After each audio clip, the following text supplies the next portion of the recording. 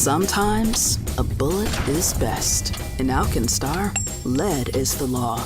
You had the misfortune of being in the wrong place at the wrong time. For that, these power brokers upended your life.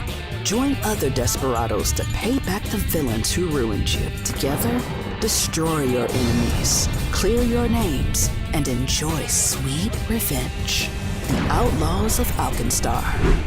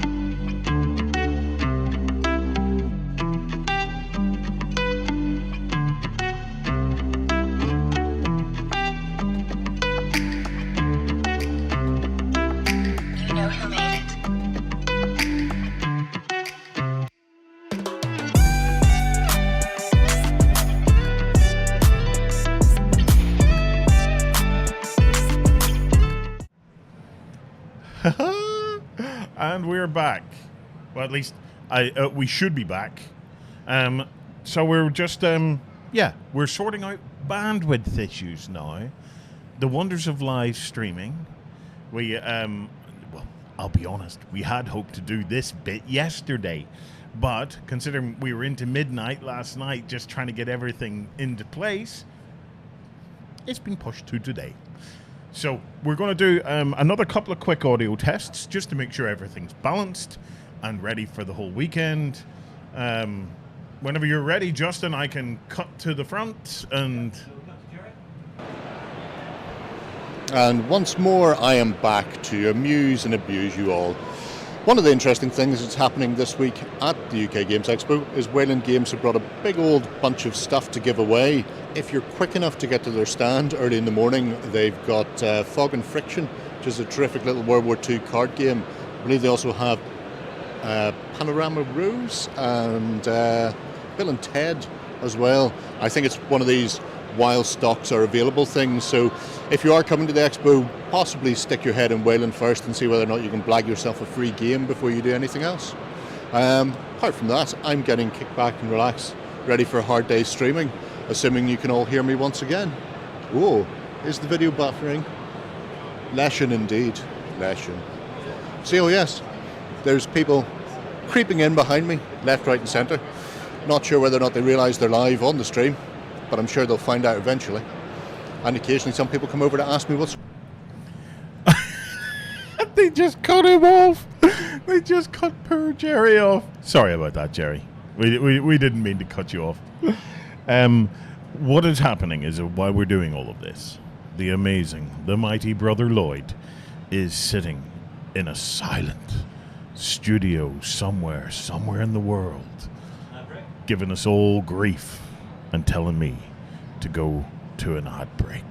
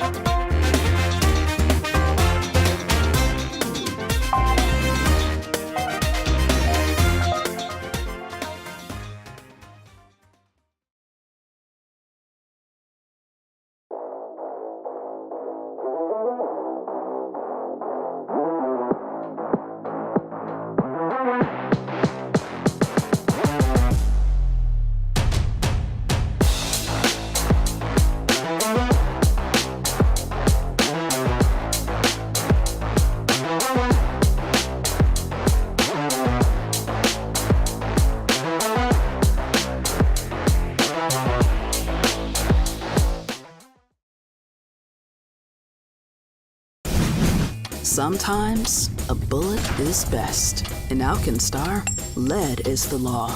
You had the misfortune of being in the wrong place at the wrong time. For that, these power brokers upended your life.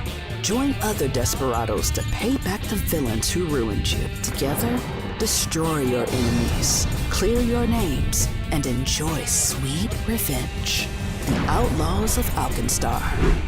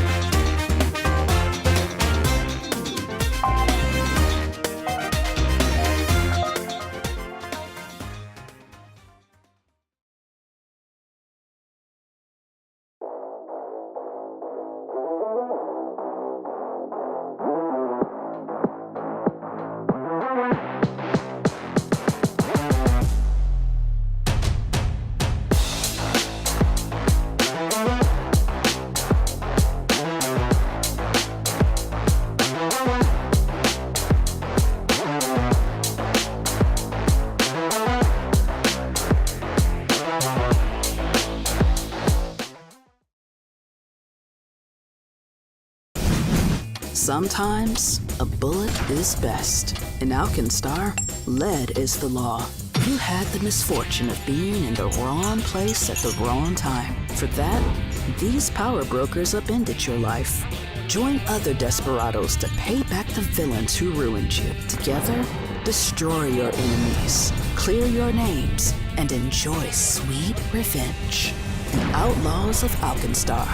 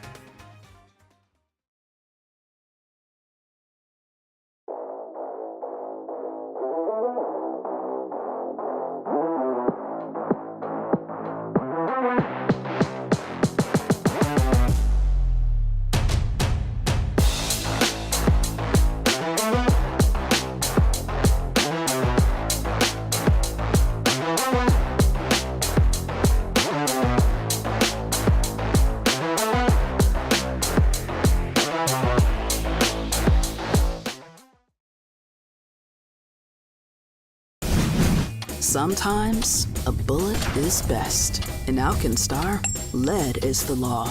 You had the misfortune of being in the wrong place at the wrong time. For that, these power brokers upended your life. Join other desperados to pay back the villains who ruined you. Together, destroy your enemies, clear your names, and enjoy sweet revenge. The Outlaws of Alkenstar.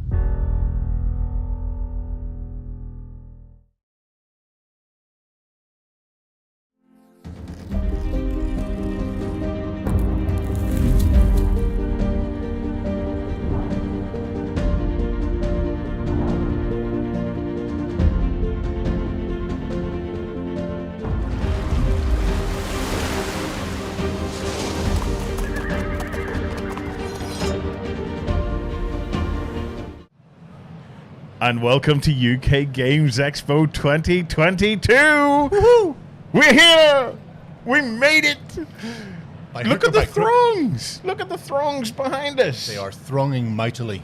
It has been some hard thronging going on all morning. Do you know what? It's beautiful to see it. It's beautiful to see it. I know they had a show last year, and we had a team at it last year. But this is kind of first proper year back. Yeah, it's a hell of a change from 1 year of virtual, 1 year of cut down, and now all of a sudden it's back and then it's full pump, spread across 3 halls. Easy 3 halls and a hotel. And a hotel for the the Hilton is full of activities and stuff. So I suppose we're here to tell you, look, if you're within distance, okay, there are still tickets for sale. Remember, we're running all day today, all day tomorrow, and a good part of Sunday. There's late night gaming. There's all sorts of things going on. So I suppose it's a case of, if you were kind of on the fence. Yeah, on the fence of whether you were coming or not. From my perspective, it's a big yes. It just feels like UK Games Expo again. It's good that way. Yeah. There's plenty of famous people around as well. I've seen Alessio. Oh, has Alessio been? Ian Livingstone's been running around. We have seen him. John Robertson, Justin's favourite mulleted guy in all the world. Has been running around. Oh, we're about to get Baldy on the set. Hello, mate. We like to think of him as Arthas from Wish. So, Yeah, we have most of the team here. Ben, come on up, Ben. Ben is approaching to say hello as well. So this weekend, we're basically, myself and Jerry have put ourselves in the same position that you guys are, that we are equally relying on the same teams that you are to tell us what the blazes is going on at UK Games Expo. Ben, come on over and say hi, man. What's happening and where is it happening? Hello. Get in for a hug. Get in for a hug. Hello. Badger Man is here. Hello. Yes, I'm here, yes. What you got there? I've just received more prizes because we're going to be giving away lots of different prizes on the show. Are we? Yeah. So these are a whole bunch of things that we can give away. One of the nice things about what we're doing this weekend is that we have the stage outside and all that kind of thing, and we're going to be giving away these kind of prizes for people who pass us by and that kind of stuff as well. Delightful. So, yeah, should be good. Well, I'll tell you what. Give me this one because I'm going to give it. I'm going to give it away right now. Okay. First person to answer the following question: Who is the most wonderful dude on the internet? Who is the most wonderful dude? Very good question. On the internet. Okay. So let's see. First correct answer. You gotta name him. You gotta name him. Nah. Yeah. Oh, you put a question mark, so you don't get it. Let me see. There we go. Hawk of the battle. Jess Hunt's side, he said me. He said Yeah. And there's some debate here whether or not he is the most awesome person on the internet. Yeah, But, well, you can debate it all you want, but Hawk of the Battle got it right. So Hawk of the Battle, you have won yourself. So wrong, it's right. We couldn't have picked a better title of a game for that question, really. Just sums us up. Sums us up to the max. Right, so Hawk of the Battle, here's the crack, right? You go to the OnTableTop site and you fill in the claim form. There's a claim a prize. There's a menu there. It says more, and then in more it says claim a prize. Claim your prize. Ben will keep that safe for you, and we will get that. We'll get that in the post to you in a few days whenever we get back. I'm going to sneak away. I'm going to leave you guys to it for a bit. Show but off. I'll be back soon. So. Yeah. So Ben's going to be interviewing somebody from Cubicle 7 shortly. Yeah. Like I said at the start, have a look at the UK Games Expo site. Have a look at the different maps and stuff like that. And ping us if you think there's anybody that we should really try and tie down to an interview, or just to ask them some questions. We'll be all over that. Right. I think Justin filmed a little bit of a tour, but before that, do you have stuff you would like to talk about, Jerry? Well, I was just going to let people know about the ticketry. So if people are planning on coming down, then they can pick up their tickets at the door themselves, or they can pre-book them in advance before you land down via the ukgamesexpo.co.uk website. You can see the link there. But yeah, if you don't want to go to the hassle of the tinterwebs, and why would you? I certainly wouldn't. Just come down to the door and throw money at the people at the stand, like that. Just a handful of cash. Until they go, stop, you can come in. And that's the best way to do it. Yeah. Right. So, Jerry, I think you're going to queue up a video for us. Justin, I tasked him this morning with running around with a camera to show off a little bit about what we've got going on here. So, hopefully, that's what we're about to see.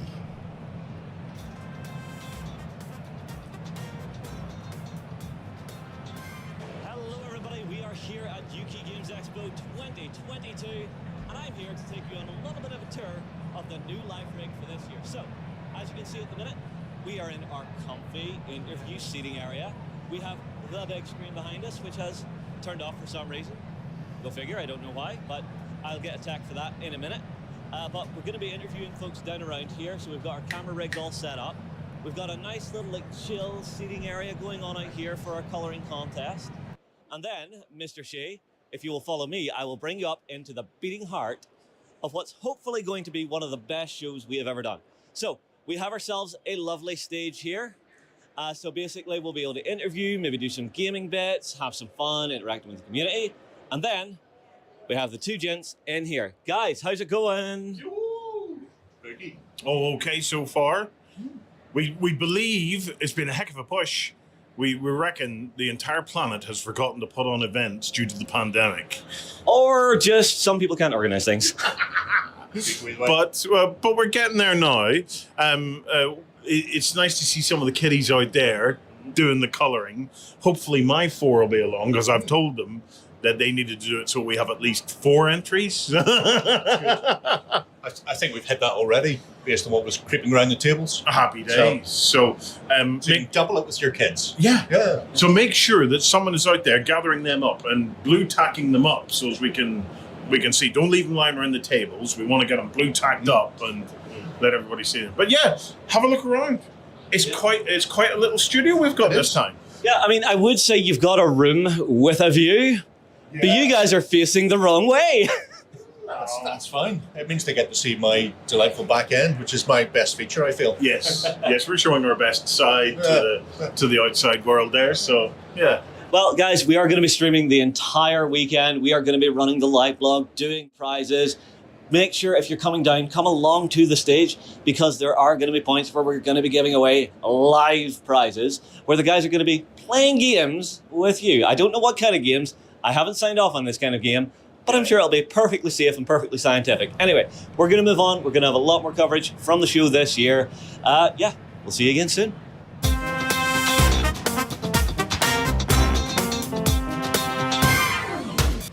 Yeah. So there you got a little bit of a look around where we have sighted ourselves.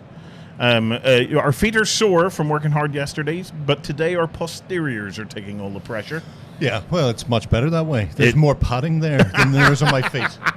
And I think me and Jerry managed to blag the 2 comfiest seats in the whole of the expo. Oh yeah, very much so. Anything that looked like it was folding or weak at the knees got passed away to other people, lesser people, smaller people. Yes, smaller, flightier people, you might say. Yes. So, right. We're going to bring you the first of our interviews, okay? At least I think we're bringing you the first of our interviews. I'm not actually sure what way we've worked the time. No, it's still a bit early, actually. It's still a bit early. Do you know what I need to do? I think I need to get a clock. I think I actually need a clock so as I can keep time on stuff. Oh, yeah. Well, that's okay. Shall we have a run through, Jerry, some of the bits and pieces that are kind of that people can get involved in over the weekend? Specifically for you guys at home, we have a bunch of different ways that you can win prizes. So if I cut to that, once Jerry finds it's in there somewhere, my man. It's in there somewhere. So there was the yes, you could win a prize this weekend. There we go. Jerry, take us through it. How can people win prizes? Okay, so obviously if you're here in the flesh, it's easy. You just need to come round and see us whenever we're doing madness. But during the live streams, we're going to be doing the occasional ad hoc giveaway, a la Warren 2 minutes ago. Oh, yeah. Where he just goes, I've got something in my hand now, I'm going to give it away. Generally, there'll be common to win. But also some of the guests and people we're interviewing as well will have little prizes that they can chuck away for people who are sitting at home as well. Generally, there'll be just a case of commenting on our live blog over on tabletop.com to be able to have a chance to win those. And we'll have prizes Friday, Saturday and Sunday all day long. We also will be doing a whole host of games out front. So if you are here, you really want to be getting down here and seeing what we're going to be getting up to. I intend on playing my cards right quite a lot out there because I'm a big fan of Brucey. Yes. It's always good to see him. And and there may be some manual dexterity games if anybody in the team is dexterous enough to actually able to play them. There's an awful lot of us looking at them going, I've got to do what? Stack who? Knock it over with what? No, none of this seems like it's actually going to be viable for us.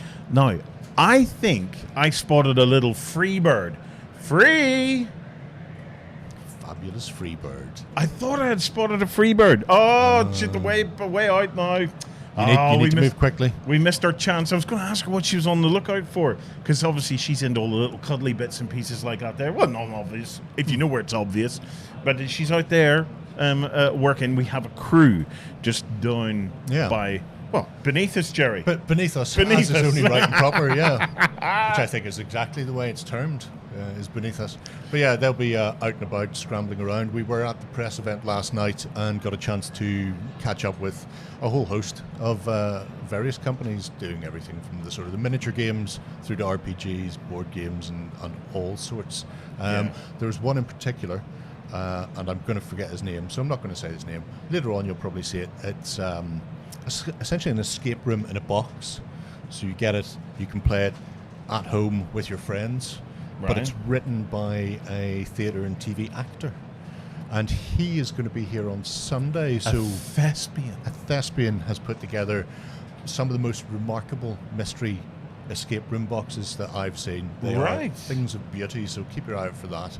That's a bit of a stonker. Okay, so the remarkable is not the fact that it's an escape room in a box, because we've seen them before. Yeah. But there's something special about these particular ones. These are remarkable quality. Absolutely stonking. Now, they're not legacy games. Once you've played it, though, you'll know what's going on, but you can just repackage it all and then give it to a friend who wasn't there whenever he's run through. And we just pass it forward. Yeah. So I'm looking forward to that. There's a spooky one and let me think, a modern mystery and a sort of a piratey one as well. And they really look like stage or TV props in the box with it. So that's a bit of a gem to keep an eye out for.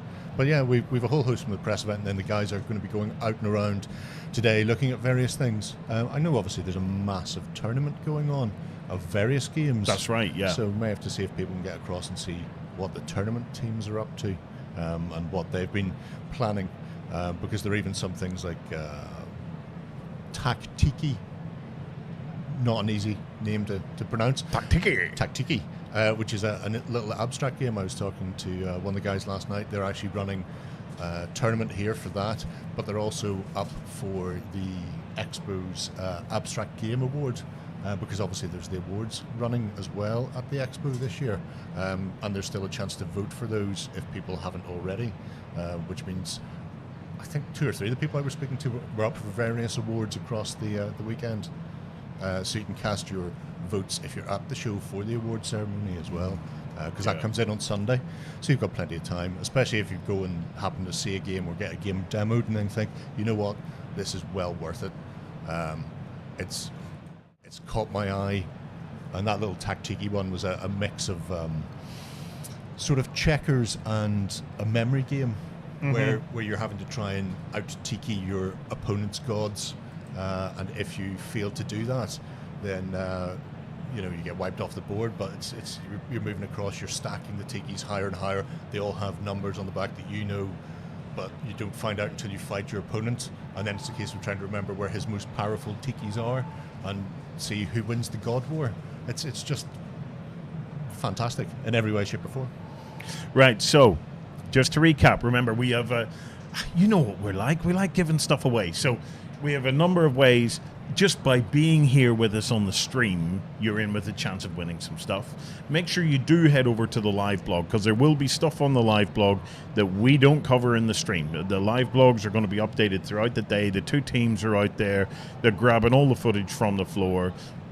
So you may find some really interesting, cool stuff in there that we have missed. Yeah. But it'll be in there. So go into the live blog, drop your comments and your conversations and stuff in there. We'll be picking a random winner or something like that every single day from those comments, and we will get you a prize over.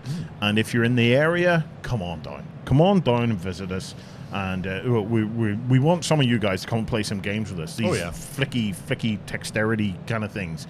So we're gonna play some of those games. We'll stream them live for a bit of crack. And we're going to give away some prizes and giveaways for that. Now, remember, you can also dialogue with us in the live chat. Both myself and Jerry can see you. Yeah. I know you can see us, but we can also see you. So be in that live chat with us. The topic of discussion this morning, Jerry, is actually my beard for a change. Yes. It's very svelte. It was not that. It didn't look like this yesterday. No. I looked like Bluto from Popeye yesterday, or Giant Haystacks. For anybody that remembers that era. With my height, that makes me olive oil in. Yes. It's a frightening thought. There's a story to this, Beard, isn't there always? So I came over without my man grooming kit. So I did what any seasoned traveler does. We always know that the concierge in the hotel will have a shaving kit.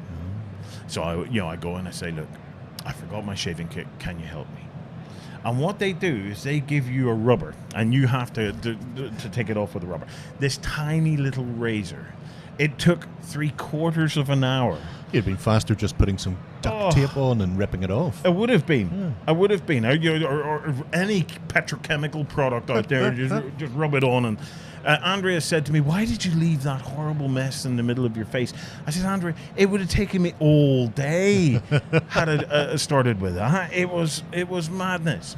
But I think I've got that kind of Robin Hoodie thing going on. I can carry this off for the weekend, I'm pretty sure. There's an interesting question from Koranic. Never been to the UK Games Expo before, have been to Salute in London. What is the difference between them? Because this seems pretty awesome. That's a big question. That's a big question, and one I'm very happy to talk about, actually, because they're the same but so different. Yeah.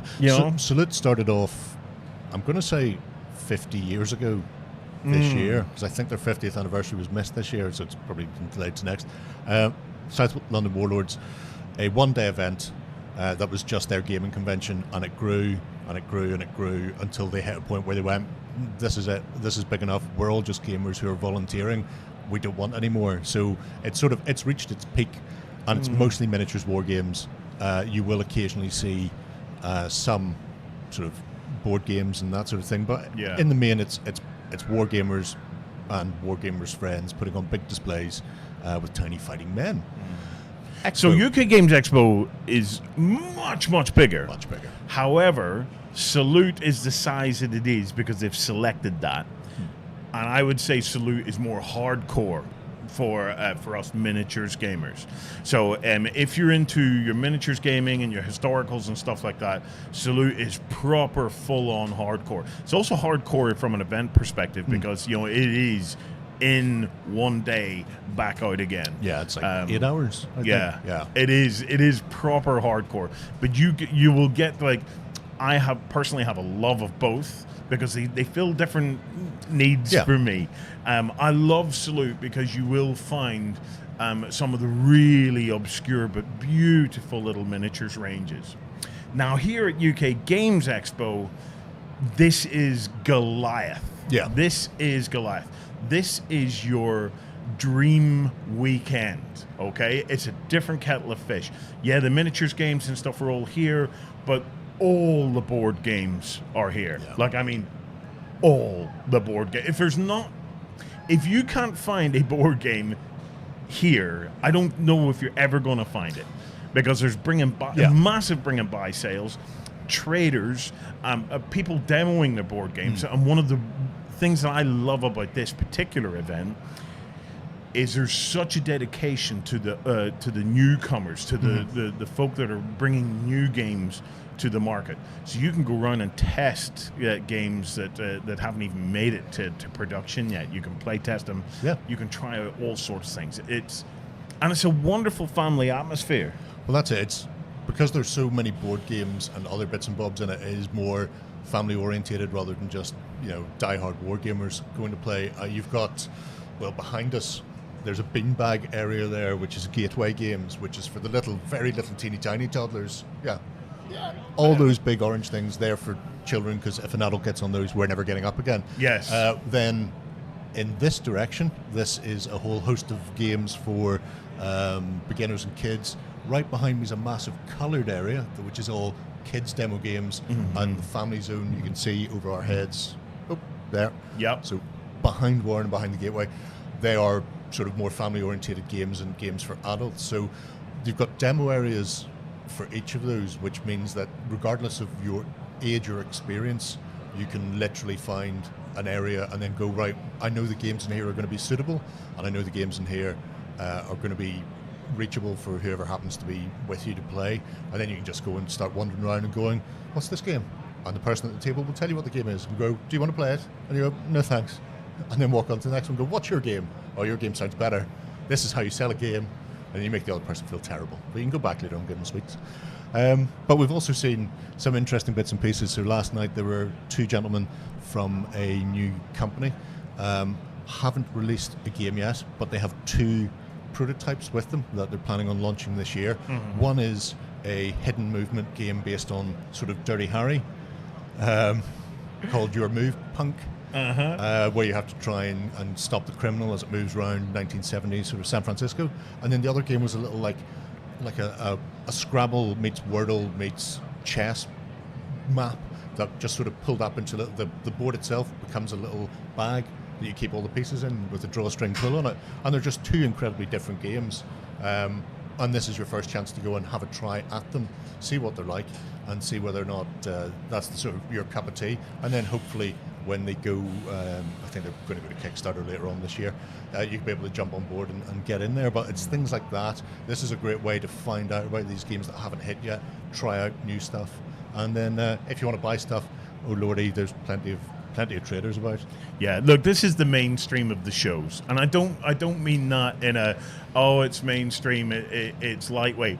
No, I mean if there's something for everybody here. Like this year is the first year that I've brought my family to UK Games Expo, so I have a wife and 4 children at this particular event. So I'm getting feedback from that, and so far my kids are having an absolute blast. So if you're a family, definitely check it out.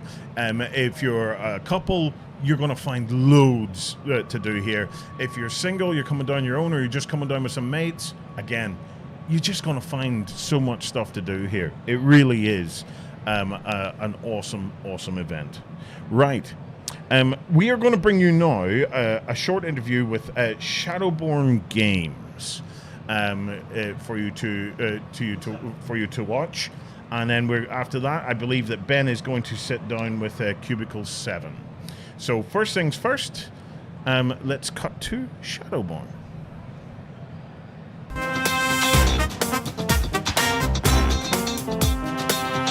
We're here at the UK Games Expo 2022. I'm here with Jamie from Shadowborn, and we're going to be looking through everything that's coming up for Oathsworn and everything that everyone can dive into. Because if you remember, we had this on Tabletop not too long ago, and it was very, very cool. It took us by storm, so it was pretty awesome. But yeah, so where's everything going with this at the moment, and sort of how have things been for you? It's amazing, man. It's like what you're looking at here is kind of like 5 years of my life on a table. We've finally got it here. It's been the games are actually in port in some places now, and we're just sort of fulfilling that first Kickstarter, getting ready to see what everyone thinks about it finally, and working towards another Kickstarter, a second printing of the game coming up later on this year around October-November time. So yeah, the game is finally here and in all its glory. The models are actually bigger than we even thought they were going to be. They're even bigger than they were when we came to OnTableTop back in the day. So yeah, but it's all here. We've got our models here that have the armory options here. So you can see here this little Ursus here, and this is probably one of the first games that kind of really made it so you could swap your weapons on your characters. So you can just sort of pop your weapons off and swap your weapons on your models over. So while you're here, just pop that over. Very cool. Yeah, and it's finally here. So we have so what we wanted to do is have it so that every single weapon that you pick up in the game, you can put on your character. And so you're kind of straight into being able to manifest all these cool item cards and things all the weird stuff that you kind of harvest off the monsters you kill. But yeah, in case anyone doesn't know, the game is called Oathsworn. The premise of the game is really about that the world has been destroyed, taken over by this chaotic, twisted forest called the Deepwood, and humanity just lives in these tiny little fortress cities, islands in a sea of death and trees. And if that wasn't bad enough, then the monsters started coming. And to deal with the threat, the king made the pact and made the Oathsworn, and that's the kind of this sort of badass group of hombres that you guys play when you're playing the game. And you kind of you go through this big story mode, a kind of twisting Tales game where you're trying to hunt this beast and find out what it is. The game actually has all these mystery boxes and things. So you've got the big game, and you've got all these giant boxes here that are a bit like Christmas from Krampus. You kind of go through the chapters. You're trying to work out what it is that's killing all these people and piling the bodies up in the cities, and eventually you kind of find it and you reveal it. You open the mystery box and out pops this giant monster and you get to fight it. Very, very cool. Yeah. If you haven't seen the videos for this, I highly recommend going and check them out on Tabletop. We did some really fun stuff going through the stories. We don't spoil anything too much, which is always good because there's a lot of story and depth to this as well, which is really cool. So yeah. And the actual story itself is narrated by. We have this companion app, and it's narrated by James Cosmo, who's Lord Commander Mormont in Game of Thrones. So it's the perfect voice for. He has the vibes. He is the grim, darkest man I've ever met. He's amazing. But yeah. So if anybody wants to come and check this out at the show, where do they go?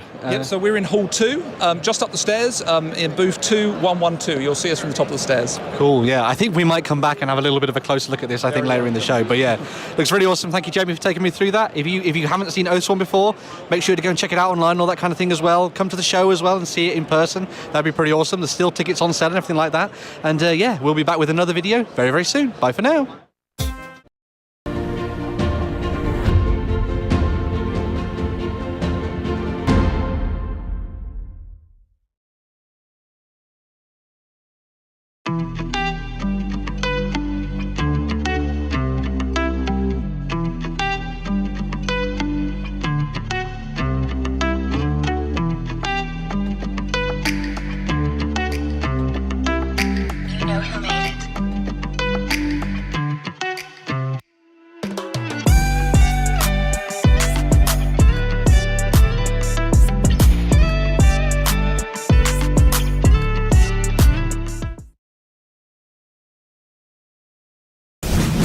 Sometimes a bullet is best. In Alkenstar, lead is the law. You had the misfortune of being in the wrong place at the wrong time. For that, these power brokers upended your life. Join other desperados to pay back the villains who ruined you. Together, destroy your enemies, clear your names, and enjoy sweet revenge. The Outlaws of Alkenstar.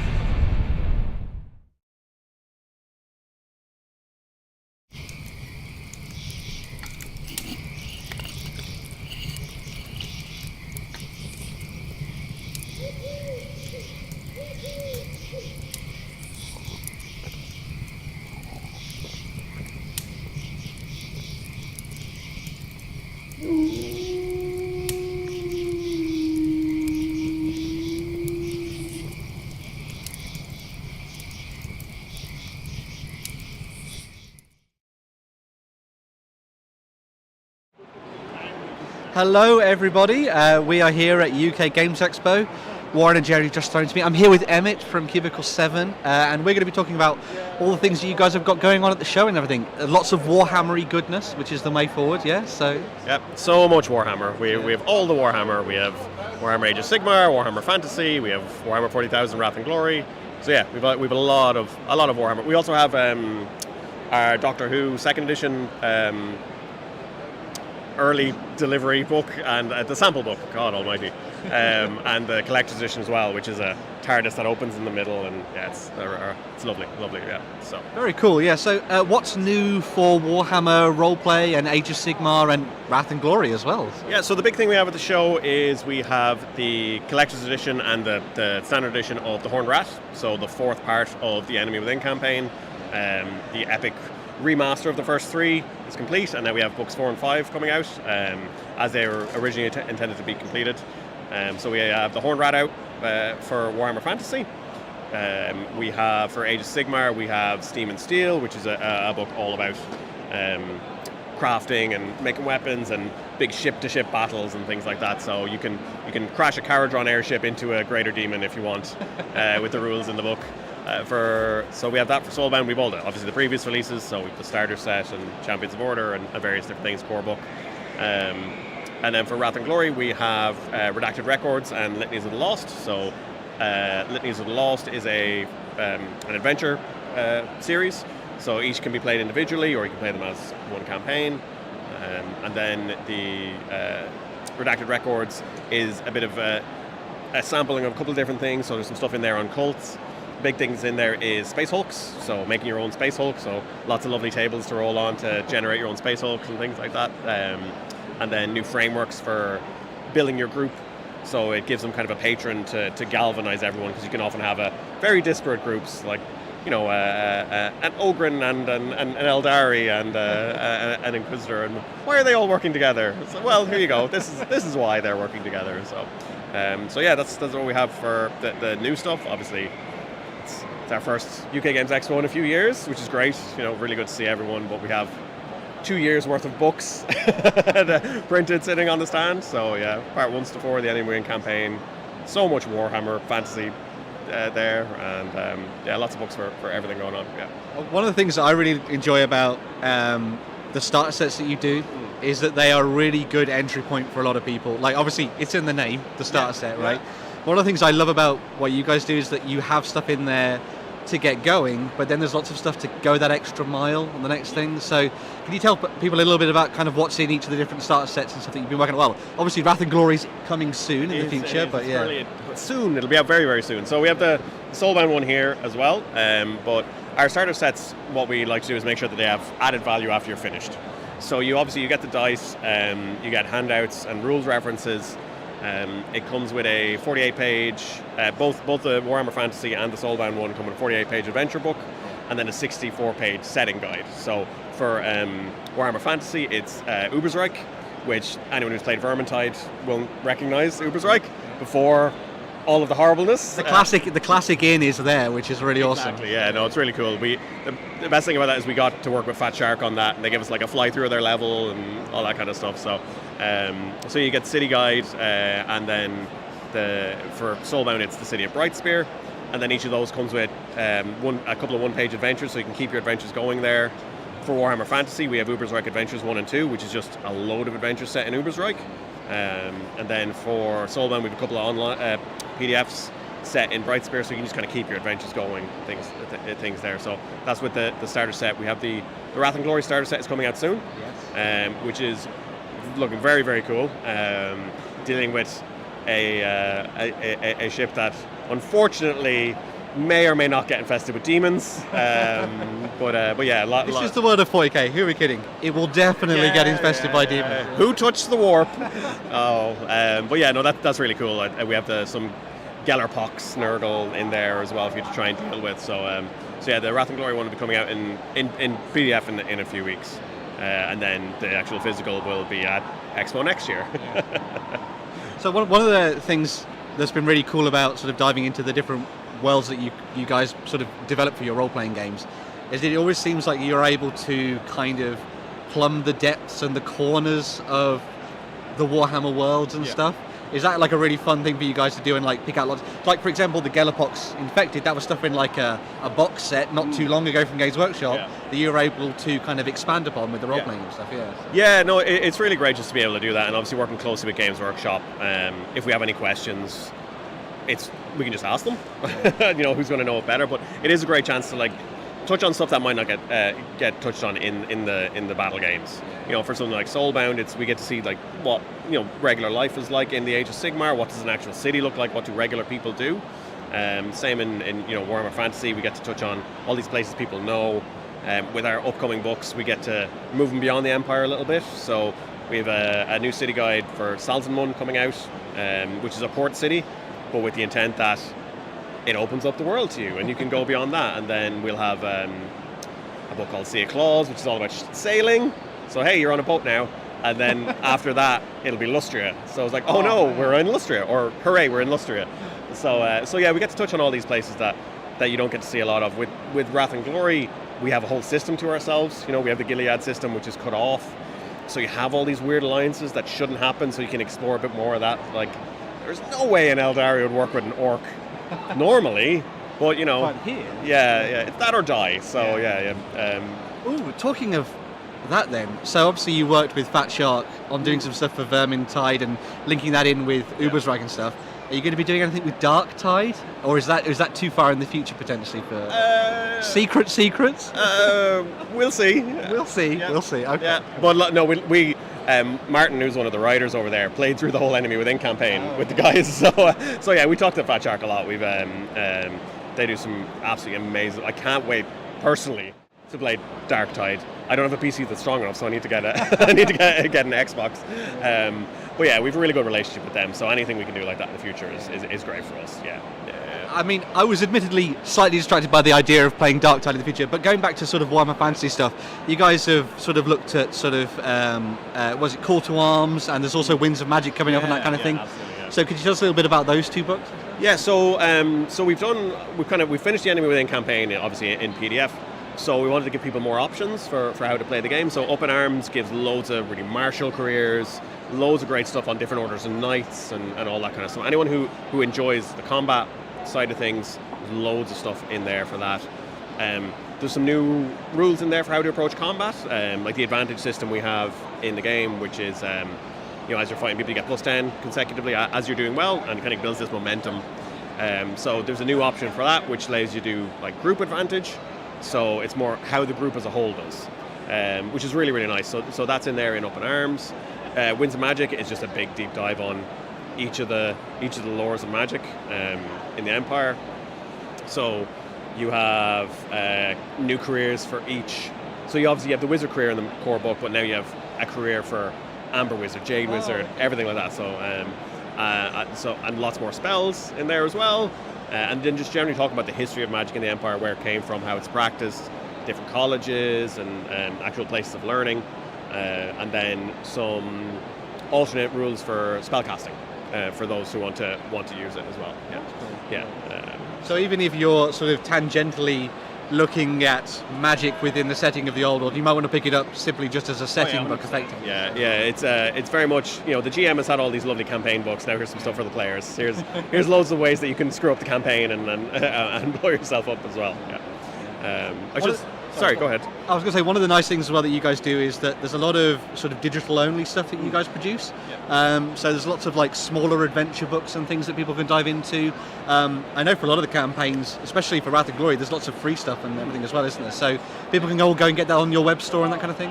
Yeah. So we have a couple of free adventures out there for each line has a free adventure. Both Wrath and Glory and Soulbound have a free RPG day we did, so you can actually go on the web store and download those and just try them out. They're sort of pared down version of the system, but it has everything you need to just give you an idea of what the system is like, and you can go and play those. And then there's a couple of free adventures, a couple of digital only adventures, loads for Warhammer Fantasy. We might do a best of printed edition of it, because some people just like to have stuff in print, so we might do that in the future. But yeah, loads of stuff online there for it, and that's what we hope to keep doing. So there's plenty of ways to dive into all of those Warhammer games, but beyond what you're doing with Warhammer, there's also a couple of games on the horizon that you're also working on. We'll just quickly go through those. Yeah, absolutely. So non-Warhammer stuff, obviously as mentioned we have Doctor Who, but we're working on our own IP. So we'll have this year hopefully in PDF Victoriana, which is a game we've had previously, but it's Victorian steampunk fantasy London.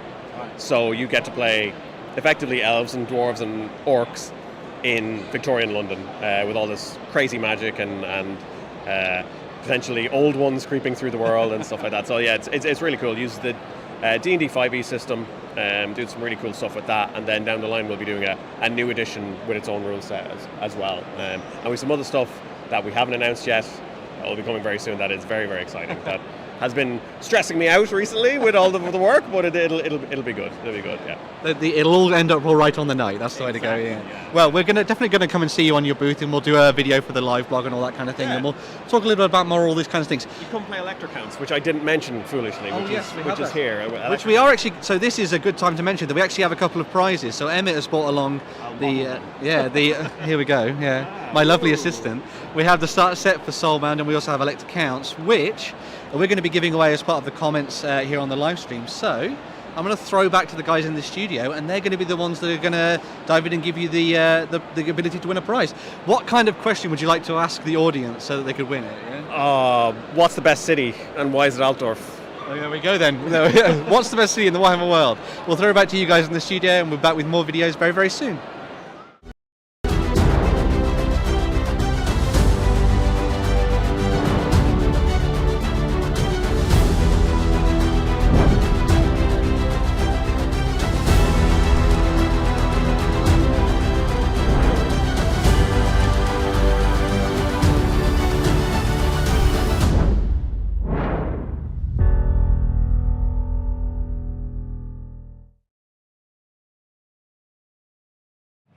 Haha! Oh, what have we cut to? What have we cut to? We're on a crotch level right dear. now. There we go. That's better. My bad. Although we'll still blame it on other people because we're the talent. You Yes. gotta keep telling happy. By the way, if anybody puts in Altdorf, you're losing. Because we all know Everland is the best. Is that right? Yeah. Well, somebody got it right as far as I'm concerned, because it's certainly not Coleraine. No, you're 100% right on that one. It is not out of all of the places, Coleraine should not be featured.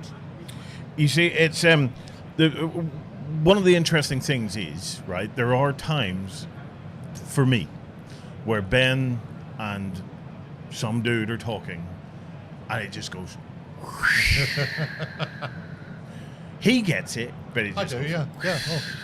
It's all good in the hood for me as Over far my as head. the old world goes. Yeah, so if you're having a moment like that where you have no idea what city to say, just do what I do and just go, Make something up. that would be an ecumenical matter.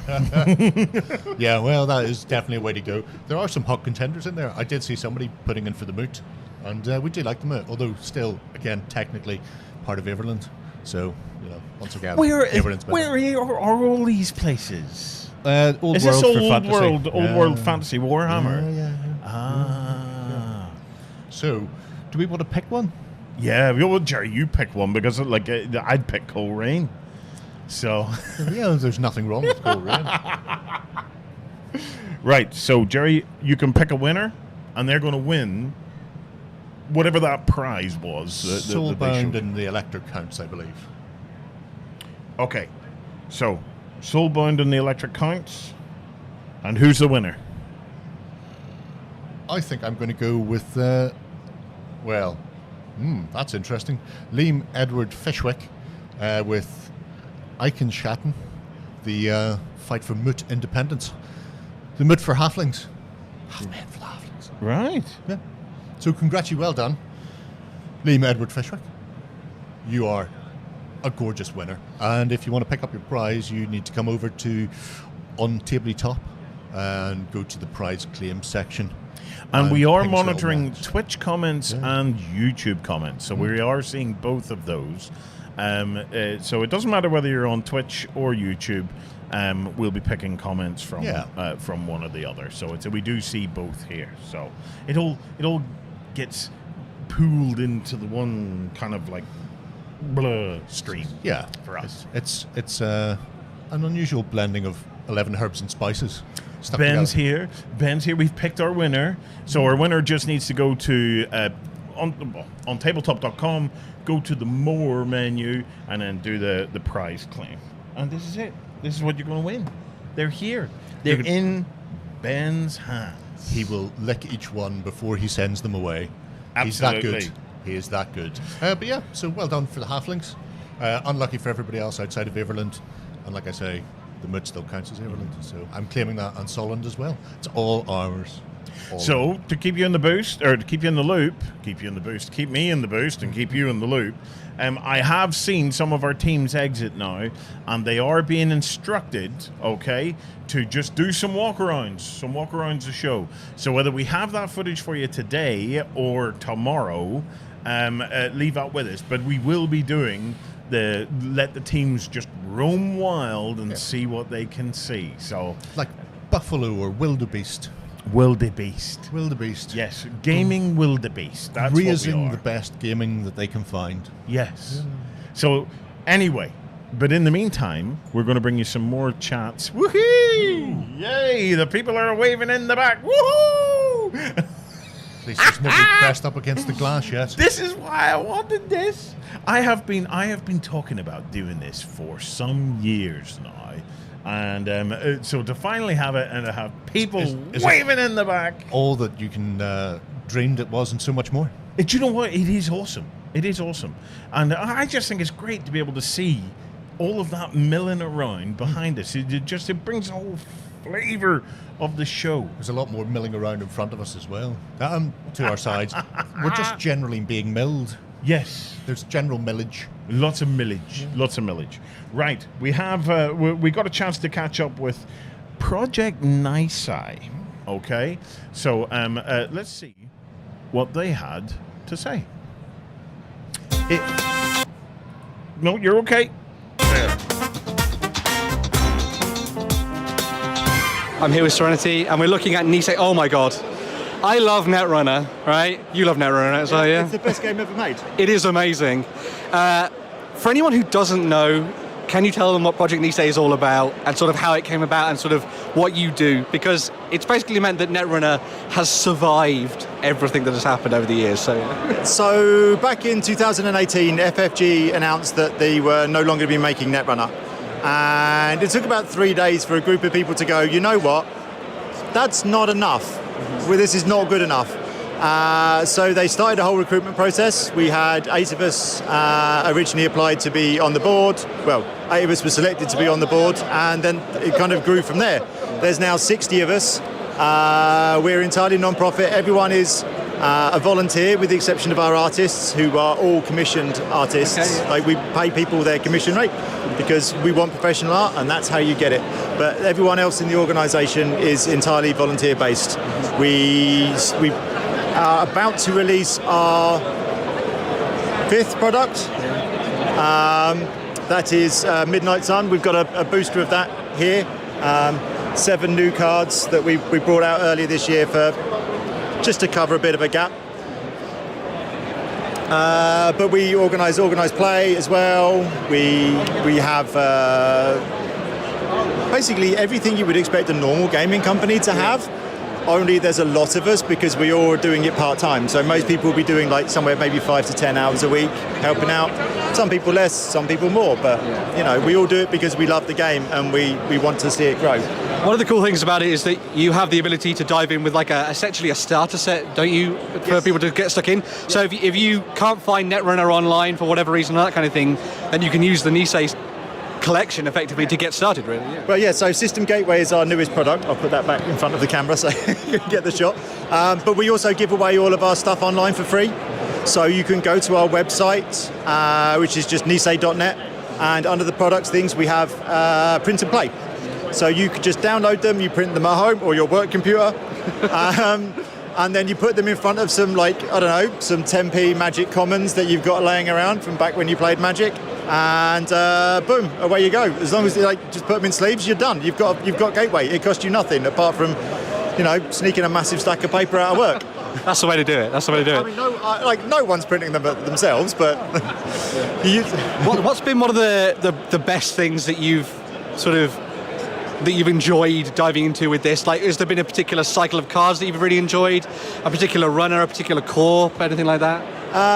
So for me, it's hard to choose. Obviously, it is really hard to choose. My favourite corporation is Jinteki, because like it's all about the murder, baby. You're going to regret these runs whether you like it or not. But like, I'm also a Shaper player, and like Tau, like I really like his backstory, and I wrote some of the fiction for that release, so that was nice to kind of dig into.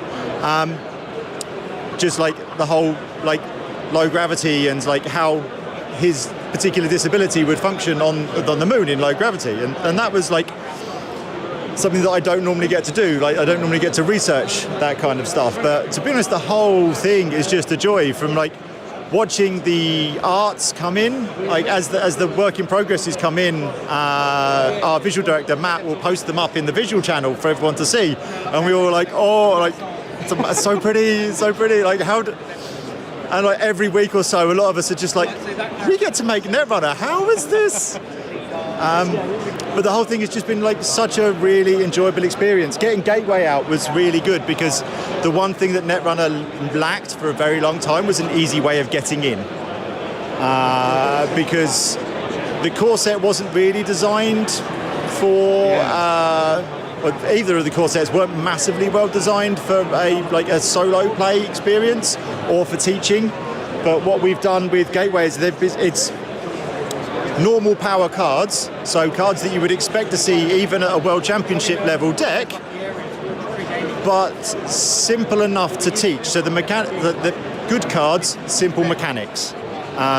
So it's easy to teach, easy to get into the game, and we've had so much feedback from people who are like, I've really struggled, but now I play Gateway and now I understand and now I'm buying the rest of the stuff. And we just see so many new people coming into the game because of Gateway. And that's been really, really, like, it's made all of the effort worthwhile. Can people come to see you guys here at UK Games Expo to have a go at Nisei and Netrunner in general, yeah? Yes, so we've got demo tables set up. You can come and play in demo tables. And then anyone who gets the bug, we've got a pickup tournament on Sunday. So if you buy the cards, which we're doing like a bundle deal on, and we will point you towards the place where you can get some sample deck lists from. And then you can like build those decks, bring them along to the pickup tournament on the Sunday, and then play. And we've got like a whole. I bought basically my entire prize box with me because I'm a TO as well. So I bought all of my spare prizes. So you can compete for some very cool, some of which quite old swag. Amazing stuff. So if you're new to Netrunner, you can come and check out all the stuff that's been brought out by you folks and have fun with it. If you're an old hand at Netrunner, you can come and dive in to see what's on offer. And if you want to dive into a tournament as well, there's some more stuff to dive into there. We've got a standard, what we call a circuit opener tournament, which is the equivalent of like an old store champ level. So like the first level on the competitive track. We've got one of them running on Saturday for any old hands who want a proper tournament experience, but then Sunday is the pick it up and play, start up, new person experience. Thank you very much. It was really awesome talking about this. As I say, I'm a massive Netrunner fan, so it's nice to see this all looking really lovely on the tabletop. It's really cool. So yeah. Pleasure. Thank you. Make sure to check all the other videos that we're going to be doing throughout the weekend. If you're a Netrunner fan like me, make sure to comment down below. We're going to move on to do another video very, very soon. Bye for now.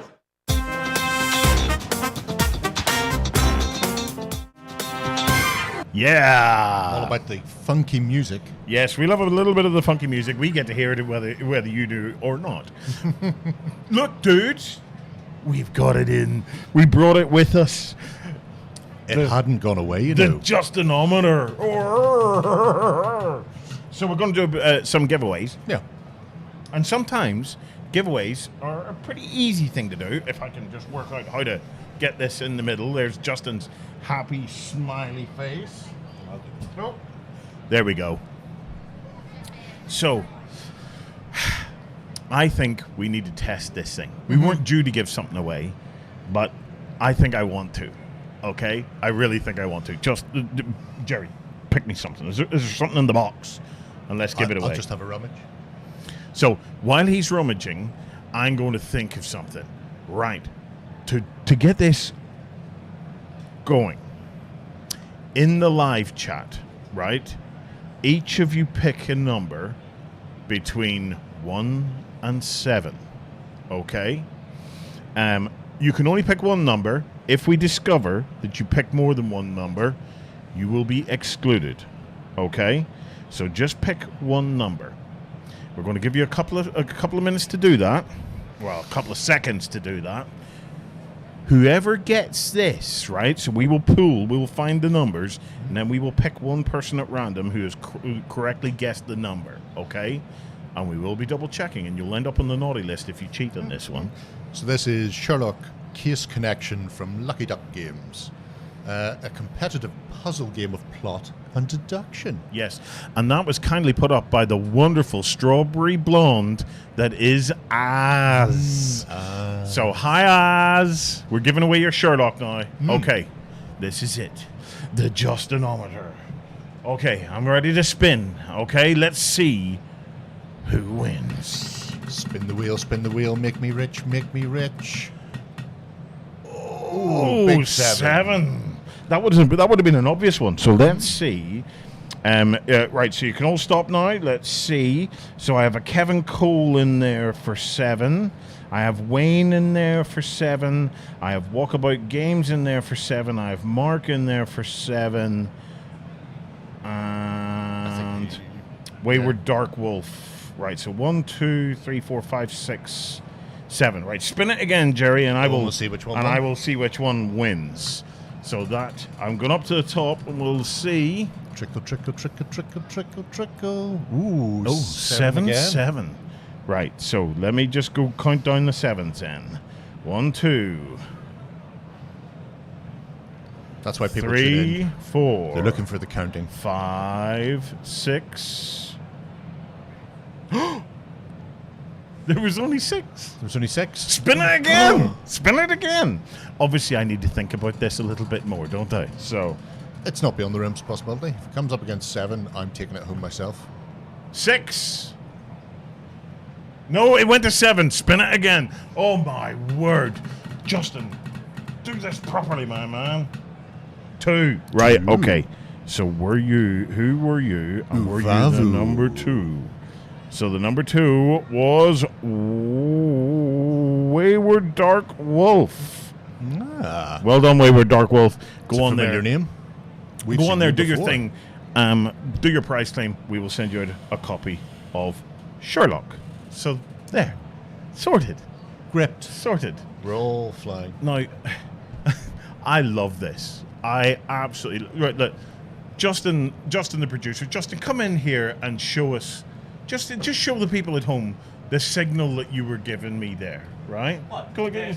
Give Yeah. me the game. What is this? I assumed he was just talking about crabs. Or I thought, yeah, I'm a giant fiddler crab with one large arm. You know, what kind of signal is that? is that your Australian cousin there, Justin? No, I was trying to leave this so we don't always get a 7. We didn't always get a 7, we got a 2. We did get a 2. Yeah. And now we got a 3. Yeah. See? Yeah. We're all fine here. We really need to work on the communication in here because standing in front of me going, Fiddler crab.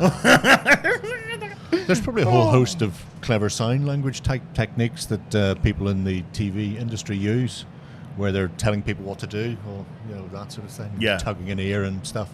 Who knows what any of that means? We Well- make up our own. By the time we leave here, we'll all be proficient in our own OTT sign language. yes, we will. We'll document it and we'll just release it out into the public.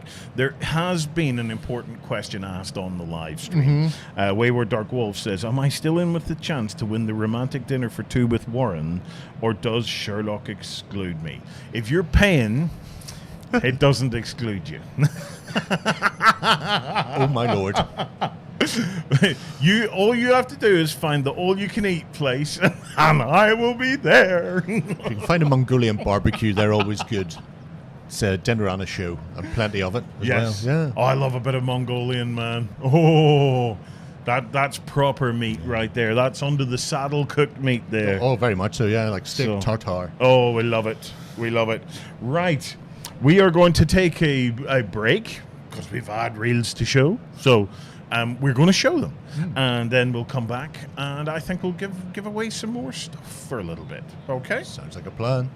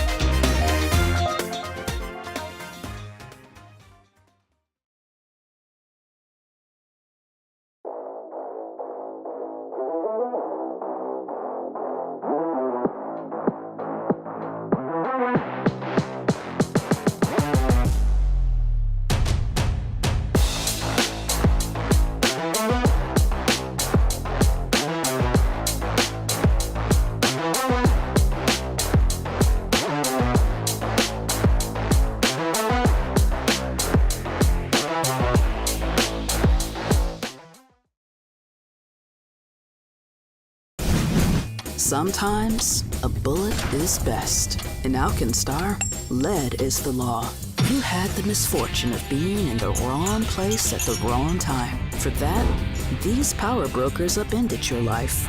Join other desperados to pay back the villains who ruined you. Together, destroy your enemies, clear your names, and enjoy sweet revenge. The Outlaws of Alkenstar.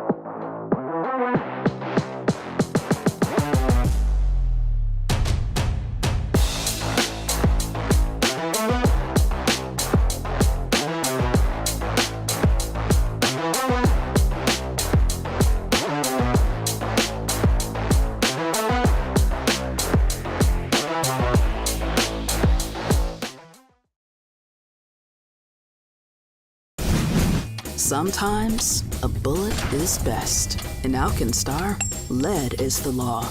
You had the misfortune of being in the wrong place at the wrong time. For that, these power brokers upended your life. Join other desperados to pay back the villains who ruined you. Together, destroy your enemies, clear your names, and enjoy sweet revenge. The Outlaws of Alkenstar.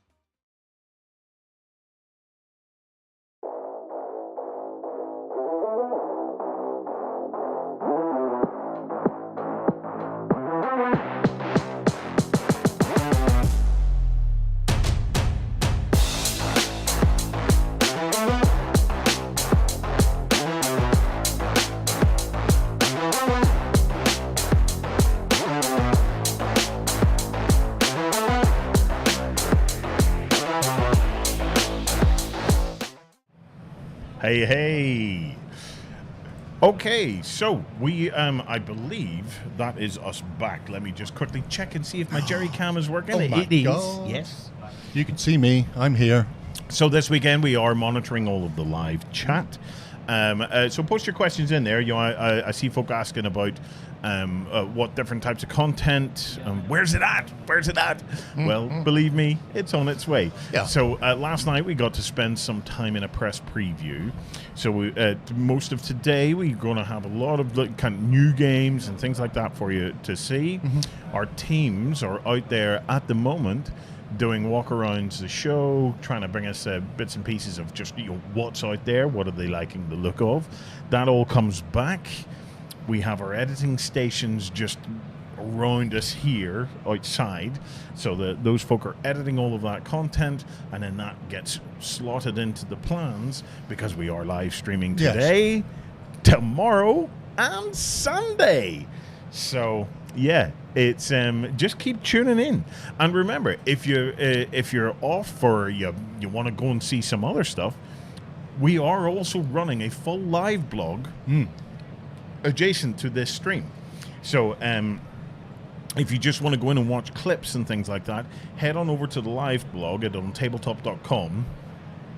Watch the clips you want, and remember to drop comments in there, because each day we'll be picking a random winner from the comments who can win some prizes. Yeah, there's going to be tons of stuff out there. I know that we've certainly brought a lot of prizes with us to give away here on the show for people out and about in front of our stage throughout the weekend, and we're not taking any of it home with us. It will all go. Yes. Everything must go, because we're too lazy to pack. I'm about to give one of you worms. You can get powders for that. Apparently so. Okay. So if any of you are up for getting worms, post in the comments. And then I'm going to have a little bit of a dialogue with you via the comments. So, and yes, you will, whoever wins this, will be able to claim I got worms from Warzone. So that's a shocking thing to say. This has all been recorded, you know. You'll be able to play this back later on. I know. So all you have to do is write, pick me, and then we will see. We'll see who I'm going to give worms to this morning. It is still morning, or have we entered the afternoon We've passed yet? into the noon of afters. In case anybody is worried that Warzone will come round and give them worms, which will require a dose of the powders, this is the Ready, Steady, Worm Goblin racing game from Riverhorse for their Labyrinth. Right, so Primal XB1. Okay, congratulations. I'm going to give you a question. Okay.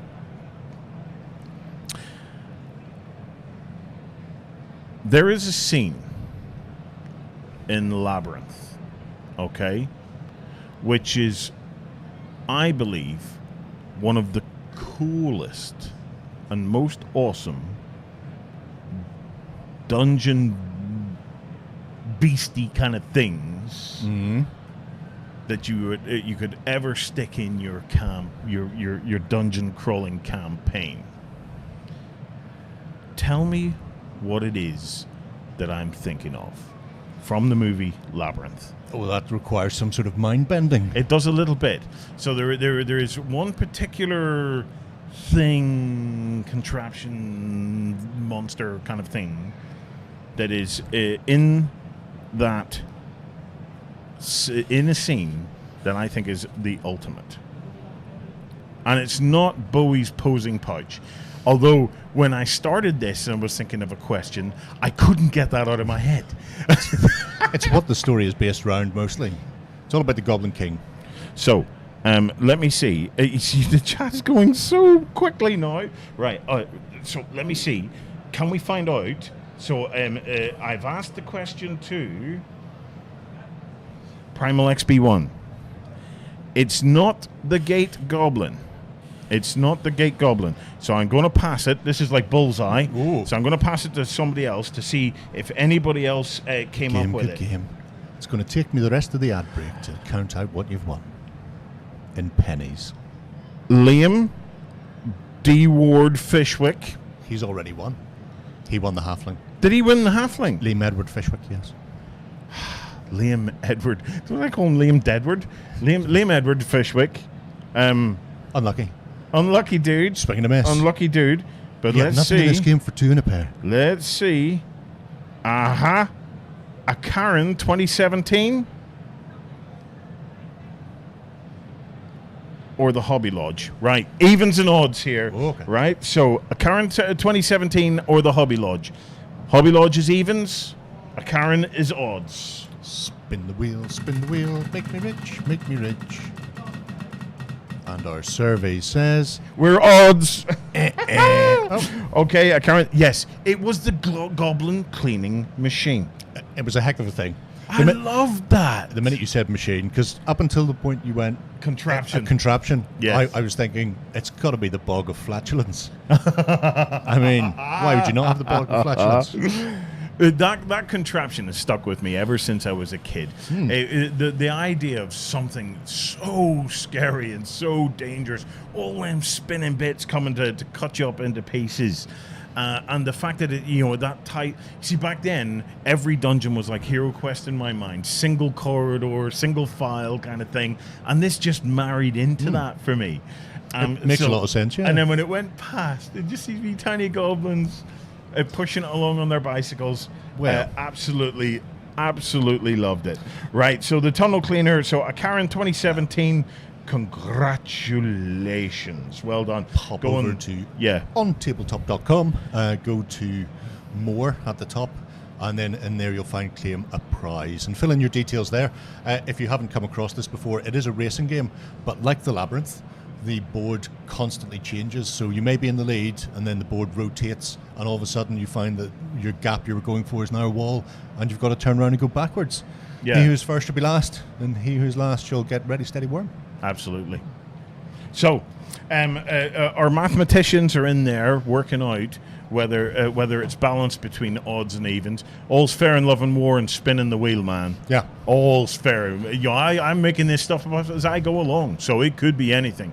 So, wait for the balance. It could change at any time. There's no point in math hammering this. Math hammer doesn't work. People, Math hammer doesn't work. Right. I think I'd like to see some more from the press event. Let's see something else. But before we have that, there are live events that are taking place here today. So if I quickly cut to that, Jerry, and you can take us through just what's... Sure. So if you haven't already been here, the Friday live events, we have Tom Crosby, the performing nerd, who's already kicked off. So if you're not in the door for that one, you're probably missing it. Then later on this evening, we have Questiny at 5, Jolly Boat at 6:30. We have live reading from the Warlock of Firetop Mountain by Sir Ian Livingston. Is this a Sir now? He's a knight. He's a Knigget. Oh, he's a knight of the realm, isn't he? Yeah. We also have Werewolf Live at 8 and the Dark Room at 9:30 p.m. You can get the tickets in advance, or if there's spaces left, you can pick them up at the door as well. And some of these will be going on throughout the weekend. There we go. Justin has taken me off my clicky thing, so I can't actually get us back onto that. So, no, I can. Yeah. There we go. So yeah, if you are in the area and you fancy going checking out one of those shows, you can do that. Right. Next up, we have a Paper Boat Games. Wait. Free here at Press Night at UK Games Expo, and I have returned to my favourite Red Panda friend, and of course the guys at Paper Boat Games, to see what's going on over here. So last year, we saw a little bit of Snapshot. What have we got going on with Snapshot this year? Well, we have finally produced Snapshot. This is the production copy. We had a successful Kickstarter, and we're selling it here at the Expo. Fantastic. So glad to see that the Kickstarter went well and you are in full force. But what has taken my eye at the Paper Boat Games is there is a new game on the horizon. What have we got going on? So we have Cloud Foxes, which is our next game. This is just a handmade prototype, so this is all placeholder art, but this is hopefully releasing in Kickstarter later this year. So, would you like a little overview of the game? Absolutely. So it is a tactical dice game. We're all playing as clans of pirates. So we are the Cloud Foxes, which are these giant flying foxes and their human allies. So, they've had a tough time recently. They've been kicked out of their homeland. They've had all their wealth and resources stolen from them by the invading merchant fleets. So now it's time for a comeback. So, all the players, we're all competing to become top fox and to take back the homeland and take back control of the area that we've been kicked out of. So, on your turn, you roll your dice, and then you allocate your dice. One dice goes to a column, one dice to a row, and then the third dice dictates at the intersection which fox you're going to place. So that's a 4, so I can choose from my selection of 4 foxes, and I choose the ability I want. So this is an attacking fox, and I place it there at that intersection. So each fox has abilities on it which activate immediately, but they also have an amount of control, and we're trying to take control of these different islands, and you'll win the victory points on the island. So at the moment, I've only got 3 control, so the blue player is still winning. So I'm going to hope to get another fox next to it later in the game, so I can have the most control over that island. We also get victory points for collecting these merchant tiles and matching the loot on here to the different ports. So if I can get a fox here next to this port, I'll get victory points for this trade resource that I have captured during the game. And that, in a nutshell, is the game. That sounds delightful. Certainly nice seeing another animal on the front of it. I wonder if that's much of an inspiration. There seems to be a running theme with your games, quite animal themed. It seems like a lot of fun. Where can everybody find you this weekend? Well, we'll be at stand 605 in Hall 1. And we've also got Cloud Fox's the Kickstarter sign-ups already on our website, so there's a bit more information on our website, which is paperboatgames.com. Brilliant. Guys, if you want to be sure to check out Paperboat Games, get your hands on Snapshot finally after the Kickstarter's been fulfilled, and be sure to check out Cloud Foxes. Make sure you have a good weekend, guys.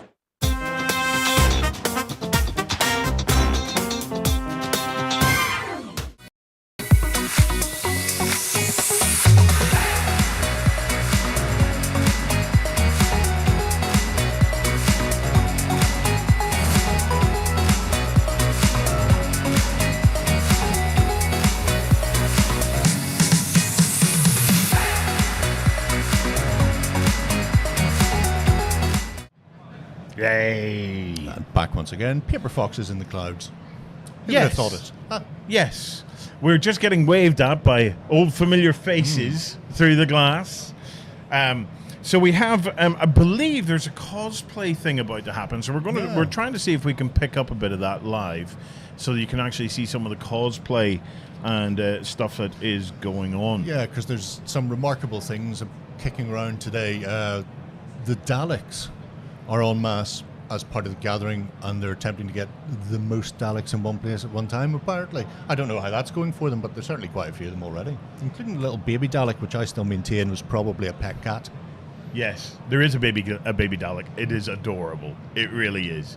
Are they going for a world record? I don't know if it's a world record. It may just be the most they could get into one place at one time. Tuffy may know. She's in the chat. If you know Tuffy, let us know. So everybody is saying from beauty back to the beasts. It's terrible. Remember that prize you just won? Yeah, good luck getting that, son. Yeah. Huh. Here we are sitting trying to do nice things, and you call us beasts. Here we are in our Turkish sweat lodge. Yes, we are a couple of jungle beasts, but we're your jungle beasts. Very, very true indeed. And, I believe that some of the cosplayers are finally turning up. So, Justin, are we okay to cut to them, or what? Ad break. Oh, you want to go to an ad break first? Every time, ad break, please. Every time ad break. Oh, but I don't want to sit and watch ads all day. I want to talk to people. I need 30 seconds. He needs 30. Right, he needs 30 seconds. So I'm going to cut to a break and give the man 30 seconds. Oh yeah. Oh.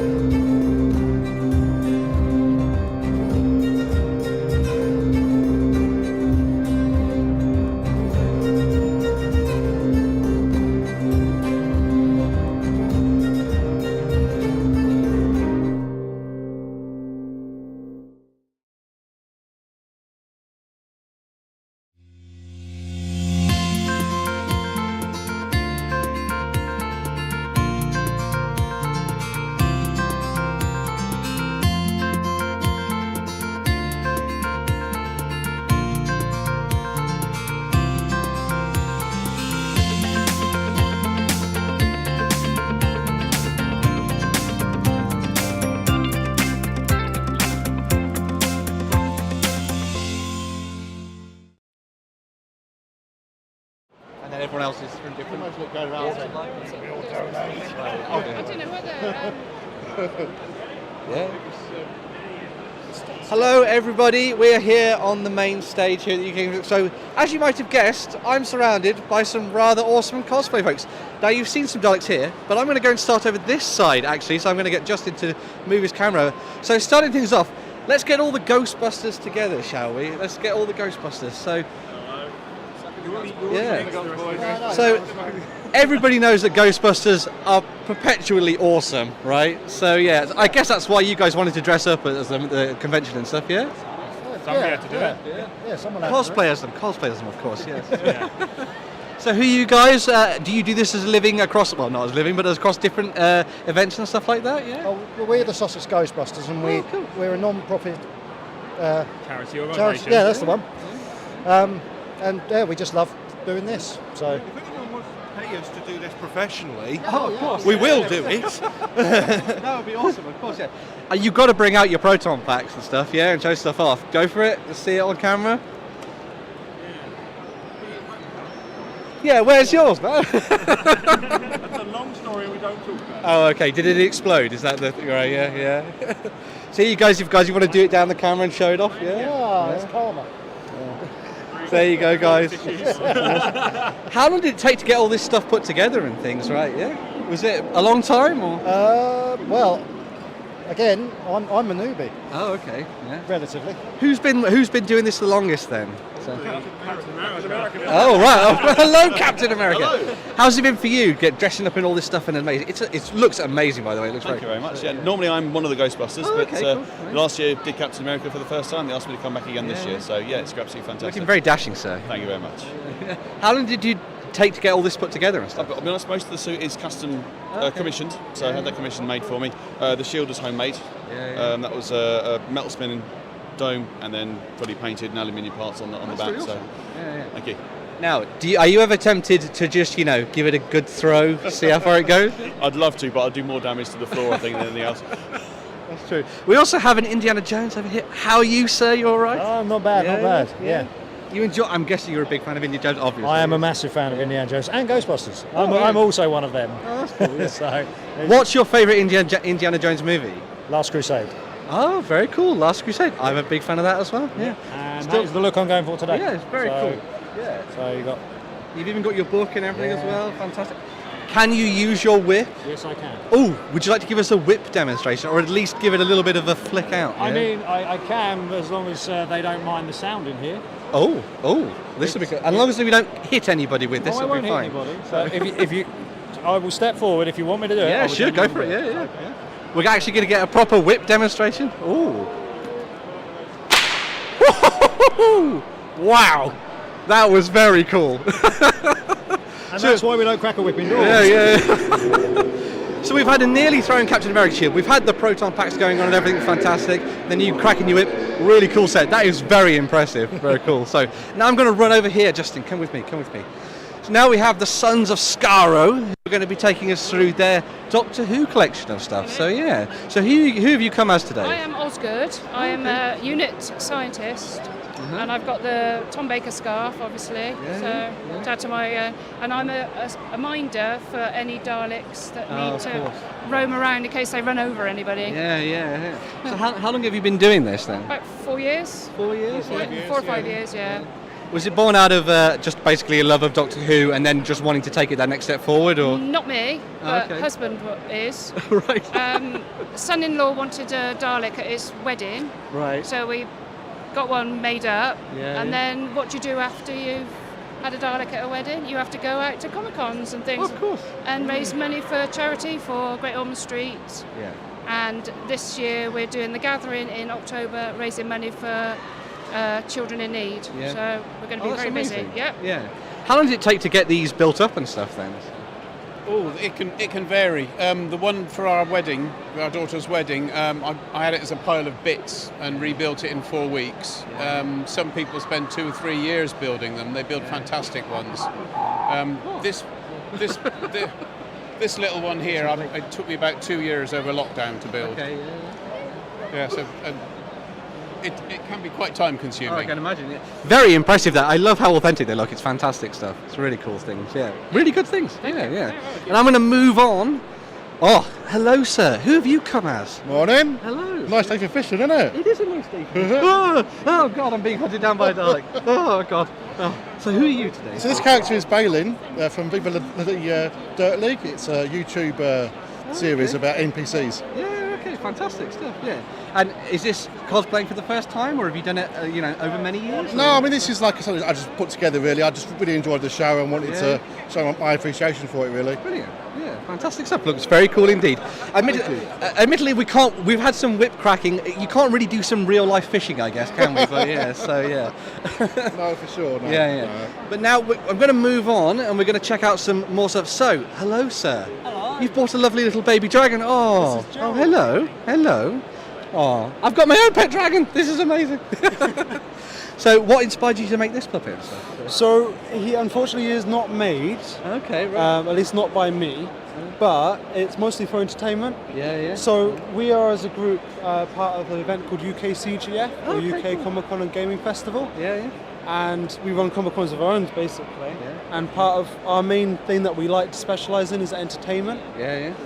Entertainment and cosplay. Hence why we bring in people like Doverick. Yeah. As you can tell, he's very talented in making this costume. I was going to say, we have some impressively... Oh, I've never felt so small, sir. So I will bow to you. We have some amazing 40k cosplay to show off as well. So this is just insane. Do you guys want to walk a little bit forward and just show it off? Oh my God. There we go. Watch out for the dark arm. Yeah. You probably can't hear it, but there is even like servo sounds and everything going off in here. It's absolutely fantastic. What inspired you to, get into this massive amount of power armor? Well, I'm a massive fan of Warhammer 40k. Oh, obviously. Yeah. Like, as you can tell, yeah. And honestly, when Lisa asked me to join the UK CGF, the cosplay zone, and come and say hi and sort of get myself out there a bit, I thought, well, if she needs help at the UK Games Expo to promote the UK CGF, I thought, why not come along and I'll bring the power armor with me. Yeah. I've got to say, that hammer is impressive as well. There you go. Oh my God. I am powerful. It is a power hammer indeed. Yes, there we go. Fantastic stuff. We also have you over here, sir. Yeah. Yeah, so what's your name? Alistair. Oh, and who have you got? Have you got any sort of Inquisitor vibes going on here? No, Tech Priest. Tech Priest, yes. Of course. Yes. Although heretic. Yeah, of course. Yeah. How long did it take to put all this together? I'm not sure. I actually chipped away of it over about 3 years. Yeah. Slowly pieced it together because I had one that was similar that fell apart, so I just rebuilt it. Yeah. That's it. It looks very impressive. I love that. I always love seeing like actual sort of essentially real life bolters, if you know what I mean. I think they look super awesome. They're ridiculously big. Yeah. The other thing that's really nice about this, you drilled the barrel, which is good for anyone who's a 40k fan. There we go. Yep. Nice one for everybody there. And I love the tech claw as well, the bionics and stuff. It's really awesome. Yeah.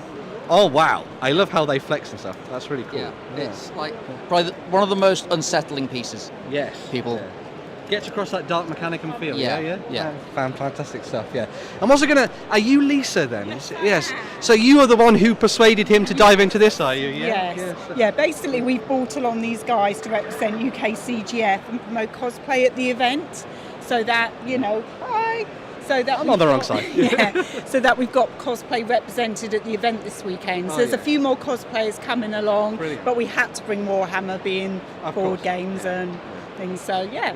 Well, we are going to be doing this every day over the next. So we're going to be doing 12:30 every day, which is pretty awesome. So if people want to come and show off their cosplay, they can do that. These guys will be here each day. We've got a couple more joining us tomorrow. Hopefully some of the Orcs and other guys from Galactic Knights will be ready. But come and say hi in the stands. Yeah, brilliant stuff. Now, for one last thing, I want to try and get everybody to sort of show themselves off in the centre of the stage if they would like to do that. Yeah. So if you would like to move into the centre, strike a cool pose into the camera here, and then you can walk off that side if that's cool. So yeah, we'll start from this side. I'm just going to tell everybody on this side as well. So yes, we're going to go down the line. After these guys, you're going to strike a pose in the centre, and then you can sort of show yourselves off to the camera, and then you can move off to the side. Yeah, sounds good. Fantastic stuff. Yeah. So yeah, just move along down the centre, show yourselves off into the camera and all that kind of thing. Show off your proton packs again. Very cool stuff. Man, I really want one of these coveralls. They're amazing, yeah. So yes, I'll let these guys do it and just have fun, enjoy yourselves. Yeah. So,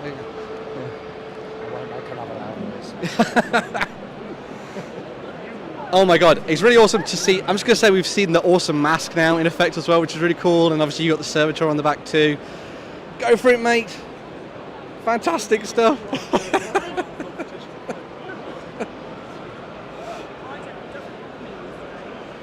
It's really eerie every time you see a Dalek hovering, I suppose. Yeah. And I always thought you could hide up some stairs, but you can't do that anymore, can you? So, no, they can fly now, yeah. So amazing stuff. Whoa. There we go. I surrender. Oh my god.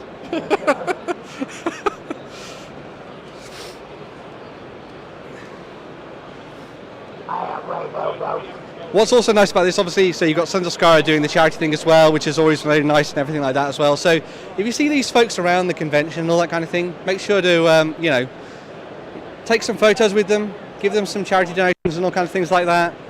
Fantastic stuff. We'll cycle around, everybody. Yeah. Well, introduce you as well, because I haven't talked to you yet, and we'll have a chat, if that's all right. Yeah. So, yeah.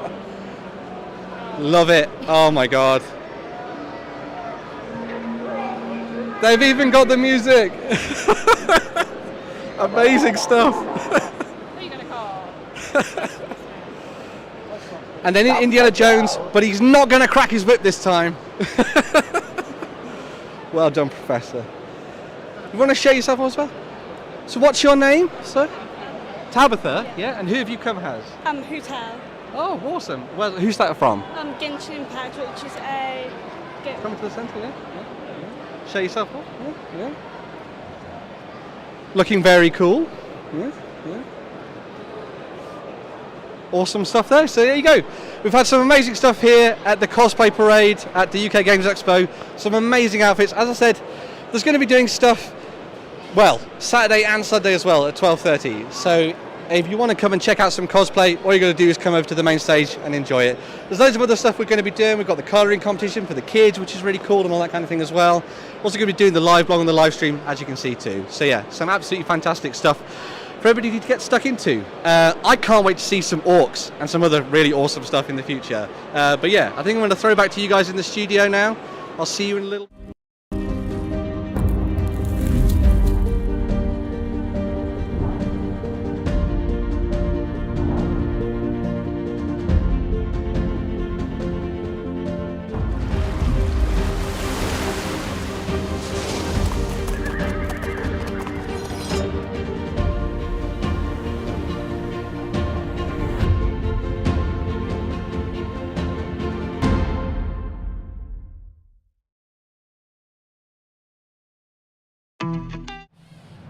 Thank you for that, Ben. Didn't they look delightful? I tell you what, man, there's some serious cosplay going on there. Yeah. Like that 40k power armor is insane. Well, it can't be any more expensive than buying a single figure from GW. Old man Grognard strikes again. Well, thank you. I'll be here all week. My favorites are the Daleks, though. I always love seeing Daleks. Isn't it strange, just said bye-bye in a Dalek voice. I don't know if Did you they heard just that. say bye-bye? Bye-bye. Isn't it strange, though, that I think that there's a generation of us where Daleks do still kind of make the hair on the back of your neck stand up a little bit.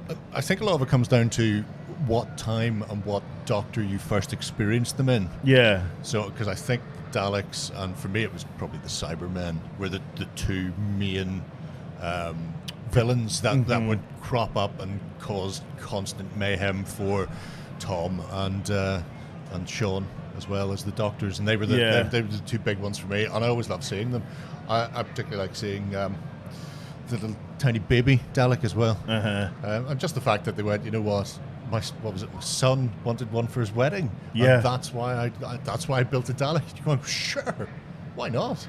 It's as good as reason as any to build a Dalek. Absolutely is. And once you've done one, I mean, you've already got all the plans. May as well hammer out as many as you can.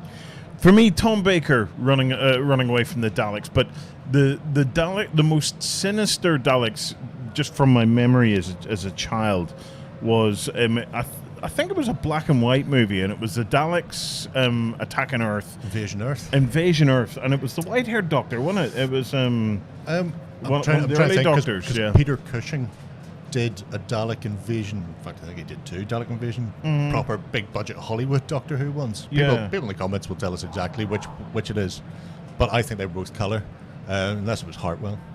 I think it was Hartwell's. For some reason, I have Hartwell and the Daleks linked in my mind. Do you know what?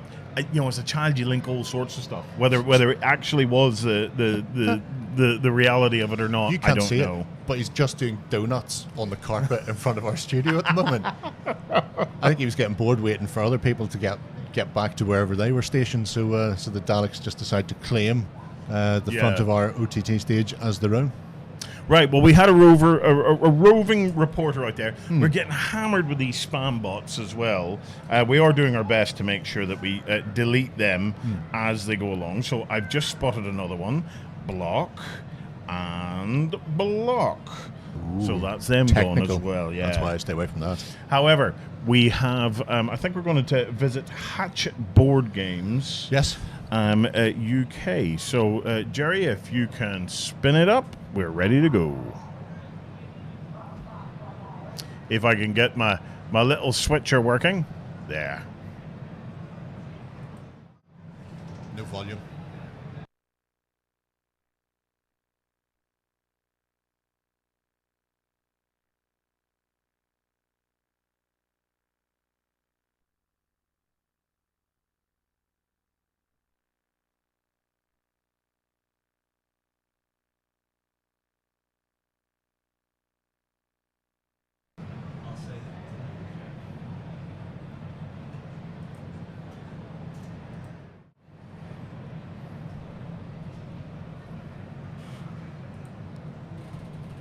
We can't hear it either. We're muted.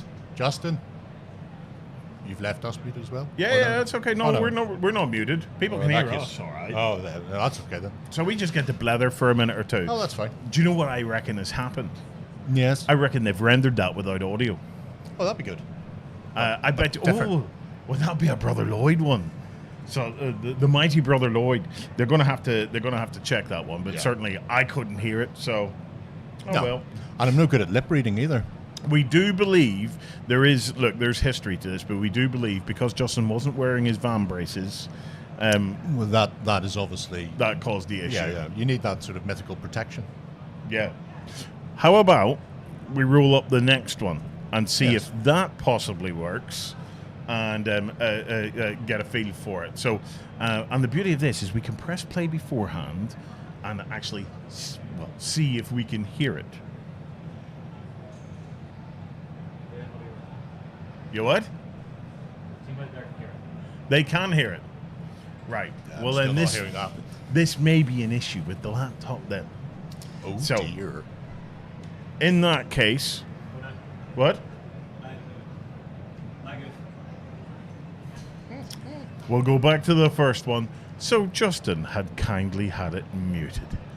I tell you, we're all the professional here today. Like we are lamping it on. Go and get your van braces. The community say they say you need your van braces. It's the only way for us to make this work. It's a long walk back to Coleraine. I don't think he'll make it before the weekend's over. I had one job: bring the braces to keep me safe. I forgot. Damn it. Right, we are going to visit Hatchet Games here, guys. So, let's let me make sure I'm able to do what I need to do. And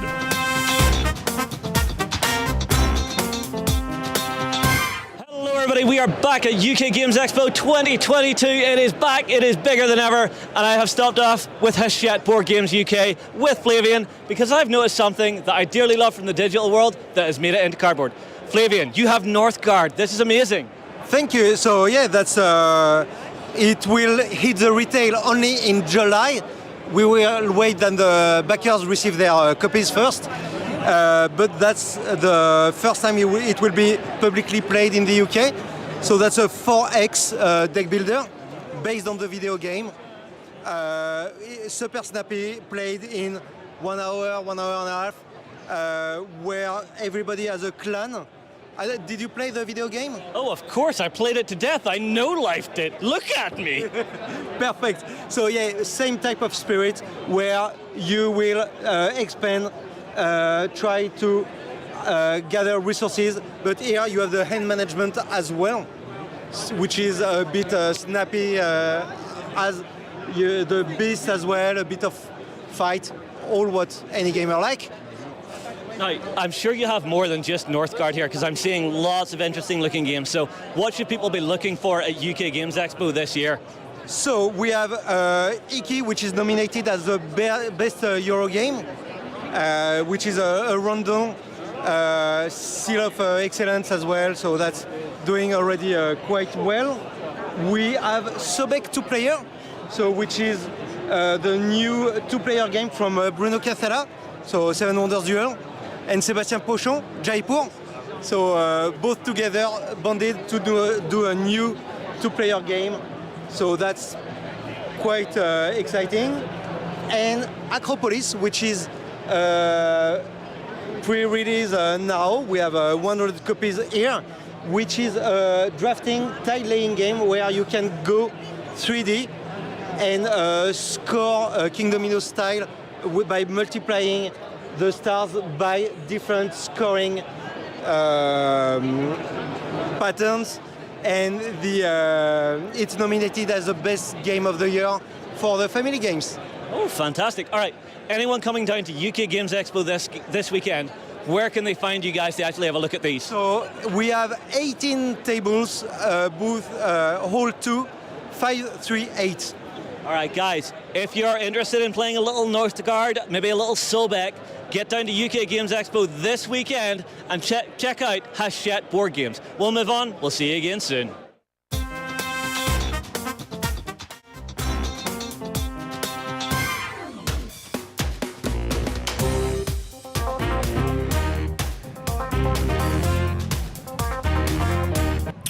And that's us back. Nice. So I'm kind of hoping. So Ben has us all these running orders, and they're beautiful, multicolored looking things. But as topics and whatever come up to discuss, if you pop them in there, Ben, if you're watching, it gives us some little prompts and stuff like that we can discuss some stuff with the community as we go along. Right. Viking Village. Yeah, Viking Village, it's back for this weekend again. There will be a whole host of living history displays going on. They've already set their camp up. We caught a whiff of their wood smoke as we came back on Thursday night. But yeah, they kick off first thing in the morning. Although if you wake them up before 10:30, you may be in trouble, depending on how the maiden hangovers have gone. But this year, they're joined also by some Romans. So, what have the Romans ever done for us? In this case, what they've done for us is show up. So they may be doing some I believe they like to call them inter-era reenactments, where you've got people from one era and another possibly poking each other with sticks. So we have that. There's the realities of adventuring. So if you want to find out what it's like to be a Viking, and also a whole host of games, which is especially good if you've got kids. So if you want to go and have a look at playing Hrothgar Saga and Kiddie Vike, that's at 1:30, all 3 days, and also Neffeltaffel competition. Neffeltaffel. What's Neffeltaffel? It's a very, very early board game where you are attempting to conquer your opponent's king. So you'll often see it cropping up with Viking reenactors. They like to keep a little bag of stones in the Neffeltaffel cloth board on hand. I suppose a cloth. Can't really call it a cloth board. So you can get down there and do some demos outside in the fresh air. And as you can see, gladiatorial combat, Pathfinders from World War II, and paratrooper drills and weapon practice. It's all exciting and new. Main battle each and every day, finishing off with Romans against the Vikings. No way, we're having Romans versus Vikings. It's the eternal question that nobody's asked, but we will answer at this weekend. You will find out finally whether or not the Romans or the Vikings are the besterest. I'm kind of giggling here, but I'm pretty sure on a weekend or past, I did ask if there was any possibility of Romans and Vikings. Oh yeah, crossing 100%. paths. You've asked that question, and I'd be surprised if it was only the once. The question is, which Romans? Was it early Imperial or late Imperial? Well, I haven't seen them, but because they're Romans and Britons, it could be either. Yeah. I'm hoping, well, it could even be back as far as Caesarean Romans, but I think I have a sneaking suspicion, because everybody likes the Hollywood look of the early Imperial. Yes. I'm going to go out on a limb and say there's going to be quite a lot of curved scutum and red on Uh-huh. show out there. I haven't seen them yet. Vikings may have arrived early, but I'm not sure where the where the Romans are. Where the Romans are. So they'll pop up at some point, I'm sure, and if not, we'll go down there and find a cohort and deal with them. Interesting historical topic for you in the comments, just to keep you occupied. Oh no, more spam bots. We're going to have to get someone else to monitor this, because the spam bots are creeping in every time I turn your my back. That's what they're waiting for. Yeah, if anybody wants to be a mod, and we know how to do that, we should do that. No, it's probably a good way to go. Yeah, but my your interesting historical topic that I want to throw out to the people at home, okay, is right way back. Okay, now we're going back to ancient Egypt, Greece, and a lot of the Mediterranean kind of countries. There were a group of people called the Sea Peoples. Yes. Okay, and the Sea Peoples came in, conquered, didn't leave any writing or whatever behind, and then just kind of vanished. Is there any possibility they were early Norse? It's probably slim. You reckon? Yeah. You reckon they were? It's more likely they came from Mediterranean or whatever. Yeah. The last time I looked at anything to do with the Sea People, they were sort of looking around some of the islands in the Med for it to be Cretians or Mycenaeans, possibly, and people like that there. Yeah. So it was never a... Nobody thinks, last time I checked, archaeologists reckoned it was a conglomeration of various factions moving in, doing the damage and leaving, because they hit lots of places all over the show, and they were just sort of grouped as the Sea Peoples rather than it being one massive uniform body all doing it en masse. Yeah. But yeah, the Sea Peoples are interesting. Well, it is interesting. Look, I have a theory. I have no evidence for this, but I believe it is scientific fact. Yeah, it makes sense.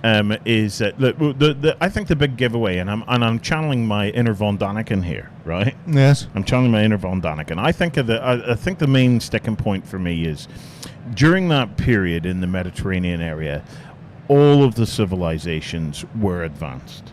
We had early democracies at that point. We had, by that stage, the pyramids were like a couple of thousand or 1,000 years old.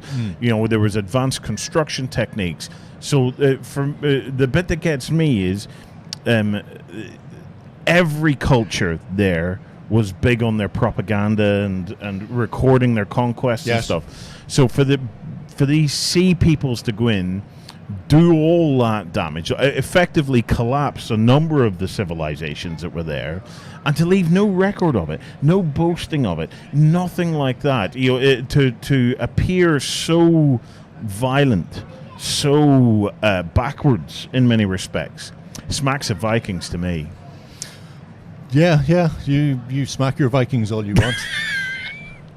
There you go. I'm going to stick with the archaeology. That is my best channeling my inner Von Daniken there for you all at home.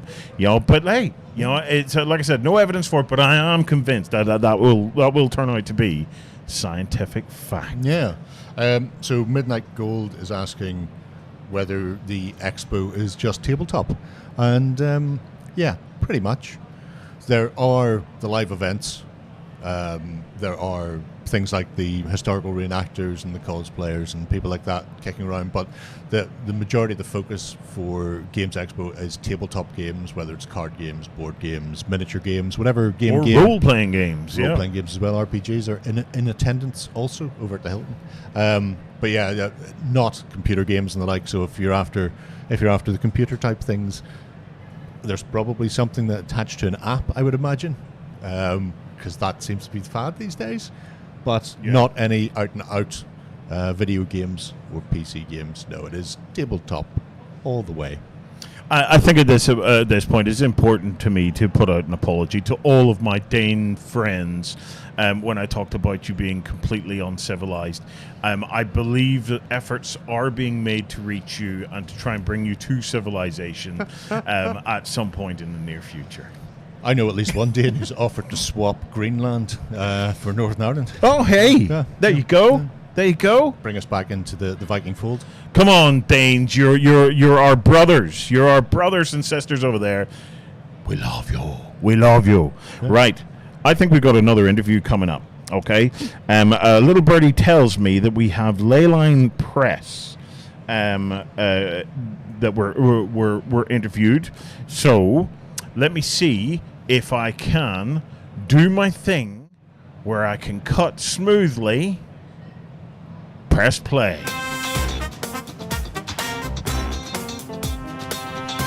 Hi there, folks. I'm here with Leyline Press, and I'm here with Panny, and we're going to be talking about some of the awesome sort of zine stuff that you guys do for role-playing games. Mm-hmm. I always like seeing like really nice, unique stuff, all sorts of quirky role-playing games and things. So if you could just sort of take us through all your bits and pieces, that would be great. So. Absolutely, yeah. So we've got a set of 3 old-school essentials, fully compatible zines. That's old-school D&D, which are in this very cool like fold-out style. So on one side you have a map for the players, which...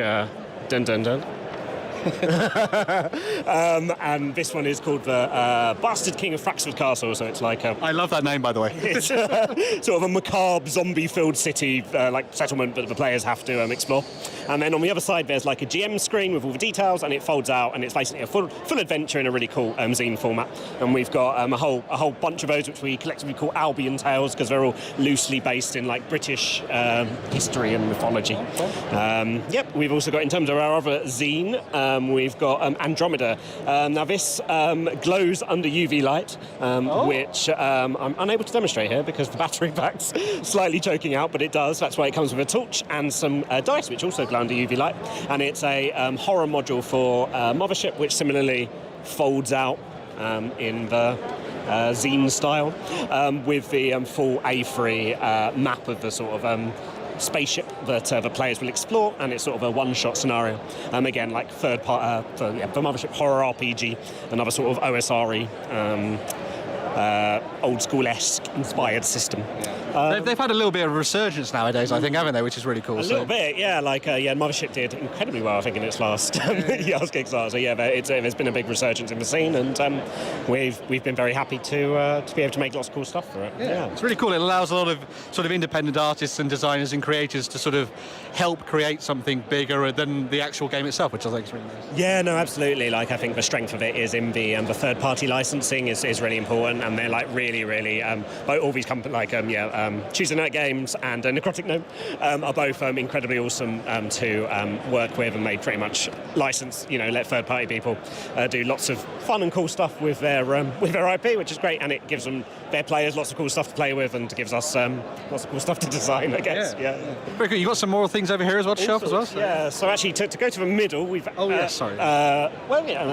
Anyway, sure. We've got these are 2 different games. We've got Shadow of Morg. This is a post-Brexit RPG. It's set in the London Underground. It was originally meant to be a zine, but it sort of got out of control when I did it. So it's actually a full sort of 90-page RPG with a zine-esque aesthetic to it. And you play as a group of survivors in the London Underground. You explore the tunnels, and the unique thing about it is all the decisions are democratic. So any decision made in the game has to be voted on, and if it's not voted on, it doesn't happen. So, and that can be like who gets to eat. Very cool, very unique. Sorry, I skipped over this one as well. What's this one? So this is Salvage Union. So this is one we're working on at the moment. We're really proud on. This is actually just the quick start, which we're giving away to anyone who's backed the Kickstarter, which fulfilled recently. We're going to give a free copy of that away, and anyone who pre-orders it with us today. And it's a post-apocalyptic mech game where you play as a group of salvagers, sort of scouring the waste for scrap, building mechs out of them, and fighting sort of corporations who control most of the wastelands. And it's like really rules light is really the focus. It's like super narrative focus, super simple, in much of the vein of the other games like old school Essential, the mothership. Super easy to pick up and play and blow up mechs, basically. God, I love blowing up mechs. Shay, who's behind the camera, likes blowing up mechs as well. Don't you, Shay? You can nod the camera if you agree, yes. But yeah, sounds awesome stuff. If you want to go and check out Leyline Press here at UK Games Expo, where do you go? Stand 1367. Nice one, you remembered. It's very good. Did, yeah.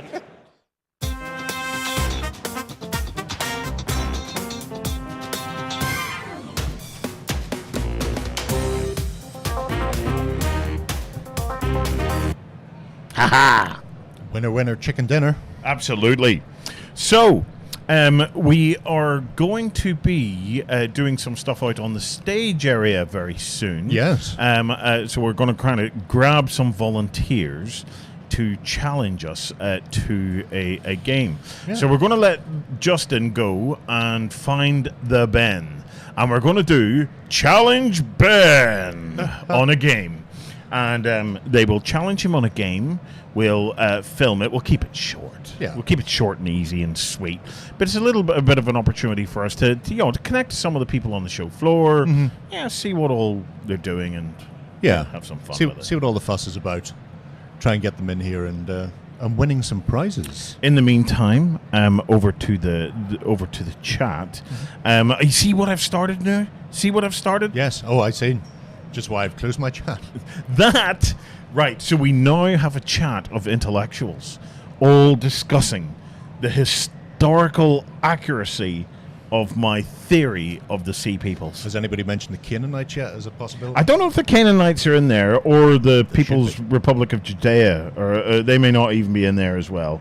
But yeah, look, I want to do a big shout out. I'm going to do a shout out to some names who have tuned in. Some dude on YouTube who I get all of my facts from. Yeah, everything is to blame. 100%. He is to blame. Yeah, all my facts come from some dude on YouTube. So definitely go and check him out.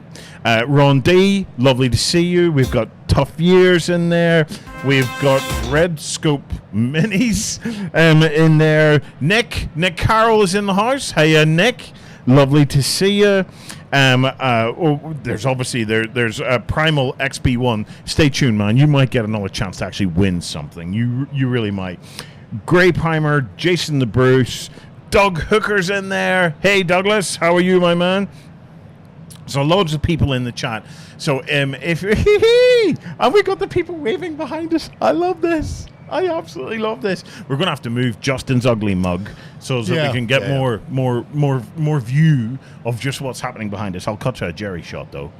Oh, it's very How decent. beautiful is that? Well, except for this. just creeping me out from behind. But yeah. Can I just say, this particular shot here, I set this shot up, and this is shot of the weekend. I just keep cutting to it because I just think the effects of it are absolutely beautiful. You say that, but I think we've all seen the shot of the weekend, which was our unexpected crotch shot earlier. Okay. So that may be the shot of the weekend. But you know, that probably was the shot of the weekend. It was completely unplanned, by the way. Yeah. Completely unplanned. These things just happen. They're magical like that. But magical. you know, if you fancy a little bit of Wookiee action, you've got it. You've got everything you need here at OnTableTop. Yeah. Absolutely everything. Absolutely everything. Some things you probably didn't realize you need, but you got anyway. So, you know, that's always good. Right. If you're at the show, okay, so what you don't know is, right, we have screens all around the show. I don't know, something like 30 or 40 different screens all around the show. I believe so. We are reaching not only you guys at home, but a load of people run the show as well. And I want to tell them about a competition that we're running, okay? So this is, if... just will stop fiddling with me bits. This is the OnTableTop kids colouring competition. See the way we had to put kids in there? Yeah, to stop all the mummies and daddies? Stop all the adults doing it.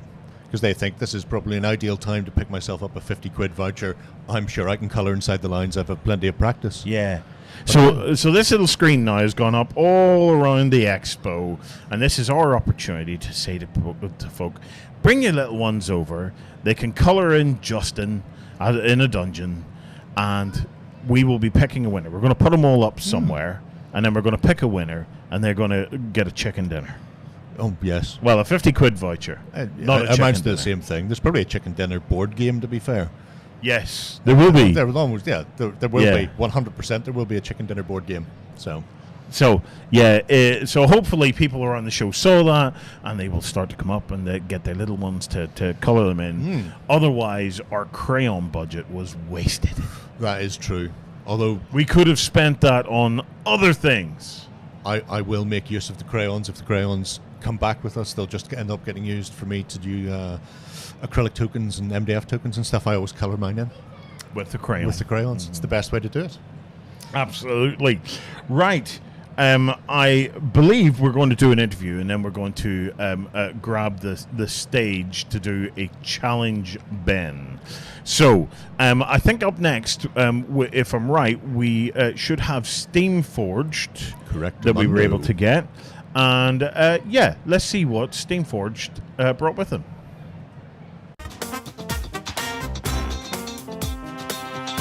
Hi guys, we're here at UK Games Expo 2022. I'm here with the guys from Steamforged. Oh boy, you guys have got some stuff to show off, haven't you? This is massive, obviously. So should we dive into Bard Sung first? Who wants to tell me about this one? Go on, Matt. You lead. Okay. I'll lead off. So I'm the creative director here at Steamforged. Showin is the lead designer. He and I work very closely on pretty much everything you see in front of us. But especially on Bard Sung, this has been our love affair with the dungeon exploring genre. We wanted to really tackle a lot of the sort of sharp edges that you find with the dungeon explorers. You know, high setup costs, big overhead. We wanted you to get into the action as quickly as possible. Really short, sharp, like high intensity interactions with a sense of exploration as you go through. Everything you see here is in this one box. And I'm going to let Sherwin dive in after that. Go for it, Sherwin. Ask him about the exploration mechanic. Oh yes, the exploration mechanic, Sherwin. Tell me about it. So it's all completely procedurally generated, which is obviously really cool. It means no two dungeons will ever be the same. But part of the most exciting part, and this is not what Matt's talking about of exploration, is actually the unfolding narrative of what this game is. So this game has got loads and loads of stuff layered into it, where it's a lot of choose your own adventure style kind of adventures. So let's say you meet as a bunch of NPCs. If you continue to be horrible to NPCs as you go through this campaign, the game will learn that you do that. Your morality will drop down, and then when you meet future NPCs, they won't trust you. There are lots of stuff like that. There are some enemies where you defeat them, next time you see them, they'll target the person that defeated them last time, because they'll get grudge tokens and things. Lots and lots of longevity, lots of really campaign-driven, really, really focused kind of gameplay. And obviously exploration, going back to what Matt was saying before, is a key part of that. It's that real sense of, one of the things we tried to match together with this is obviously our love for choose your own adventure games, for dungeon crawlers, for RPGs. And we think that we've really encompassed all of that into what Bard Sung is, into this real big, it's our love note to kind of what the whole genre is, basically. And I think people are insanely excited about this thing, and it's awesome to see the community reaction to it. One of the things I really liked about Bard Sung when I saw it first previewed was the fact that you didn't go for sort of typical fantasy archetypes for a lot of like the heroes and also the villains that you come up against as well. And I think it was really nice to see the kind of creativity that you dived in. What was the drive because you just wanted to try and do something a little bit different and unique, or was it like, I really like turtles, I want to put those in the game? Well, the turtle was actually a community vote. We actually put that to the community and said, here's some, we had the paladin, the barbarian and the turtle, and said, which one do the community want? And the community went, we like turtles, and so do we. So that works well. So but a lot of Bard Sung, we always take any of our games, and this isn't just obviously exclusive to Bard Sung, we take them and go, how does this look if it's a Steamforged game? How do we best represent people? How do we introduce a lot of ideas into our games that make it feel distinct and feel different and so on?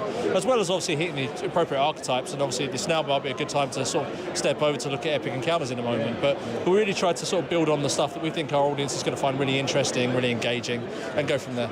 Yeah. So yes, Epic Encounters, another great selection of stuff, all tied into sort of 5th edition D&D and sort of creating things for dungeon masters and obviously the players themselves as well, to have fun out of the box, basically. So the core idea with Epic Encounters really stems from my laziness of not wanting to go through 1,000 blisters to find the exact minis I want when I'm trying to build a warband. So the light bulb went on, what if we just put a warband in a box? So if I want a whole bunch of really cool looking forest goblins, I can just pick up a single box. And then what if we paired that with a cool boss? And now suddenly, if you piece these two boxes together, you've actually got a really kind of epic little adventure with a great boss fight at the end of it. And then again, with the Steamforged attitude towards wanting to create products that allow people to get into the hobby more easily, how can we share the decades of experience that we have on the design team? We've been running and playing D&D and the like for many a year. How can we share our kind of tips, tricks, awesome ideas to make it easy for people who are new to the hobby or looking for some fresh ideas? So inside each epic encounter is a whole bunch of like set-piece moments, carefully designed encounters, and it really is almost a drag and drop into your current campaign. And then what we've tried to do is build it so you can then extend that into a whole new adventure if you want to. Awesome stuff. And obviously you've got God Tier as well, which is doing well, yeah? God Tier is doing brilliantly. We just came back from AdeptCon, which is like a huge mini show over in the States. God Tier has, unfortunately, COVID, like a lot of other sort of head-to-head minis games, did kind of like take a little bit of a hit because no one was allowed out. But now we're all back out and playing. It was the star of the show at AdeptCon. We sold out of all of our stock, and we just had demo games running the entire weekend, which was fantastic to see. And what's quite fun about it is, obviously during lockdown, we weren't allowed to play. But when we got to AdeptCon, Sherwin and I sat down, refreshed our mind, memories of the game. Actually, we're really enjoying this game. So now we're busy painting up new warbands and everything to start playing again. So definitely swing by the booth, have a look at this one as well. Yeah, I was going to say, obviously you guys are here at UK Games Expo this year. What kind of demo can people demo? Basically everything that we see here, pretty much on the stand, or? I think we're going to focus on God Tier and Horizon on the booth. We would love to demo Barsung, but it's a bit big, I guess. Yeah, it's a bit heavy. It's a big game. Yeah, it's a big game. And it's more that people, when they go to a show, you really only want a 10-minute demo. So a 10-minute demo to kind of give you an idea of how Horizon plays out, 10-minute demo of how gives you an idea of how God Tier plays out. But you can definitely swing by the booth, have a look at some of the Epic Encounter minis are out of the box. Obviously, the Barsung minis will be there to pick up, play, talk to Sherwin and I about anything you like about our games or just the world in general. We want to talk about it, yeah. I'm gonna put you on the spot now, Sherwin. Okay. Where's your booth? Where's your stand? Where do people go to go and see you? Do you remember? Hall 1. Hall 1. Hall 1. And go through the main entrance, chuck a right, and we're pretty much there. Cool. We'll have that in, but I'm also going to put in a nice little label for everyone on the video so everyone can go and check it out. It's all down below. So my Essex slang of chuck a right isn't going to be enough.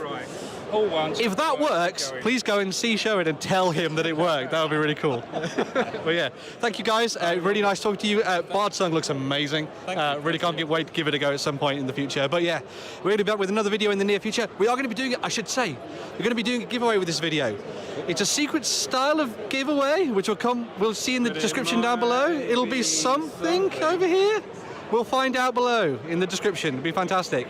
We're going to be back with another video very, very soon. Bye for now.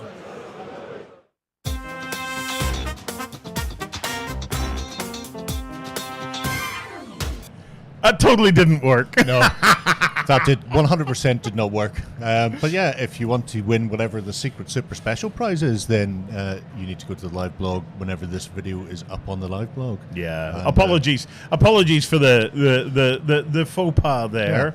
Yeah. Company name was Steamforged. We know that. It was Steamforged. We're getting their location, and you will find them on the live blog. If you go onto the live blog, you'll be able to. We'll make sure that it's updated there. So, yeah, keep people in the loop. We're very good like that. Sometimes we keep you in the loop more than you want. Sometimes, maybe not enough. We are loopy. There's another thing at the UK Games Expo here. If you're managed to come down, or it may be something worth checking out, and that is they have a thing here called the Starship Simulator, Jerry. Right. Now, this is where you get to live out your inner Captain Kirk. Mm-hmm. Okay, so over in the Hilton, there's a room, and in that room, what they have there's a piece of software out there. I think the software itself is probably called Starship Simulator, right? Because I'm pretty sure I downloaded it one time. And what it does is it works on a network. So you have a bunch of different PCs. Okay. and each PC represents the control panel of a particular part of the starship. Oh, right. So you have engineering. I think you have sick bay. You have your flight controls. You have weapons systems. Yep. You have comms. So you go in with your team, and each of you take a role. Is there a big captain's chair in the middle? Oh, there is a big captain's. Yeah. Well, the captain gets normally to walk around and point at people. I like doing the captain bit. I do. I really do. Oh, yeah. I reckon. That is your métier. Yes. I just. Man, if I'd been born hundreds of years ago, I'd have been captain of a wooden ship. If I'd been born hundreds of years into the future, I'd have been captain of a starship. But right now, I'm just captain of this little caravan. Yeah, which I would not take out on the open seas. No, probably not. No. It would be a little bit leaky. Yeah, well, very leaky. But anyway, back to the Starship Simulator. Yes. So the Starship Simulator is amazing, right? So you go in, right, and everybody takes their role. Now, the guys here at UK Games Expo, the group that runs it and brings it here have went a whole step further.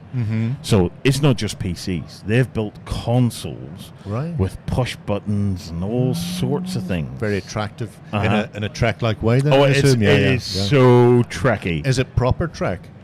Only the original series, only Captain Kirk. It is of all the Treks, it is closer to the original series than any of the others. Good. Like I approve. Oh, well, there you go, yeah. Well, yeah. If you've got your poyoings, then you know where you are, yeah. So it's and it is just a superb thing to try. Yeah. It really is. Justin, can we move your mug here? Just because we want to see what's going on behind us. There he is. The beauty lifting the beauty. There we go. There we go. It was like twins behind me. I can like cut that. Look at that. An unobstructed Jerry shot. Hi, everyone. So I have a question about your Starship Simulator. Yeah. Do they film it? We have filmed it. We have filmed it once. I think myself and the team did a Starship Simulator. Yeah. And we actually we filmed it. So there is footage of us and the team from a few years back. I'm just thinking, if you're going to be in there playing a game on essentially the bridge of your starship, your enterprise of choice, then just having a camera right at the front, as if it's, like every episode where the camera's just at the front looking back across. Yes. And then occasionally doing that, and then everybody leaning. Yeah. having to give it their best. We've just been hit by a brace of photon torpedoes. And that's the way to go, So, yeah, I'd like them to film it. Do you know, or live stream it? Yeah. Wouldn't that be amazing? Oh, that would be. Live streams of the Starship Simulator. We'll have to just build it ourselves. We'll build it ourselves, and we'll do that. I'm on a journey at the moment. These days, there's things that I want to bring back. Yeah. Bullseye. For any of our UK viewers, I am on a mission to bring back Bullseye as an OnTableTop special. Something that we're just going to claim ownership of it. I'm trying to work out how we would war game up Bullseye. So hatchet throwing, or maybe javelins. Yes. Hatchet throwing, or maybe just the little little stainless steel javelins that we stick to our minis. Yeah, well, yeah. Oh, they would definitely go in and stick anyway. And we could do in one. Yes, in one. Well done, Jerry. Here's £200. There's your £200. Here's your bully. Well, we'd have a Warzone, wouldn't we? I would love it. Everybody gets a tankard with a Warzone, and we'll be back after the break with after we've counted out your. It's a crystal tankard. It's a crystal tankard, and the beauty of it is, like, I don't know if you've watched Bullseye, but I watched an episode from 1985. It had Lionel Blair in it, right? And the beauty of it is, it's a prize pool that we could actually afford. Yeah, well, yeah. A set of nested tables. A cuckoo clock. Look what you could have won. Set of bulls. Yeah. And the grand prize was a fitted kitchen. Oh, delightful. It was a fitted kitchen. Well, we've got a carpenter, we can do that. We've got something experimental for you at home. It's a bit freeform. Right, so this is freeform. This is Challenge Ben.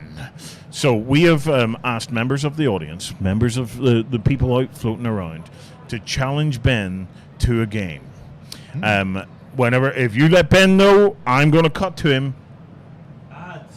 Ads? Always the ads. Always the ads. Look, I'm on your side. I'm trying my best to limit the ads. Justin just wants them spilling out everywhere. Okay, we're going to cut to some ads. When we come back, you're going to see Ben.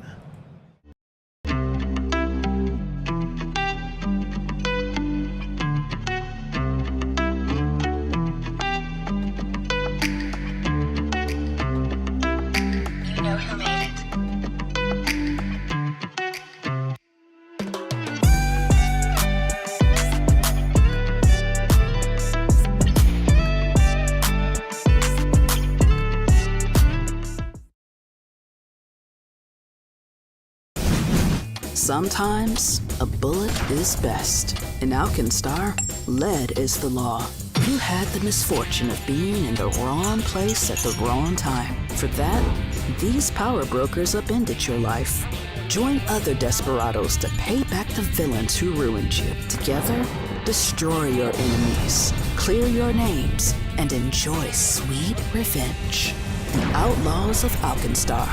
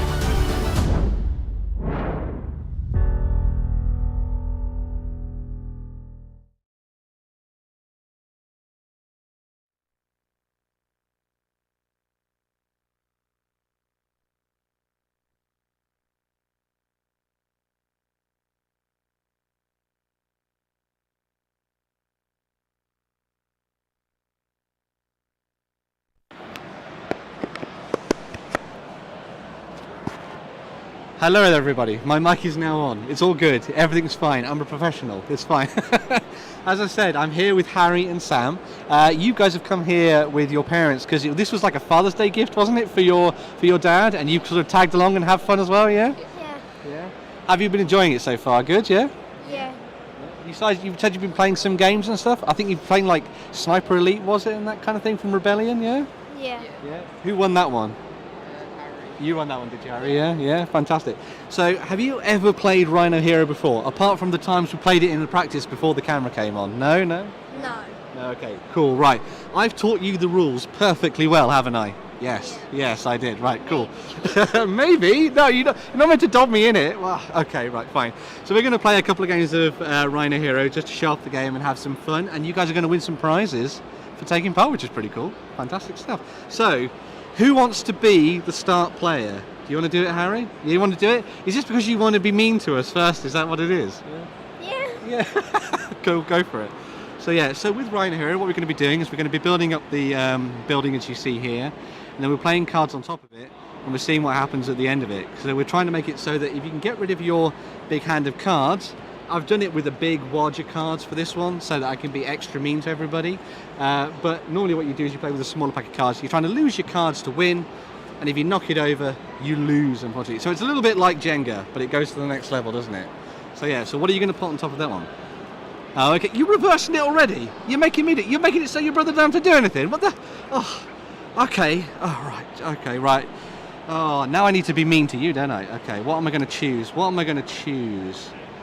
Oh, I know what I'm going to choose. First of all, though, I've got to make the actual building, haven't I? So, I'm going to take that one and put that one there. Ah! I've got sticky hands. We'll do that one. Oh, okay. And now we're going to play that card. See if you can. Now you're going to have to move the Rhino Hero. Are you going to be able to do it?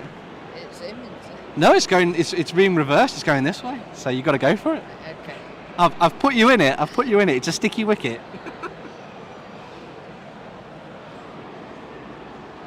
Well balanced, sir. And this is the nice thing about Rhino Hero as well, is that you get to like stand up and do some quirky stuff. That was a little bit of a wobble. I saw a bit of a wobble. But you got to move your Rhino Hero first. You got to move the mine. You got to move him up. Oh, okay. Whew. Okay. You ready to get in on this one in the next one? Yeah. If he doesn't knock it over. Yeah. Oh, the ×2. You've learnt the tricks. So you get to place another card on top of it. Are you going to reverse the order on me again, are you? Are you going to do that to me? No? Okay. We'll see which one you pick.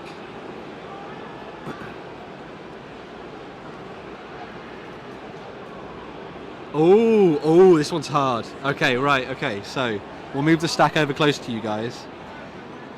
Let's see if you can do this. Maybe you can fold those cards as much as you like to try and make it as rigid as we can. Oh, nice. I think you've got the technique down. You go quick, don't you? There we go. And you got to move the Rhino Hero up. Oh, I love the pluck motion. That's very cool. Awesome. Oh, now what card are you going to choose for me? Huh? I see that smile on your face. I see what you're doing. I know your plans. I can see this from the beginning, right? At times, have you guys got all the ×2s? What? Okay. Oh, and a reverse. Oh, so it's going back that way. Oh, so it's up to you now. Oh, this one's really hard. Oh. Yeah, it's so hard. You just have to place one. Oh, just to place the one. Okay. Right. I feel like this is actually going to make this harder for me, I think, isn't it? Yeah? Yes. Yeah. Yeah, definitely. Yeah. Oh, you've got to be... It's teetering. Oh, and it's going back on you. Oh, my God. Okay. Oh, it's rebalanced. Oh! The tactics worked out. The reversals. I got off scot-free with that one, didn't I? That was pretty cool. Right, cool. So let's knock this down, shall we? Right. If one of you guys knows how to shuffle cards, go for it. Give it a karate chop. Another one. Judo chop. Another one. Oh, there we go. I have no idea how that stayed up. Yeah. You guys know how to shuffle cards and stuff. Yeah. Can you do that? Yeah. If you want to take all the cards for me, and then let's play this the proper way, shall we? So if you give us 5 cards each, and we'll set this up. Do you reckon we play this on the easy side the next time, or do you reckon we go on to the hard side? You want to go hard? Okay, right, cool. We're stepping up to another level. Okay. Yeah.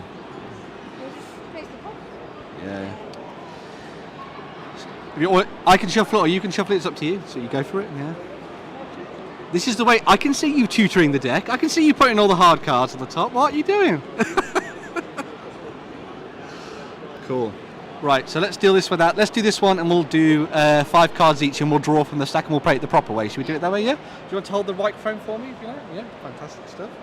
Right, so let's go 1, 2, 3, 1, 2, 3, 1, 2, 3. Thank you. You're very professional with your microphone. This is pretty good. I think you could be a presenter in the future. I think it would be very good. Yeah? Fantastic. I think that's 5 cards for everybody. There we go. I'm not picking on you. These are all good cards. They're all good cards. Yeah, definitely. Yeah. Okay. Oh, what? Are they actually good? Are they actually good? So for this one, so in the last game we played, we were actually playing it so that the ×2 and the +1 were the same. But the way we're going to do it this time is that the +1 means that the other player will have to draw a card from the pile and put it into their hand. Because obviously we're trying to get rid of our cards, aren't we, in this game? And the ×2 works exactly the same as it did on the last one, where you can screw people over. 2 instead, yeah, okay. So, am I going to start this one off? Or who knocked it over? You knocked it over, didn't you, Sam? Oh no, you knocked it over, didn't you? Do you want? I tried to knock it over again, but it didn't work. That is true. Do you want to start things off? Or do you want to start things off, Sam? Whichever one. Who wants to go first? You want to start it off? Okay. So the first and most important thing is putting down the V. There we go. Nice stuff. What card will it be? So I miss a go, yeah, and it comes round to you, Harry. It's the one that you got me last time. It is, yeah. But the good thing about this one is it kind of condenses the building a little bit, I think, doesn't it? Which is pretty cool. So it is lower, yeah. I nearly knocked it over again. And I'm going to be evil. Oh, okay.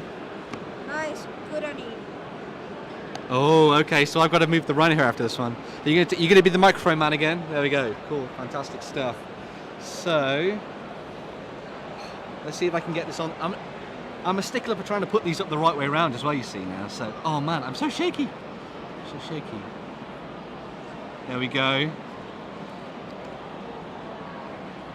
There we go. And I have to move the Rhino here as well. Move on to that one. I did it. That was a wobble. It was a wobble. It was a wobble. If this was a football match, the commentation would be like, "Oh, what a bad wobble that was." There we go. There we go. We can hear it from the crowd. So that was me. So it's round to you, Sam. So, oh no, I need to play a card, don't I? I need to play a card. I'm going to be mean. I'm going to play a ×2. And then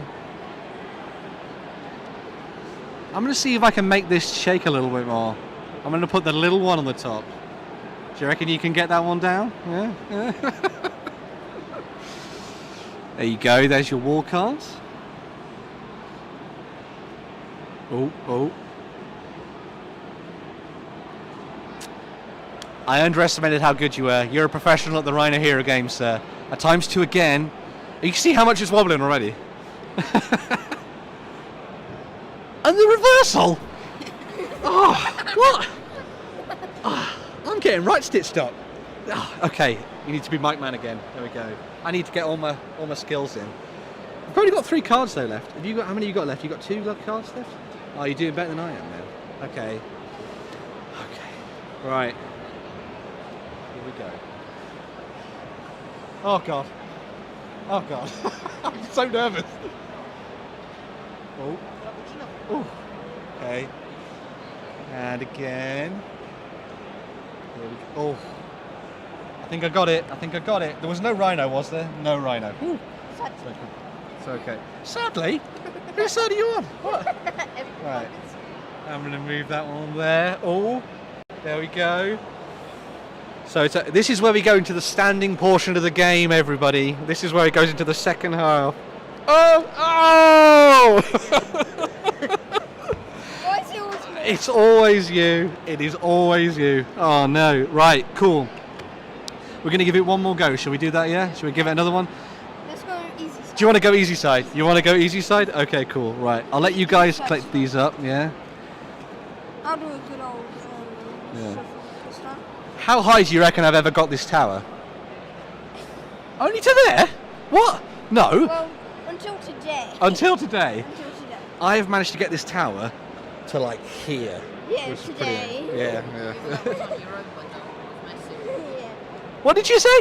You said that was by myself. Did you say that was because no one was watching me and I've been cheating? Is that what you're saying? Do you think I glued the cards together or something? Yeah. What? Okay. Fair enough. Right. We are even. Cool. Be my mic man again. There we go. Cool. So we're going to do the 5 cards again. We're going to play easy side? Yeah? Easy side, do you want to do that one? Yeah? Fantastic. Alright. Dum.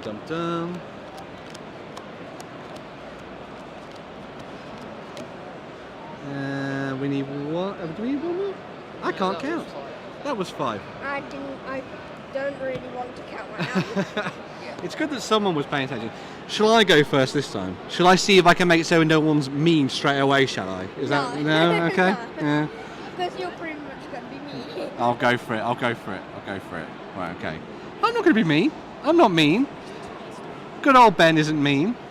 How do you know? We only just met you. That is true. So, what am I going to play? See? Look. How nice is that? How mean. How mean is that? Okay.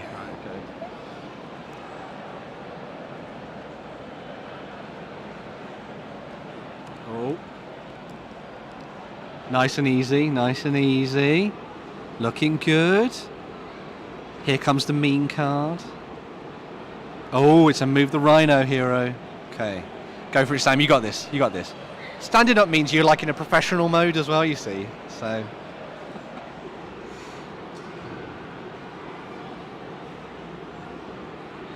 Oh. Upside down bird, my favourite. Upside down. Yeah. Maybe it's in Australia. That's the fantastic stuff. I'm liking the look of this building. I think this looks like a decent tenement. You know, it's like a good flat, good set of flats. Reversal. Oh, back to you.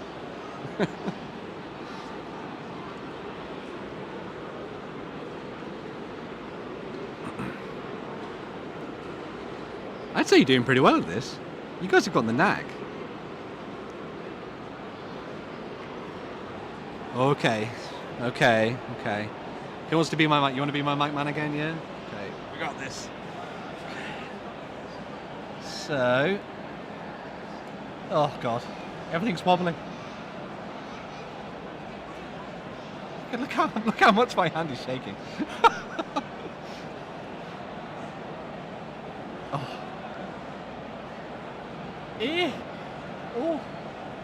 Don't you?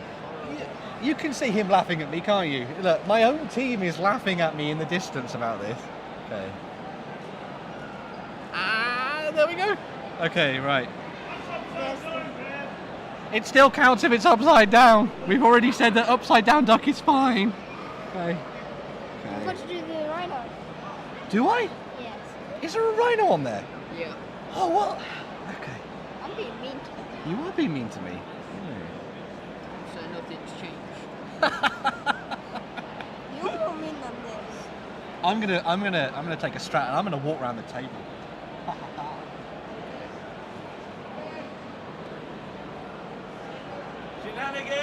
Shenanigans? They're calling shenanigans on me. Okay.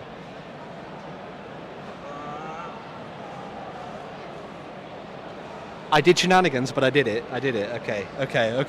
Right. Whew. Okay.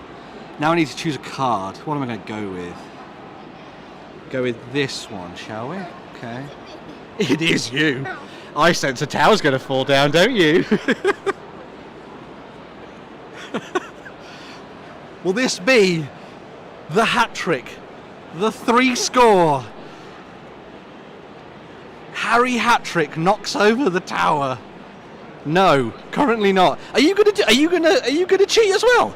I'll let you out this way. Come on. All right. I did it, so you can do it, right? Yeah. Okay. Oh, professional stuff.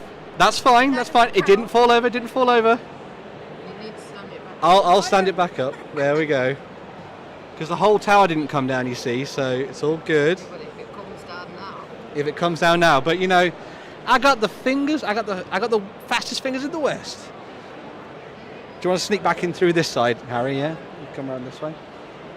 Oh, you can climb over. You guys are young. You can bend. It's okay. So it misses a go. So it comes down to me again. Look how high we've got this, though, right? I mean, as you can see, clearly I wasn't lying when I said that I did this on my own. Or were you? Yeah, well, yeah, I think I probably was. Yeah. Okay. Right. Let's go. There. No shenanigans going on right now. No shenanigans. Oh. It's upside down. Are you making? Oh, okay. Yeah, Don't side with them guys in the studio. What are you doing? Sorry, but we are. Oh. It's going to be a hat trick for me, isn't it? Oh, I'm going to do that one. There we go. Cheeky little man. So it's just a V. It's just a V. Yeah. Cheeky little man. You got this. Nice and easy. I love how lackadaisically you put that on. You might do. Oh, times 2. And you've used all of your cards, so technically you have won. But we're going to carry on playing, aren't we? Just to see how far this goes. Because that is a win for you, Harry. Fantastic. After 2 times knocking it over, you've managed to come out on top, which is pretty cool. Oh. I don't like that. Oh, no. You. Oh. I have to go on my tiptoes. Oh. Were you colluding? Oh! You lost. Oh, well. Boom. Awesome stuff there, guys. It's fantastic stuff. Right. Cool. Were you enjoying that? I'm going to talk to my crew. Do we have time for one more game? No? No more games? Oh, okay. Unfortunately, we can't do this anymore. Did you guys enjoy this? Did you enjoy it? Yeah. Have you played any harbour games before like this and everything like that, like Rhino Hero? Jenga. Yeah, we've played Jenga and stuff. Would you play more dexterity games like this, would you, yeah? Yeah, good fun? Fantastic stuff. I wonder if your parents could beat you with this. Do you think they could? No? Maybe you should go and see if you can get yourself a copy of Rhino Hero. But I'm going to be giving you guys some prizes for taking part and showing how awesome you were at Rhino Hero, right? Also, because you're putting away the game, I think this deserves awesome props and everything as well. So, we're going to give you a party game. So we're going to give you Egg Slam, which you can have fun with, which is for 2 to 4 players, which is pretty cool. Fantastic stuff. And because I know you guys like your big games, because you played Sniper Elite and all that kind of stuff, right? I'm also going to give you World of Warcraft Wrath of the Lich King, the pandemic version as well. So you guys can take those games away, have fun with them, and enjoy yourselves for the rest of the show. You guys enjoy that, yeah? As I say, thank you very much for putting away the game as well. That was really nice of you guys. It was really nice to meet you both, Harry and Sam.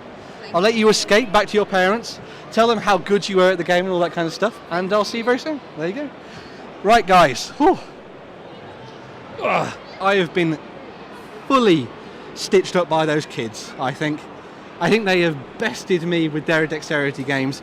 But yeah, if you want to come and play some games on stage, maybe you've got a family that wants to play some games, they've got a couple of more sort of sitting around in the studio and all that kind of thing that you can go and dive into and have fun with. Yeah, come and see us and we'll see about playing some games on stage. And maybe you too could win some prizes as well. I think Harry and Sam truly stitched me up, but I'm going to send back to the studio now because Jerry and Warren can just gloat at my misfortune, I think. So yes, bye for now, guys. I'll see you very soon.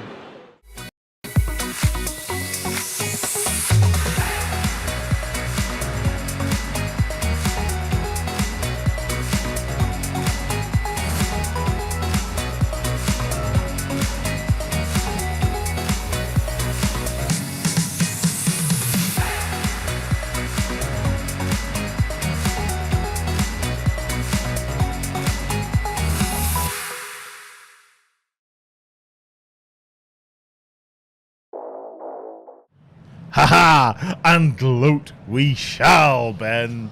Yeah, why wouldn't you? I mean, you went out and picked your targets, 2 young lads, and then it was a game you taught them, and then you lost it. So, yeah, really, you're doing the Lord's own work of being terrible at gaming, which is generally my prerogative, to be brutally honest, although I blame that on the dice all of the time. So, Well, like Ben says, we're going to be having little challenge Bens all through the weekend.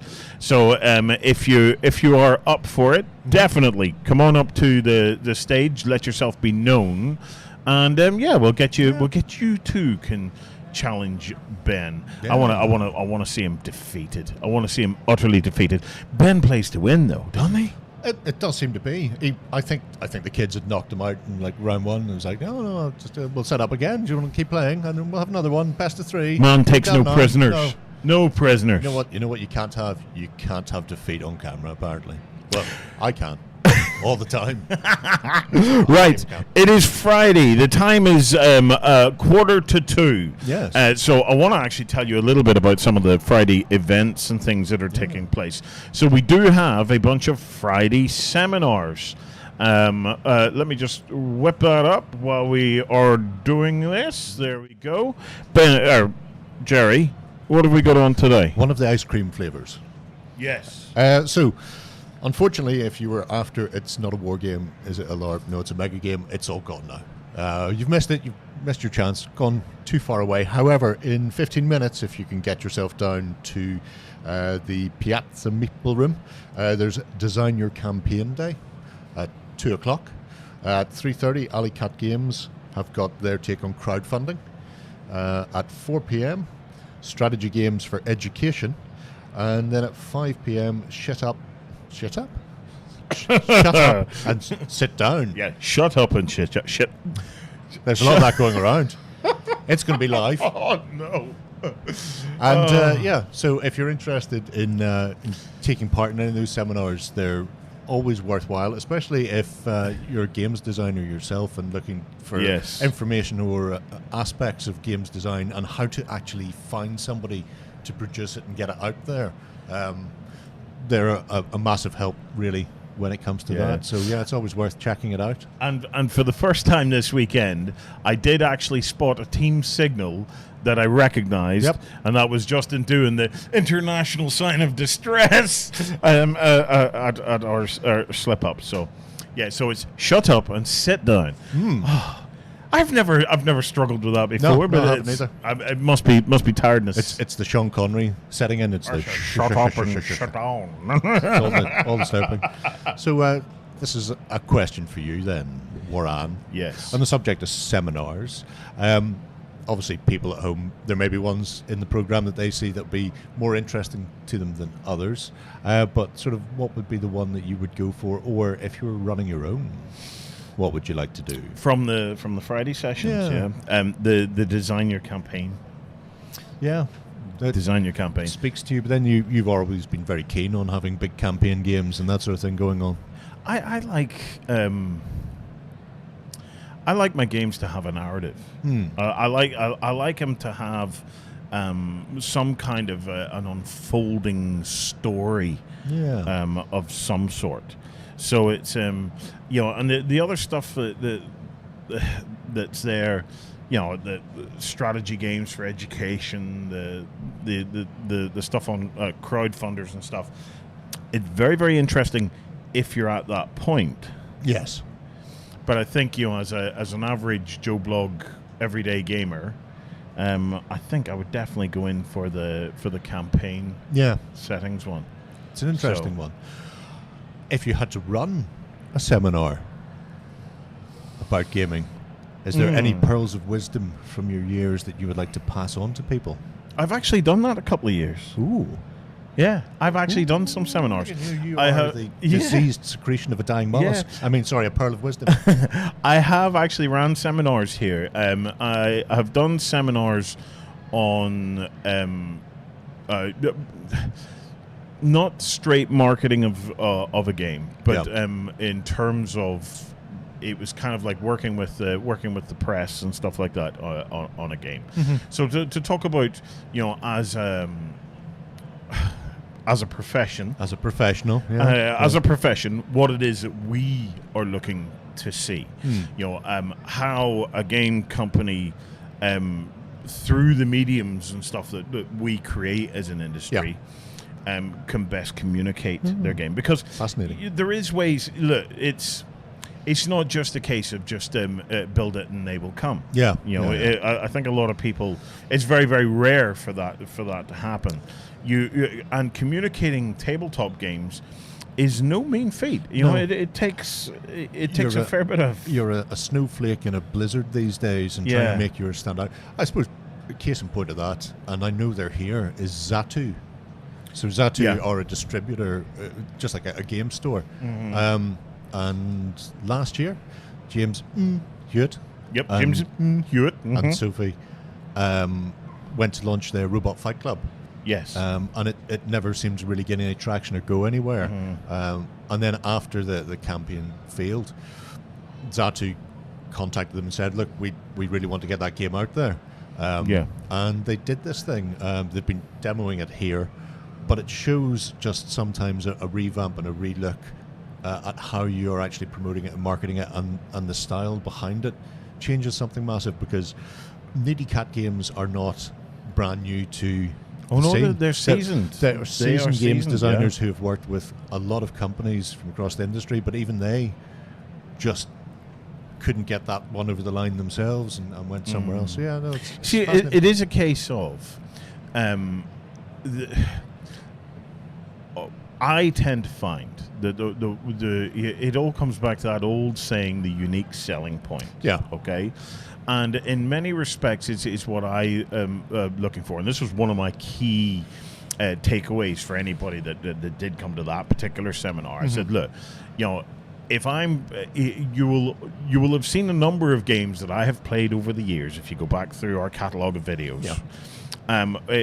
Have a closer look, and the one thing that you will always notice is I'm always trying to find that element, that unique, that little twist.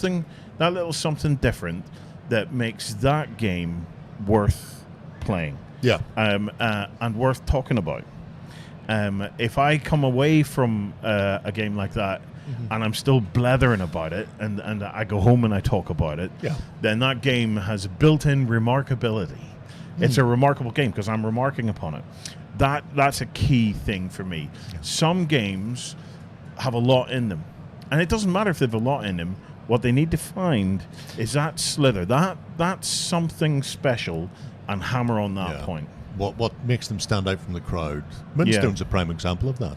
Yes. But, there are an awful lot of fantasy skirmish games out there that will fit everybody from beginners to hardened veterans, whatever standard of miniatures you want, and scaling and all the rest. But Moonstone just sort of threw the book away and went, we're not doing points. You can build whatever faction you want. We're not doing dice. It's all about bluff and cards, and throwing those things together just changed the whole dynamic for It's a remarkable game. It's a remarkable game, and there are just some beautiful user-friendly gaming decisions in that game. Like, one of the takeaways for me in that game is the use of the D3. Okay, so the little pyramids, and they act as dice and tokens at the same time. The drop them on. You drop them for your moonstones. You drop them, and they are your moonstones. Well, I will say D4 because some. Oh, sorry, D4. Yes, apologies. You can't get triangular D3 though, so that's okay. Sorry, D4.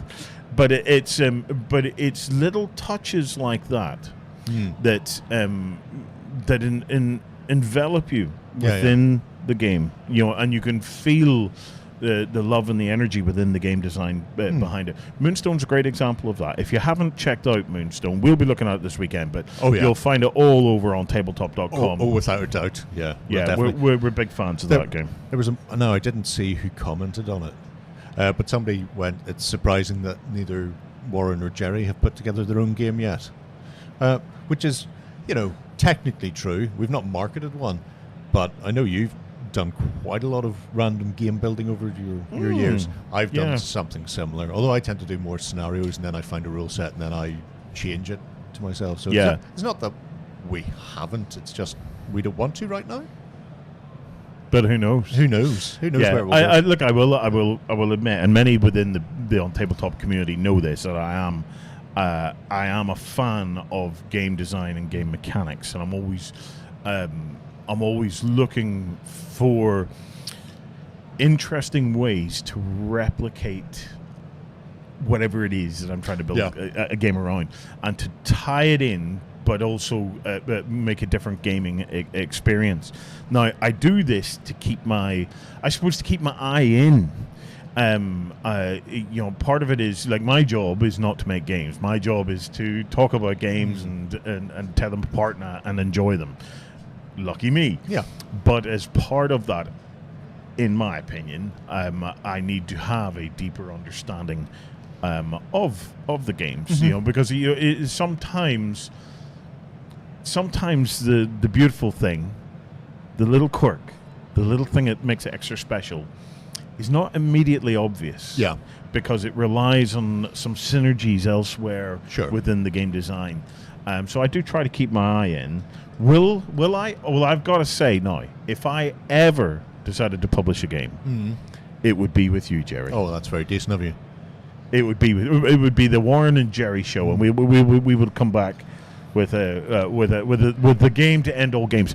It wouldn't be the best game in the world. It would be a tribute, but 100% on that. Although weirdly, before we drift off this topic altogether, OnTableTop in the past, have put out 2 games with the Game Designer Challenge. We have run a thing called the Game Designer Challenge a couple of times in the past, and what we do is,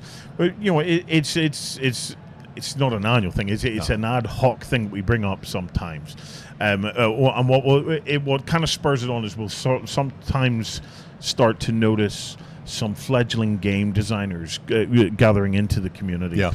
We'll ramp up what's called the Game Designer Challenge, where basically people can submit their idea of a game. We pick think we pick one or maybe 2 games or whatever, and then we partner them up with a seasoned industry veteran who can advise them and help them on that game design. And then we help them as best we can with graphics and whatnot. Finding an artist if they need one and that sort of thing. To pull that game together. Now, we always say keep it simple, keep it small, because what you're doing is just pulling that together and then you're just releasing that out to the community. And it's there not for the game, it's there for your experience of putting together a game, just so as you can build one cycle of experience and put it out there. But who knows? Maybe we could run another game designers challenge, and maybe we could add another element to it and take them onto the Kickstarter. Well, partly why it came to mind is I just seen a previous winner at a booth right beside us.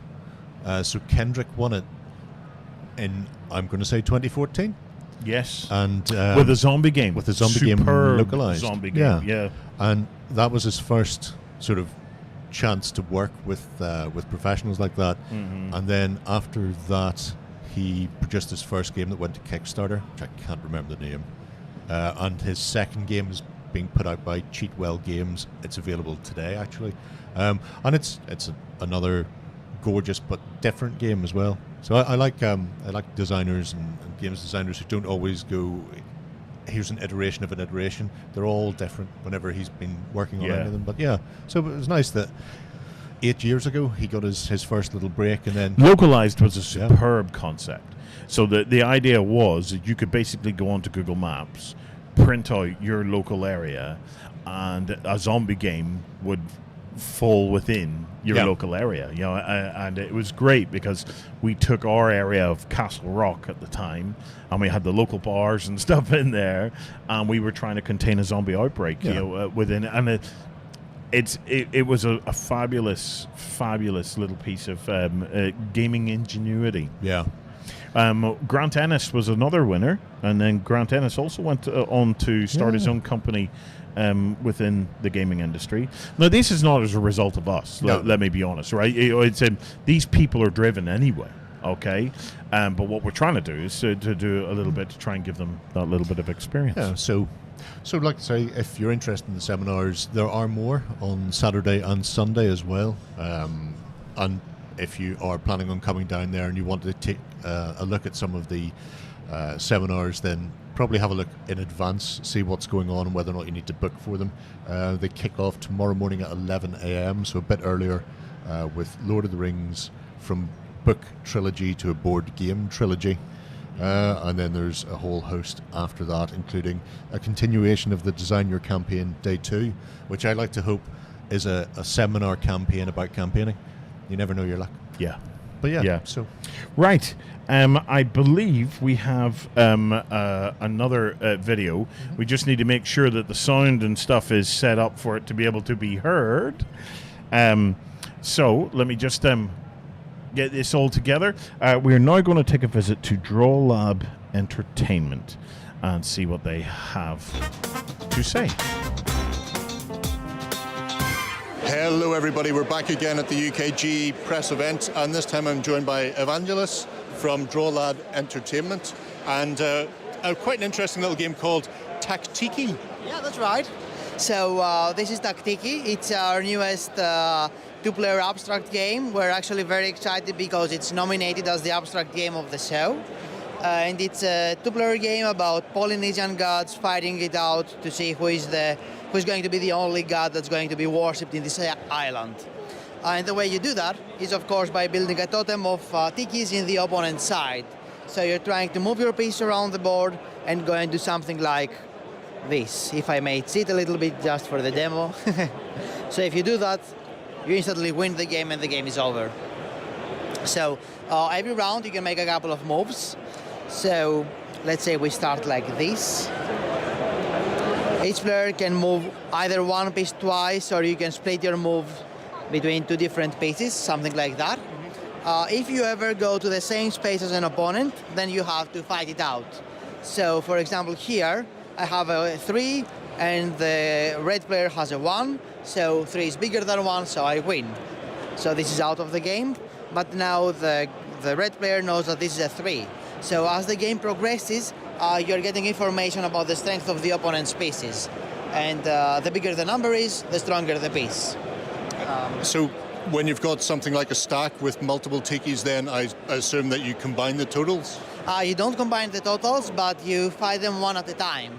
So if, for example, this was here, and I would want to attack that, then we would compare them one at a time. So now I have my 3, and you have your 1. So I do win your 1, but then my 3 has to face your 5. So 5 beats 3, so this is out of the game. But now I know that your 5 is there.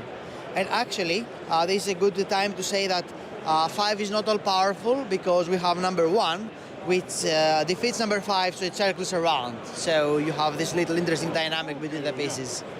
It sounds fascinating. If people want to play this, will you be demoing on your stand? Yeah, we have demos on our stand. We're also going to run a tournament on Saturday. We're going to have the first copies ever released to the public. We have around 200 copies, so we are not going to have a lot. And we're going to be on stand 201 on Hall 2. Well, there you have it, folks. If you fancy playing something a little more abstract, but wonderfully delightful with a bit of memory issues in there as well, then come round, check out Draw Lab Entertainment and Tactiki.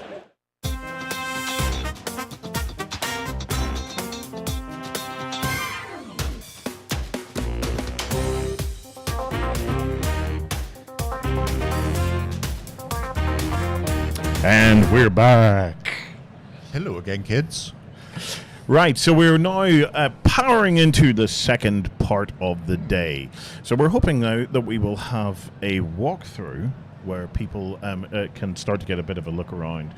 We have asked the team to try and get out there and have a look around, show us what all's going on. It does look like we have one, doesn't it? It does. It does look like we have one. It does look like we have one. So a whole two walkthrough. I'm not sure how long it is. It's about 3 minutes. Oh, it's about 3 minutes. Yeah, so a little short. So it's going to be a short walkthrough, but it'll be the first of many, I'm sure, that we're going to have over the course of this weekend. So I don't know who did it, but let's find out.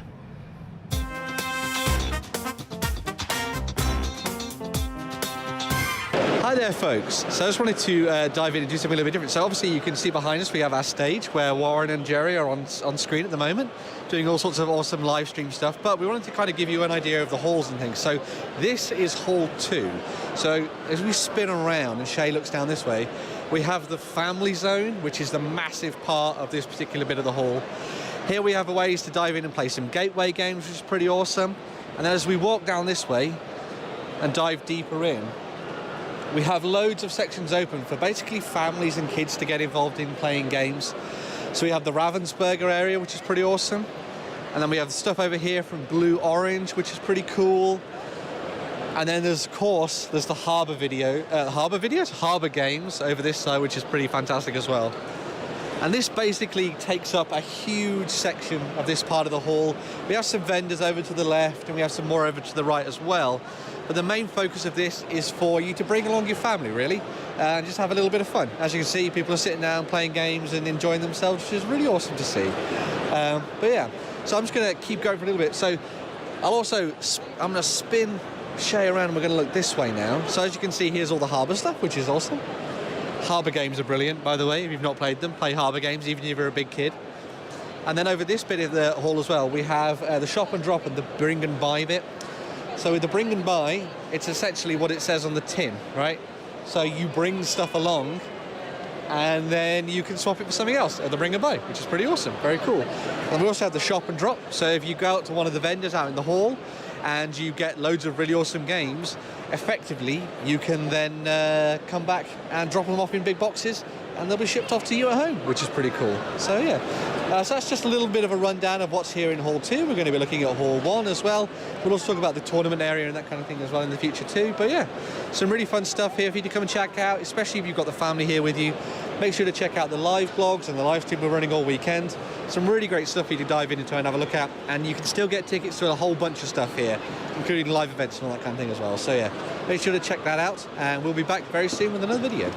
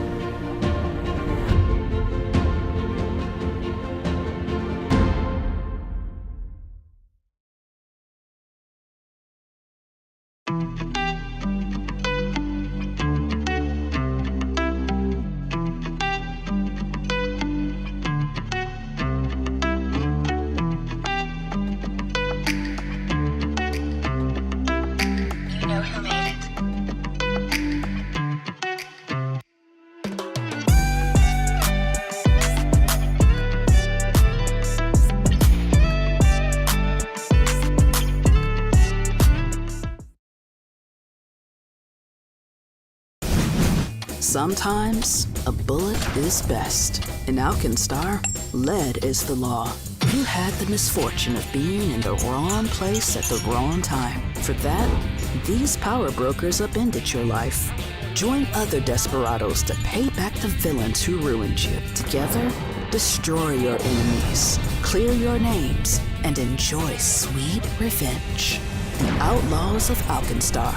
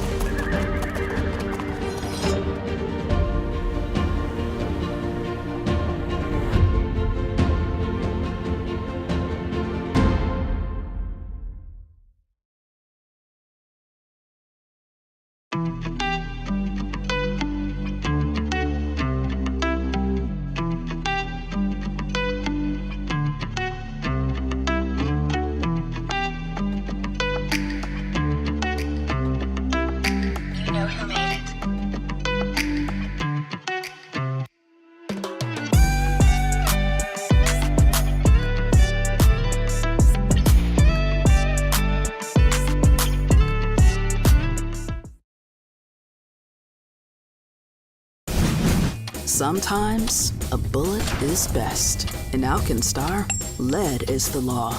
You had the misfortune of being in the wrong place at the wrong time. For that, these power brokers upended your life.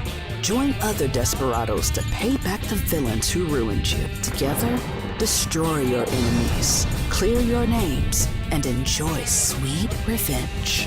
The Outlaws of Alkenstar.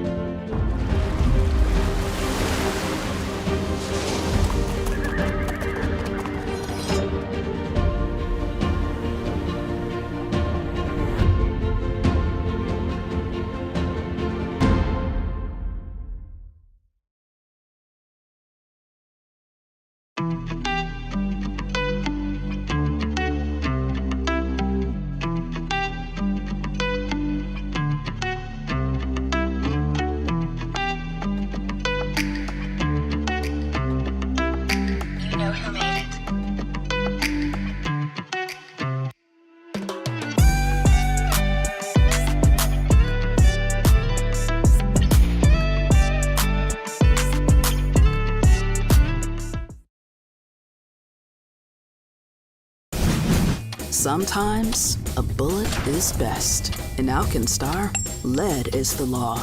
You had the misfortune of being in the wrong place at the wrong time. For that, these power brokers upended your life. Join other desperados to pay back the villains who ruined you. Together, destroy your enemies, clear your names, and enjoy sweet revenge. The Outlaws of Alkenstar.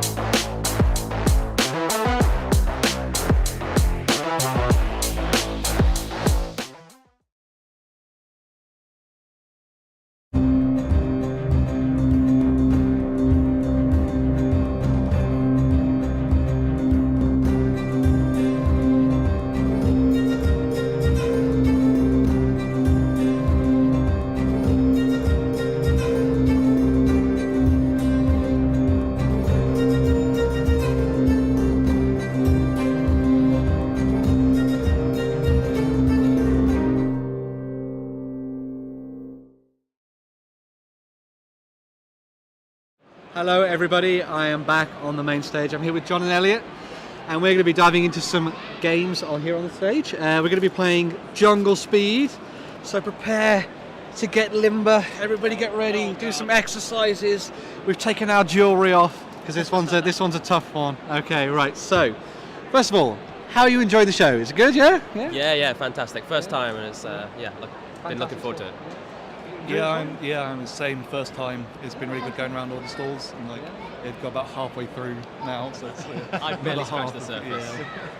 You were saying you've been to some seminars and stuff this morning and all that kind of thing as well. Yeah. One about like mega games and stuff, which seemed really interesting. It's in a really tiny, tucked away little theatre in the little plaza area, so had to spend like 15 minutes trying to find the damn thing. But yeah, it was good, really good. Fantastic stuff. Well, we're going to play Jungle Speed. So for a quick introduction for everybody who's not seen this game before, it's a dexterity game. God, I love my dexterity games. We're going to be flipping over cards from these decks. You can see they've got patterns on them. Hopefully you'll be able to see these when the camera zooms in on it, all that kind of thing like that. We're going to be matching patterns with each other.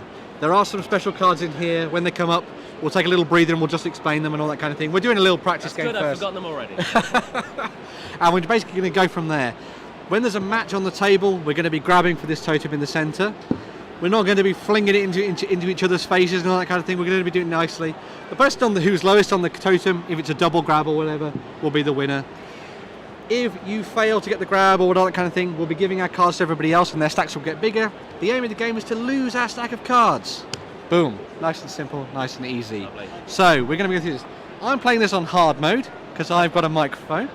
I'm going to do everything with one hand. This will be great. Cool. So, I'll start things off and we're going to go through it. So, cool. Boom. Oh. Oh. Oh. Oh. So now we're matching colours. Oh, so from this point on, normally we'd match off these two here, but from this point on we'll match colours, okay guys? Yeah, so yes. You were actually right there, so it's all good. Oh! Yeah, so those cards come over to you, John. There you go. And then you stick them at the bottom of your deck. There we go. So yeah.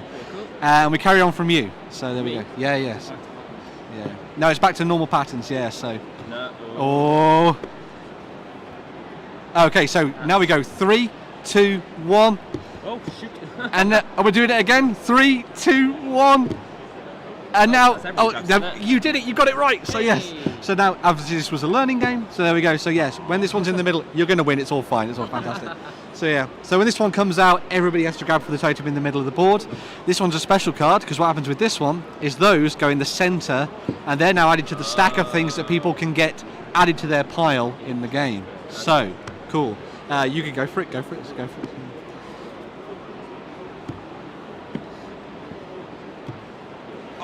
Oh no, it's wrong! It's just different. No. There we go. So I'm just gonna show this off to the camera because look how close that was. It was just a match. There we go. So they got on the bottom of your deck. I hadn't seen that. Yeah. It's sneaky. Jungle Speed is sneaky. The goal is to get the biggest stack, right? Oh yeah, it's like yeah. You're doing really well, by the way. So it's all good. So yeah, go for it. It's all good. Oh. Oh yes, that is good. Oh, so wow. It could be a quick practice game, isn't it? You're gonna win. It's all fine. Yeah, so, Fantastic. Go for it. Oh. Oh. Oh. It is, isn't it? Oh. I thought my pattern recognition skills were better than this. Yeah. The thing is as well, if something's missed like that and people just carry on playing, then that just gets lost in the mix, you see. So it's all good. So yeah. Go for it. Yeah. Oh.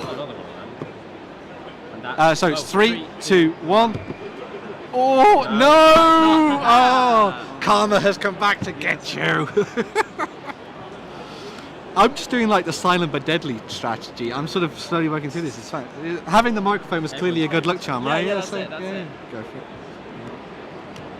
Oh, yes. We're good. I think we're okay. Is that good? Yeah. Oh, phew. There is a devious one which is a plus rather than a times. Come on. Yeah, so, right. Go for it.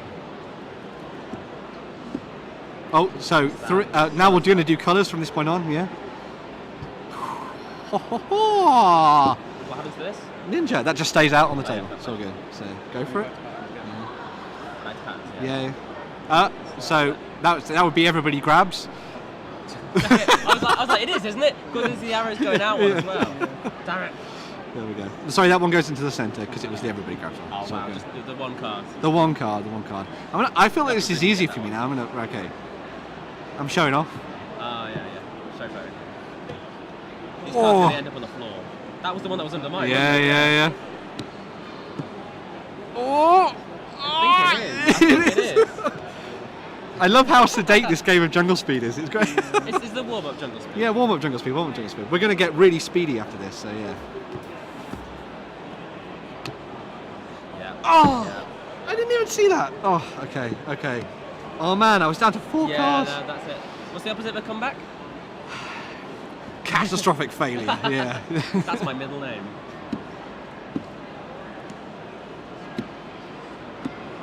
Oh! Could you have gone for that because it wasn't one of yours? Yeah.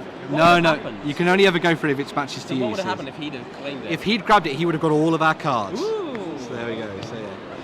The worst thing about that one, I looked at it and then I went, oh yeah. Yeah. Checks out.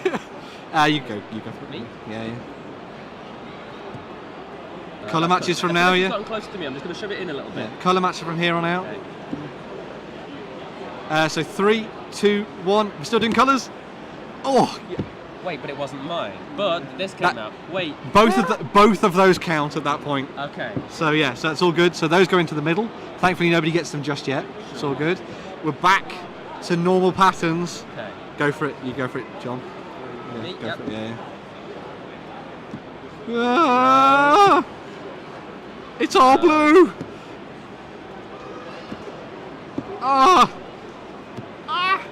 The stacks are getting big.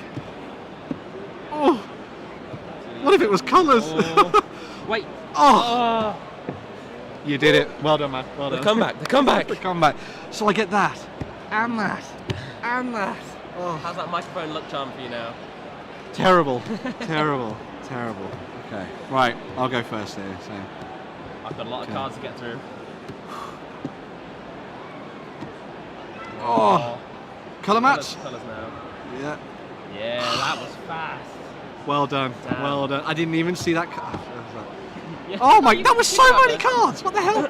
Elliot, you're close. That's dangerously close. How you find it so far? Good, yeah? It's good. I'm warming up to it. I thought I was like, oh no, I'm terrible at this, but it's getting better. It's getting better. Okay. Colour match from now on.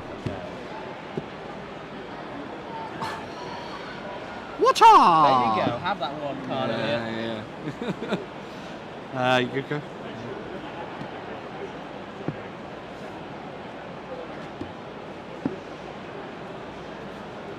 Oh, colour match from now. Oh. I'm so slow. We need to gang up against We them. do, yeah. The thing I'm thinking, right, if I have to play this on Sunday, I'm going to be so tired. Okay, I think my stack's got pretty big now. Is that just everyone grabs? Right? That was, yep. That's the one that confuses me. Yeah, I know, because it's so similar to the arrows going out. Yeah, right. So they're all under? Just that one. So, yeah, you good go. Yeah. Oh. Okay. You don't expect one right after the Oh, no, other. sorry, you got that, didn't you? Yeah, sorry, yeah. Oh, no, that stack's way bigger than I thought it was. Okay. Colour match from now. Your hand is right in the way, thank you. Oh! I get everything. There you go. You see what I'm actually doing? What I'm actually doing is I'm just being kind to you. Yeah, that's it. We appreciate it. Have you got one card left to flip? Oh, for okay, God's so at this point, right, if there was one card left to flip, you don't win until you get a grab, okay? Oh, no. It'll go between us two until one of us matches you, whether that be colour or pattern, okay? I'm still not to match my one. Yeah, you're still going to match your one. Okay. Right, so, whew. So now me and you just keep going. Oh boy, this is not going to go well, is it? Oh. Wait. No, that's why was I grabbing for it? You Why can was grab I it. grabbing for it? Oh no, you don't need to grab it. Oh, so you get all the cards. And then what happens to Elliot? And Elliot wins. Oh. Boom. So yes, we give it a prize. I got you, bro. Yeah. Yes. Prize? Yes. You get a prize, Elliot. Okay. Right. Okay. So Bravo. hold on to it. Be my mic man for a second. Okay. Hello, I'm the mic man. Elliot, what are your thoughts on your new victory? I'm very pleased with it, especially if I get a game. Yes. Would you like terraforming Mars? Ares On the table, get your microphone. Oh yes, that'd be a good idea, wouldn't it? Yeah. I'm a professional. Yeah. So, what would you like? Would you like Terraforming Mars Ares Expedition? Would you like Korra, Rise of the Empires? Or if you could lift that one up for me, please. Would you like photosynthesis as well? Just turn it around to the camera. Which one would you like to take with you? Yeah. I might take Terraforming Mars. Go for it. Fantastic. Well earned, sir. Well earned. We're going to put these up here because now we're playing for big money. That's okay. it. That's it. Don't block the shot. There we go. Fantastic. Is that okay, my cameraman up there? Fantastic. Great. Super. Cool. So, if one of you two would be so kind as to deal those out into 3 extra stacks for me. Yeah. I do it very slowly. I think you won, so you should do this, right? Okay. Yeah, that's okay. it, definitely. So how did you, in the stakes of professional jungle speed, how did you find that so far? It's my best game of professional jungle speed I've ever had, so I think it's helping me up my game. Yeah. I'll be tournament ready in no time. I'm still actually terrible at the game, so there's that hurdle to overcome. But one day. My coach says I'm getting better. Yeah, we've got to go through the amateur leagues before we get up to the professionals and that kind of thing. Until we get to Elliot's stage, you know, where he's just like he doesn't even have to grab the totem to win. No. He just does whatever he wants. He gets his mooks to grab the totem, and that's it. Yeah. All good, eh? Oh, the life of luxury. What other kind of games do you guys play then? So, all sorts. I mean, now my job is kind of long and tricky. I get back and go to the board game cafe, and it's just party games, please. I need to just no thoughts, just vibes. Yeah. I'm just going to let you know, the board game cafe that they're talking about is Chance Encounters in Birmingham, which is really awesome. Superb. Yeah, it's in Digbeth in the Custard Factory area, isn't it? It's really good fun. They've got a really nice, light, airy building and everything, haven't they? For Social Gaming's on a Monday. Yeah, come down on Monday at 6 o'clock. We're always happy to have more people. They've also got a brand new podcast in league with the Yogscast, which is fantastic. Check it out. It's great. Plug. Why not? Why Yeah, not? exactly, yeah. Also, my friend works there, so I have to plug it, right? Okay, so yeah, okay, right, cool. So, now we're at professional levels. That's it. I think you should start, because you ended up with the highest stack, okay? Okay. So, yeah. Thank so, you. Very yeah, kind. so, yeah. Oh! Good start. Good start. My friend always gets this. I never grab that one, because I always go, oh, is it the 3-2-1 one? And I'm like, yeah, so. Exactly. It's going to keep getting Yeah, this. go for it. Again? Yeah. Yeah, You grab lower. You grab lower. So you get to put that in there. It's all good. All right, cool. Go again. Colour match from now. What? Oh, wait, not me, not even me. I saved you. I saved you. I saved you. I I need saved to you. get out of that mindset. I'm like, oh, match. Yeah. You get those. Right. Go for it. Back to patterns. Oh, close. Colour as well that got me. I was like, wait, that's a twofer. Colours from now. Oh! Yeah. It was so soon. Oh, okay. Come on, my heart. Right. Here we go. Back to patterns. Oh, yeah. That's fine. It's all good. That matches, I think. Yeah, it does. It does. Yeah. I love how sedate we are at Jungle Speed. This is great. We're playing the. My heart can't take any more than this. Go for it. Yeah. Wait. Oh no. That's Me, yeah. So. It's these flipping kind of ones that Yeah. they're the nasty ones. I can handle the rope. Spots. I can handle the spots. So 3, 2, 1. Oh. Your card, sir. Oh. Thank you. It's okay. You got to do it with some decorum, you know. Of course. Yeah. Okay. Yeah, you go for it. Yeah, go for it. Yeah. You like that card so much. I do. My mind blanks. Yeah. It goes. Boom. I know. All right. I'll go. That's the rule I've not picked up yet. Who starts afterwards? It is, isn't it? It is. Yeah. So the actual rule, is that whoever caught it, whoever got it, is the person who goes again. Okay. Because they've got the biggest stack. So yeah. Yeah. There we go. Yes, that is the other rule. Fantastic. So I picked that up. So I should go. Yes. Oh. Now you are underneath, but is that a grab? Now, well. What if I were to do this? Well, how much of your finger was round the bottom of that totem? It was, yeah. Oh. I'm not sure I'd call that a grab, but I am biased in this situation. Okay. Oh, you're so kind. You're so kind. Cool. So you get to start, yeah.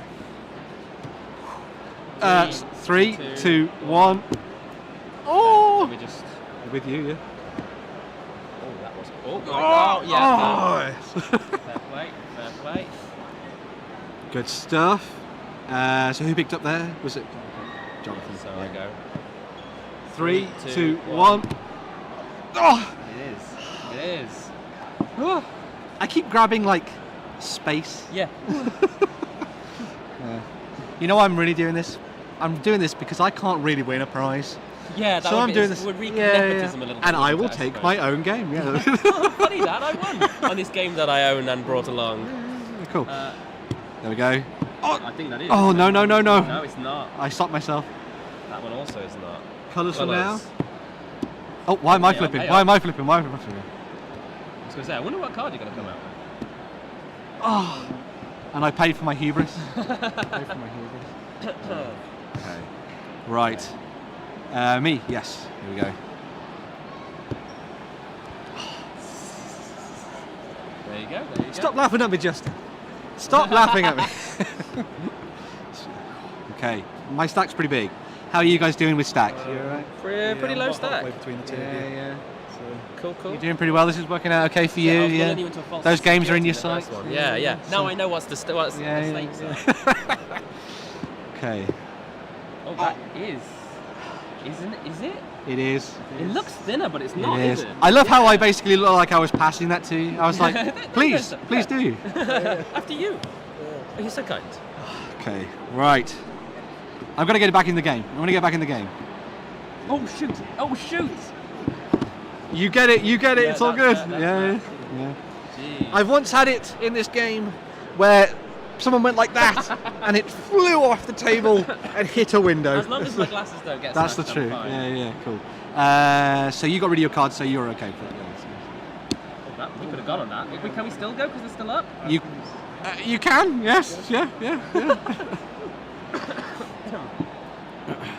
Cool. Yeah, go for it.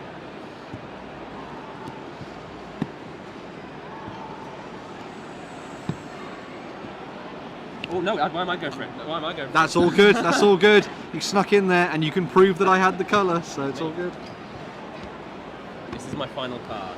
Your final card. Final card. As we move into the final moments with the final cards, my stack is huge. It's anyone's game. Anyone's game. Yeah. All Jonathan's doing all right. Yeah. Elliot, okay. Yeah, not too bad. Close one, really. Right. So. Looking for the matches. We could have gone. Oh God, yeah. 3, 2, 1. You win. Boom! There we go.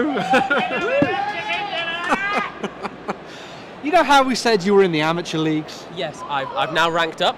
I'd like to thank the academy. I'd like to thank my parents and our wonderful host Ben. Oh, thank you very much. Thank you very much, both of you guys. I hope you had fun playing the game. I did. What are you going to go for? Are you going to go for core or are you going to go for photosynthesis? I know of photosynthesis. Yeah? I don't know of this one. Have a look, see what you think. It looks interesting, but I'll go with the one I know. Go with photosynthesis. There we go. Fantastic. Thank you very much, guys. I'm going to grab a photo of you guys afterwards, show off your prizes and all that kind of stuff. Sounds great. Yeah, so I hope you guys enjoyed a little bit of Jungle Speed. This has been really fun. Thank you very much. Great stuff. And I hope you have a really good rest of your convention and all that kind of thing. Make sure to check back in with the live stream and the live blogs and all the kind of things we're doing as well. If you want to be with a chance of winning some prizes, all you got to do is be around this area and I'll come and find you. We and were I'll having lunch. We were having lunch and got roped in, so yeah. Fantastic stuff. Thank you very much, guys. Cool. Have a nice rest of the show. Thank you. And I'm going to throw it back to the guys in the studio. Bye for now. Ha! We are back. Beautiful Once nerds. again. We love them. We love them. Yep, it's the continuing of the challenge, Ben. Yeah. The continuing misadventures. Yes. Of challenging Ben. I think that one's called. But yeah, interesting game. The man's a actually. demon. He The is, man is yeah. a demon. So it's. I think that's. I want to say it was called Jungle Rage. I'm not entirely certain if that was what it was actually called, but it's a fascinating little game. I would go cross-eyed trying to tell the difference between the multiplication sign, the diamond with two circles or circle with two diamonds, and all the rest. No, I'd be just grabbing the totem out of the middle every single step of the way, and building up a massive tower of cards. I think. I try to be as amenable as I can. Yeah. Okay. So any game that comes to the studio, I do try to get on with it if I can. But there's a whole reason this is called the Challenge Ben segment. Is because I am rubbish at these kinds of games. All right, I thought it was just we couldn't afford Annika Rice. Makes sense though, yeah. When you put it like that, it makes sense. I just can't do it. Do you see anything that involves snap or whatever? That kind of thing, it's like nah. Or crackle or pop. Yeah. Any of the Rice Krispie helps. Yeah. I just can't get around it. I just cannot get around it. There's a great little dungeon game that's based on that kind of mechanic. Right. And it's the only dungeon game I've ever said no, can't do it. I don't mind dungeon crawlers, but I draw the line at dungeon card games. I just draw the anything that involves see that quick reaction quick stuff. reactions and all the wee dextery bits. I retired from video gaming specifically to get away from all that quick reaction stuff. Makes sense. So as I could use the strategic power of the mind. Yeah, well, it's one way of doing it. I'm all about using the strategic power of my mind. Unfortunately, that seems to let me down all the time. Yeah. My strategy. Well, there's the Ben in. Come on in, run out, Ben. Oh man, you are playing for keeps today, my man. Yeah. What do you think of my jungle speed skills? Do you think they're good? Actually, what I would like to draw to your attention is that the community are now chipping together to pay a developer to create the Ben game noise soundboard. Okay. Right. Due soon on Android and iOS. How does that go? What's the? Ooh! Did you get it in? Ooh! Wow. It's gonna be the Christmas bestseller on the iTunes and App Store. Sounds about right. Yeah. So it is. We love it. Oh man, I'm telling you, man. You know, I could just sit and listen to you make your game noises all day long. It's great. I'm just to say, one of the things that's really annoying me out there on the stage is you guys heckling me when I'm out there. We're not heckling, we're offering up shouting little bits of advice. We call that umpiring, don't we, Jerry? Yeah. In the professional jungle speed leagues, that's how it goes down. You can view us as some sort of terrible Stadler and Waldorf, but we look less realistic. So I suppose the big question is, I know that we're going to have a challenge Jerry at some point, okay? That'll be the play your cards right if you want that one. We're all looking forward to seeing how this one goes. But Ben, the next challenge, Ben, okay? Now, I don't think there's any more now until tomorrow, but the next challenge, Ben, do you have an inkling of what it's going to be? Well, I was thinking, if we're going to be playing with a family, I was thinking that we could go for some Ice Cool, if anyone's played that before. That's a flicky game, isn't it? Penguins around. So yeah. if you want to be in this area, sort of next, tomorrow over lunchtime and that kind of thing, make sure to be around, and I'll be able to play some Ice Cool with you, and you'll hear more of my soundboard noises. Can't you make penguin noises? Waka waka. That was Fuzzy Bear. How does waka waka? That's how my kids finish jokes, man. how does Pinga do it? Walk, walk. That's better. Walk, walk. There we go. Fantastic. But if I also want to crack out Jungle Speed again. I think Jungle Speed would be really awesome if we could get that back out. Yes. I want to try and retain some kind of crown. But yeah. Also, I can't help but feel that everyone's against me because in our first game that we played, I got picked on. I think he's. Oh yeah, you told it. Give me that. That's what I want. So Ben, I'm challenging you, okay, to a game of Catapult Feud. Oh, okay, right. Okay, I believe. Oh, look at this! It's proper catapults. That's pretty amazing. Okay, so at some point we'll get a challenge, Ben. Yeah. Heck, I might even prize myself out of this little glass box to challenge you myself. Sounds to good to a Catapult Feud. Yeah. So let's keep. Win this as well, Yeah. We have this version to open. 2 to give away. So we have 3 in total. Yes. Oh, awesome! So with this one to open, and then we have 2 to give away. So I'll tell you what we'll do. We'll maybe try and do some kind of combined challenge, Ben, and giveaway to the folks at home kind of thing. Okay. But the first challenge is obviously getting through the cellophane, which I never can do, so I'll give that to you. Right. I'm off. Good work, Ben. Good work. Go with speed. So where are we at? We are coming up to the 3 o'clock. So we're coming up to, the live stream today is going to finish at 4, and then we'll be back again tomorrow to take things a little bit further. Yeah. We have been checking in on the team. We are only a wee small team this year, so everybody's feeling a little bit of the pressure. But as I have said, the motto for this event of this year was maximum, minimum hassle. Low stress. We're all about it. 100% with you on that one. It's the best way to do it. I think we can check in with another video interview. I think lined up we have Aries Games, so we can get a chance to check in with Aries and see just what they have brought with them this time.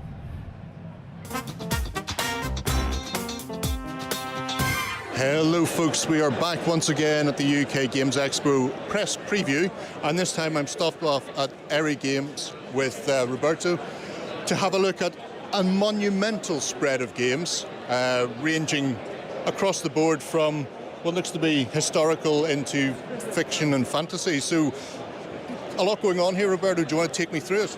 Yeah, there's a lot this year also because we had to make up for missing 2 years of UK Game Expo, but most of the games here are either recent releases or upcoming releases, so it's all pretty new. And as you have seen, we are pretty strong as a company with thematic games, no matter if the game is thematic from a historical perspective, like the Quartermaster General series, or from fiction.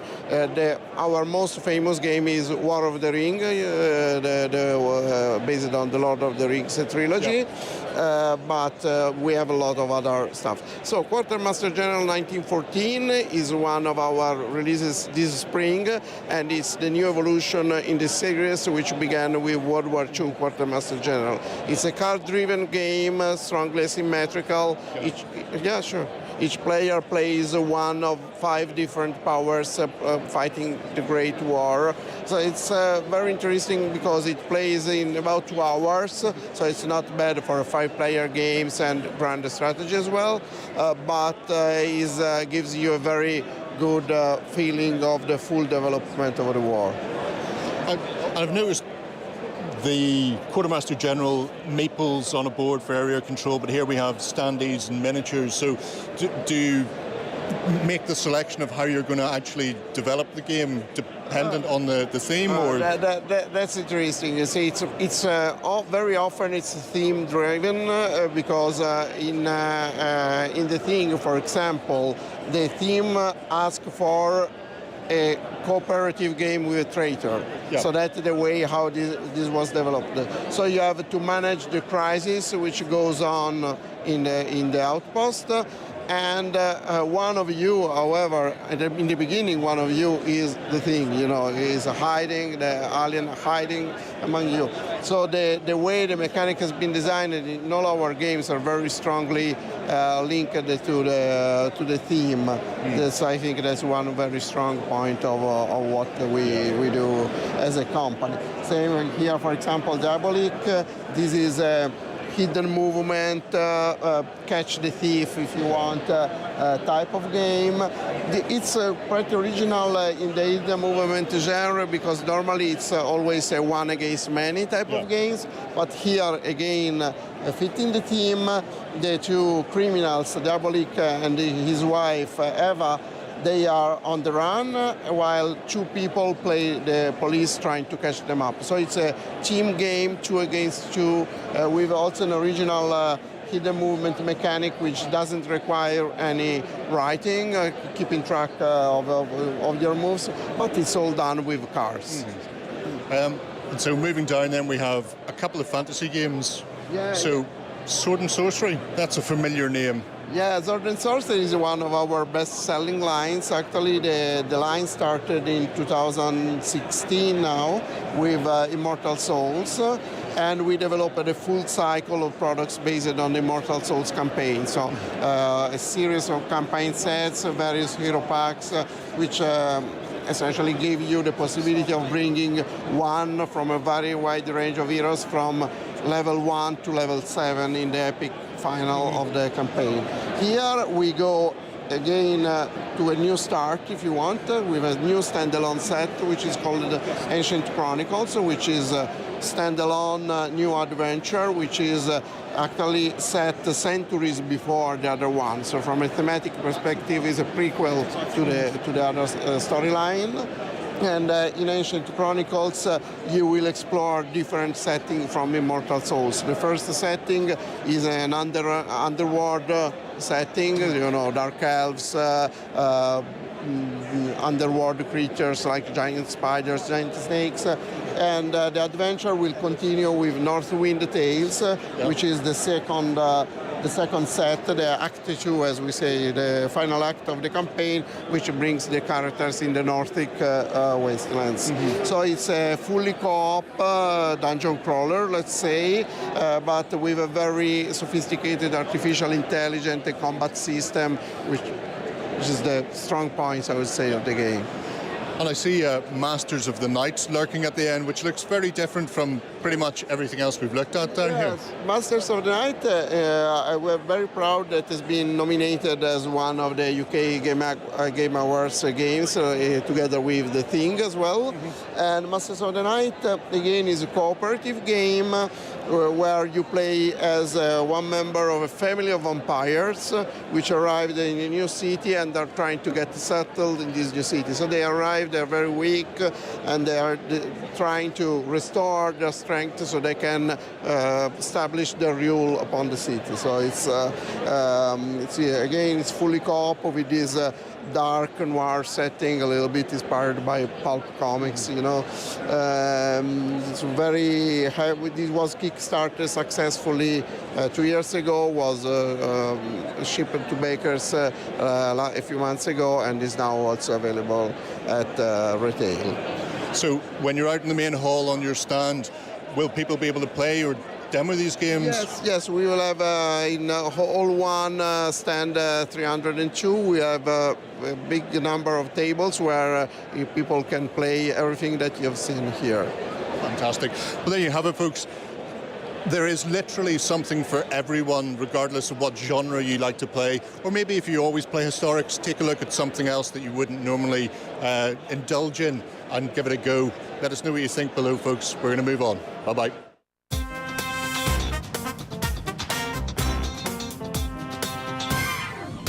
Ha-ha! I recognise that big fella. Yes. Handsome big man, that. Devilishly handsome. Right. So that's Ares Games. Man, they have a chunk load of stuff. Yeah. Oh, so much. We actually got some of their games as prizes for the preview stream. So things like Diabolique, the heist game. We had that in the last one of us, or the last one alive. The little tiny dice-based zombie game as well.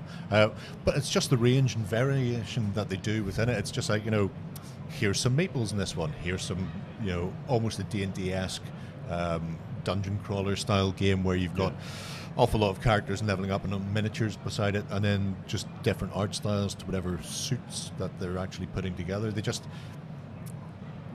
take the time, I think, whenever they're putting, like we said earlier, to actually get the right style of game married up with the right type of publication, I suppose. You know, you're not seeing standees for everything. You're not seeing meeples for everything. They chop and change depending on what they want to do with them. You're going to love this. Yes. We're going to find out who's paying attention, right? So the first person to put in the comments their favorite of the Ares games that we have just shown is going to win a board game. So get to it. So let's see who is paying attention. There are little paint pots everywhere spilling as they're going, oh, hang on a second, I'm going to type that in. So, oh, my man, Primal XP1 has actually won. Right in there. Right in there. And it's like a car bonnet. Well done. He's picked he picked out Sword and Sorcery. Sword and Sorcery have been one of my favorites as well. So yeah, it's an interesting one because you level up in the same way that you would level up in something like Dungeons and Dragons. So you get games that are set to specific levels, and then the expansion then takes you on. So you know if you've got the core game and you've spent hours playing it, then you're prime position for the expansion, whereas the expansion is set, it's tailored for the higher level characters. So yes, you could buy the core game and the expansion and dive straight into the next one, but you'll get hammered. So it's very much the group campaigning together and building and sort of leveling up as they go. It's a lovely thing. We didn't mention it in the video, but they had some Symbaroum expansion, some little booklets for that, for Sword and Sorcery, and that's a phenomenal RPG in and of its own right, with such a massively rich and well-developed world. So clearly there are more and more things they can keep adding to it and spreading around. Well, Primal, congratulations, you won. I wasn't able to give you my worms, so I'm giving you a version of me. Here you have it, Kung Fu Panda, the board game. 1, 2, Kung Fu. You'll need to nip over to the website, go to more at the top bar, go down and go claim a prize. There's the lobster claw taking it away from me. And enter your details there, and we'll get it shipped out to you sometime whenever we get back. Yes, when we get back, we will be dealing with this. So, but yeah, well done. You'll get the kids in on that. That's the spirit, my dude. That's the spirit. Oh, 100%. I mean, if there's any way you're gonna get the kids in, is stick on Kung Fu Panda and then just set them down to actually play it out as well. Yeah. Now, we asked them which of the games was their favorite. Yes. Okay. Load of ones in there. I'd like to ask you. Right. From the Ares one. From the Ares range. From what you did there. Which of them has grabbed you? The one at the end, the sort of film noir-esque game, which I think was called Murder by Night. Although, do not hold me to that. Rewind the video. You can watch it. But it's about a family of vampires who have decided to go to the New World. So they land in, somewhere around the east coast of America, New York, Boston, whatever it is, and they're very hungry, and then they're trying to carve out their own little dominions. But it has a very like a Sin City style harsh black and white drawings, and then there's these splashes of red as colors, so it's a really attractive game, but also an interesting sort of area control thing going on with the family of vampires who've woke up after a long shipment, I suppose, because they're shipping themselves, and then have to deal with getting out and about. And I just like that. It's amusing. It appeals to me, especially this time of the year. We're just past sort of Dracula season. Yes. Which is Harker's Journal's all set in May. So people have been very Dracula-esque the past week or so, as lots of online reading for that. Do you know what's interesting, Jerry? Yes. For a trope as popular and as iconic as the vampire, it's not as massively represented in board games and gaming as you might expect. No, it's a weird one. I don't know. Obviously, these days, I'm pretty sure Dracula is public domain. Yeah. But just the whole vampire pastiche, the idea that you can go and do something with vamps here, there, everywhere. Yeah, massively underrepresented. Well, you consider how zombified we are. Like there are zombies.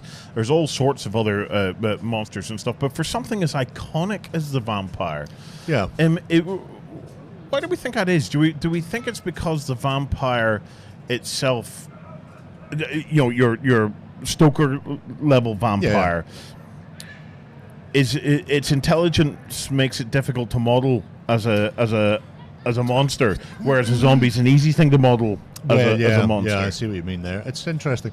Obviously, Damnation, the Gothic game, yes, has Dracula in it, and it's very close to shipping, actually. And you prowl Dracula's castle, trying to off the terrible people who have been dumped into his domain. And they had a lot of sort of vampire abilities on cards and bits and pieces, which means when you're picking up the game the first time, it's not as easy to play out with other people, because when you first get handed a set of cards, you don't really know how they act and that sort of thing. But post Kickstarter, they've gone in and sort of simplified it, changed up those mechanics to keep the idea that you're kind of burning cards, but that you can chase the people down as quickly as you want, whether it's turning into mist or turning into wolves or just a flock of bats, whatever it happens to be. You've got all those tropes. But I think a lot of it comes down to just pop culture. We've gone through a spate of comics and TV shows and cartoons and games Yeah. and all sorts of stuff where you've got zombies here, there, and everywhere. You know, there's iZombie was like a zombie rom-com and stuff like that, and Shaun of the Dead. So we've just gone through a period where everybody's talking about zombies and walkers for a long time. Yeah. And then games reflect that. And every now and again somebody will come in and maybe go, well, what if we did do something with vampires?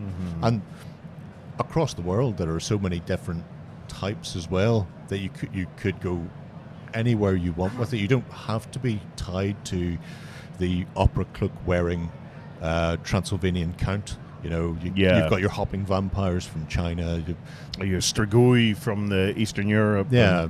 Stoker based Dracula mostly on Irish vampire legends, and then he just happened to shift it over to Transylvania to make it a bit more foreign, because, you know, it's interesting. These key monsters, well, I suppose what drives them is to try and find that mechanic, that thing that best describes them. Because it was in the chat, somebody had put in, what about werewolves? You know, it never gets any focus. The interesting thing about werewolves is, could we consider a werewolf to be a one-trick pony in terms of game mechanics? In that the trick of the werewolf is you don't know who is the werewolf, and therefore the ultimate werewolf or whatever already has it so well covered that it's hard to find a different kind of game within it. Ultimate Werewolf, the game where it's deduction, one of them. Yes. So you're hidden and then you're biting people and turning them, and that was my go-to in my head, but I couldn't remember who was responsible for it. So I wonder if the werewolf is slightly shallow, but in that instance, like, you look at the zombies. Zombies have been replicated over and over and over and over again. Sometimes they fight plants. Sometimes they fight plants. They do, though. It's true. I've seen it. But, you know, zombies aren't terrifying when you can defeat them by just getting a rake of treadmills in front of you and just having them in a big long line. Yeah. And then just to face them away from your house and they'll never get closer. But it's interesting. We see them an awful lot of wargaming because it's so much easier to model. A werewolf is something that's big and terrifying, very quick. Therefore, you can have them in fantasy games. Yeah, Likewise, but we never see the Yeah. deduction aspect in wargaming. We always see them as a fully formed werewolf. Yeah. In the wargaming, they are a fully developed enemy. In that, Yeah. so it'll be interesting. See somebody mentioning to the Fury of Dracula, which is a game I dimly remember. I know the name better than I know the game. I actually have a copy of that, an original copy that I bought off Alan Merritt. Wow. Of Games Workshop fame. I happened to stumble across that. So Alan Merritt is one of the long-time people, well at the top of Games Workshop. Very, very well known. Brilliant guy. And he happened to be selling this copy of The Fury of Dracula, and I managed to snag that one. So yeah, we will maybe we get into the studio and get a game of that going on. Oh, that would be great crack. Yeah, you can throw on a live stream or something now at some stage. Let's see. The running order is changing as we speak here. Oh, that'll be interesting.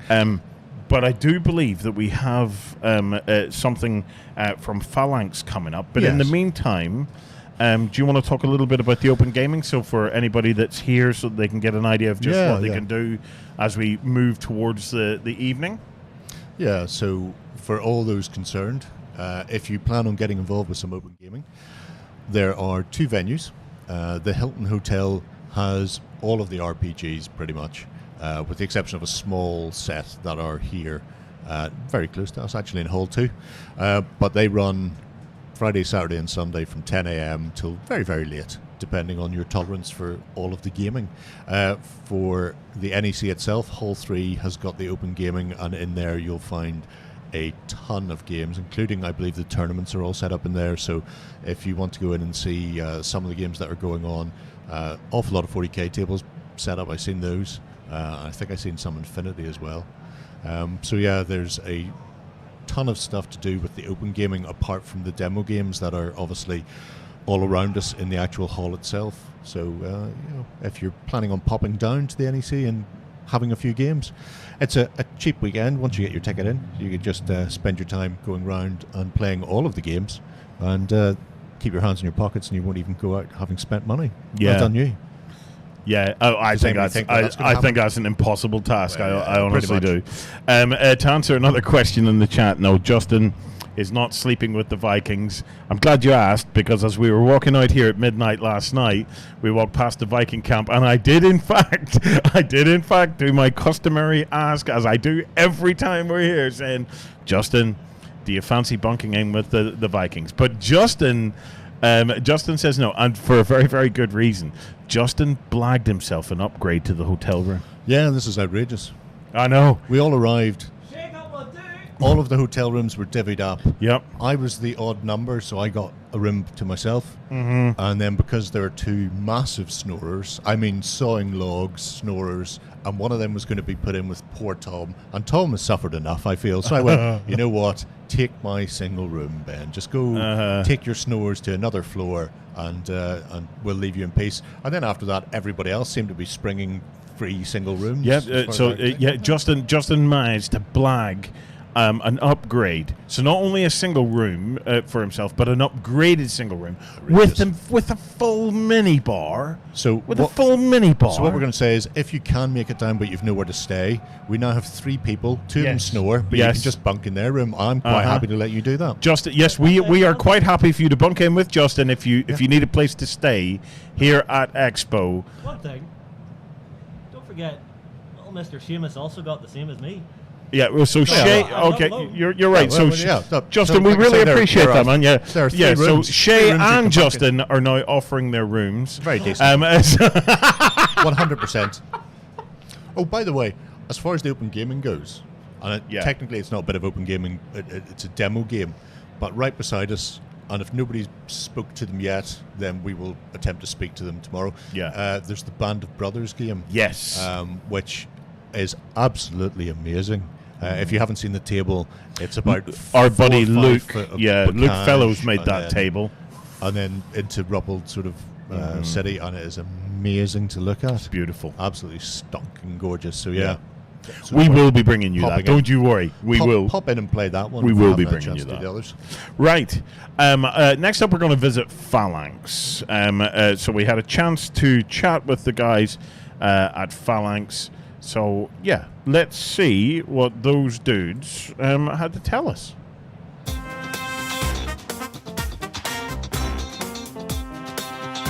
Hello everybody, we are back for more Games Expo fun, and this time round I'm joined by James from the delightful Phalanx Games. You may have seen him already on the channel, and he's just been showing off some stuff at the press event. So what's it all about for you this week? It's all about Brett Wilder this week. We're launching it on GameFound on the 15th of June. It's our new game. It's a very beautiful game, area control type of game set in Dark Ages England. We play one of 4 factions trying to become the Brett Wilder, claim the crown of England. So yeah, we're launching on June 15th, so we're running demos all weekend, so hopefully people get excited about it, as excited as we are, and start playing it, and then start following it and seeing if they want to buy it when it comes out. Yeah, so this one we've had on the channel already. If people haven't seen it, there's a little Let's Play for it. But it's a stonkingly good game and looks absolutely fantastic. But you haven't only got Brett Wilder with you this time round. I also see Successors creeping about there as well. Which is another game we've actually done with you. So this is the 4th edition of the game, the first edition we produced. It's a 2 to 5 player game that follows the wars of the Diadochi. So Alexander the Great has died. A battle went on for decades about who would be a successor. This game captures that. It's a card-driven game. It's a brutal game of lots of alliance building, fighting, trying to conquer different parts of the map. It's a wildly popular game, and that's why it's been around for so long, and this has been a great game for us. It's a spectacular thing. So you say you're going to be demoing, are you demoing both or just Brett Wilder on your stand? We'll be demoing Brett Wilder and Race to Moscow, which is a sequel to the previous Race, the Rhine game we had, a very logistics-focused game. So this is just a bit too big and a bit too much of a teach to actually demo, but we'll have it on show so people can see it, and they'll be able to buy it. We have a number of games on sale, also they'll be able to buy, and Successors is one of them. So if people are looking for you, do you know where your stand is, and do you know your stand number? We're at 1402, which is on Catan Street or Catan Lane, just next to the big Aries stand. And Hall 1. One for OT. There you have it, folks. If you fancy checking out some of the most beautiful Dark Age board game that I've seen in a long, long time, definitely pop by Phalanx Games and check out Brett Valda and have a chat with the guys and let us know what you think below.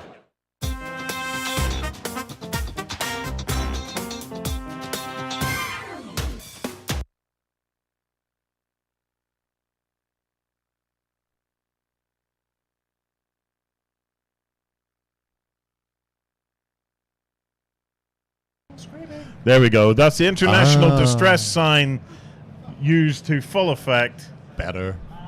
Kid's not paying attention. He's off crying because he's going to lose his room to a bunch of people with sleeping bags on the floor. Yes. So, yeah, we are going to bring you that. I'm just looking at the chat here to keep an eye on it to see who needs what. Definitely, we will be bringing you that Boltac or the table, the Band of Brothers table. Yeah. I think it's definitely one to have a look at because it's a delightful piece of kit and also interesting game. I still haven't seen the giant Risk yet. If people didn't see we did a little test earlier, and I waffled about this during the test, but it was before we actually got to actually running live ourselves. Yeah. So there's a father and son running a game of Risk, I believe. It's based on a map of the UK and the counties rather than the whole map of the world. Nice. It's using larger figures, so we're not sure what scale figures they English Civil War based, is it? Or I think it's Napoleonic still, or thereabouts. But the interesting thing is, I believe the father and son duo are 87 and 60, respectively. So I'm not sure. Fantastic. Richard was saying that they exist and to let us know whenever they arrive, but I haven't seen hide nor hair of them yet because I really want to see that. I want to see that. It's just a unique way of doing it. You often see Risk figures being used for other games. It's nice to see other figures being used for those games. Absolutely. Yeah. Absolutely. I'm trying to keep one eye on the chat here as well because there's a bit of crack going on in there. We're looking for the semi-domesticated Jerry on the game floor. That's right. Well, there may be one about. It's not me, though. There was a big tall wizard in the press preview last night. I didn't speak to him. Somebody else had spoke to him already. But as I walked past, there he was. Massive long robes, massive long flowing beard, massive long flowing hair. And I was just like, Dad, is that you? You're a spirit animal. Yeah, very much so. I think there's actually an interview with him at some point as well, because I think that's an RPG. So that's nice. Yeah. Right.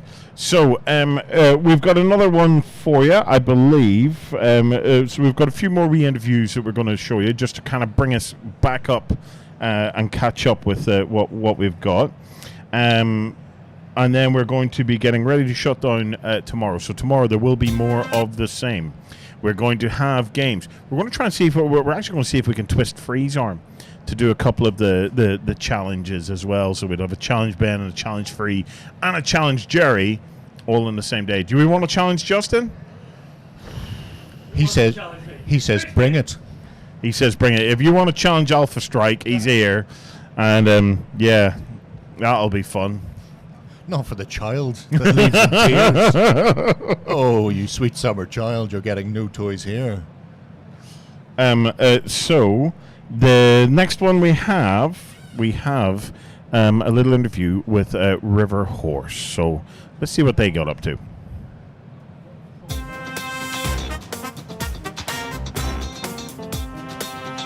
Hello folks, we're back once again at the UK Games Expo press event, and this time I've stopped off with the delightful Alessio and Jack from River Horse Games to have a look at what they've brought to the expo. So gentlemen, I'm seeing a very Henson themed board in front of me. Would you want to give us a bit of a rundown on what we're looking at here?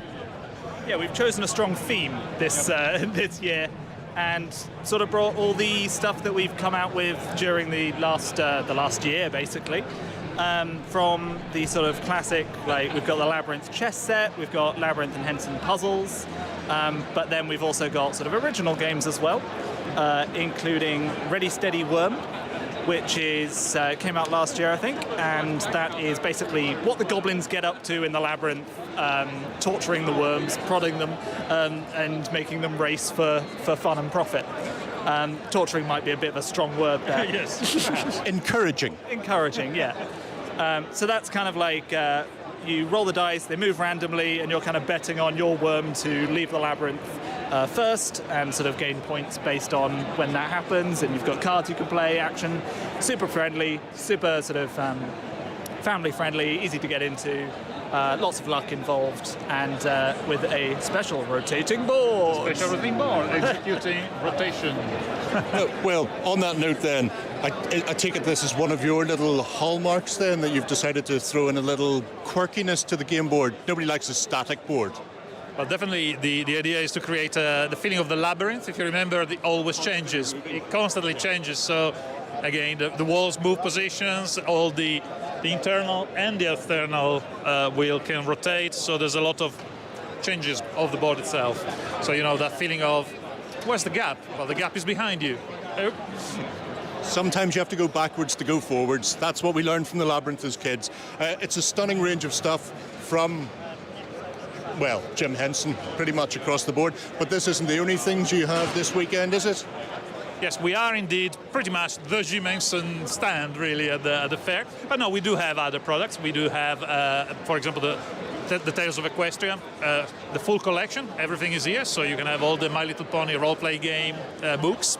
Everything is here. Everything is available. And other small products, but I think those are the two, kind of the two core pillars of River Horse.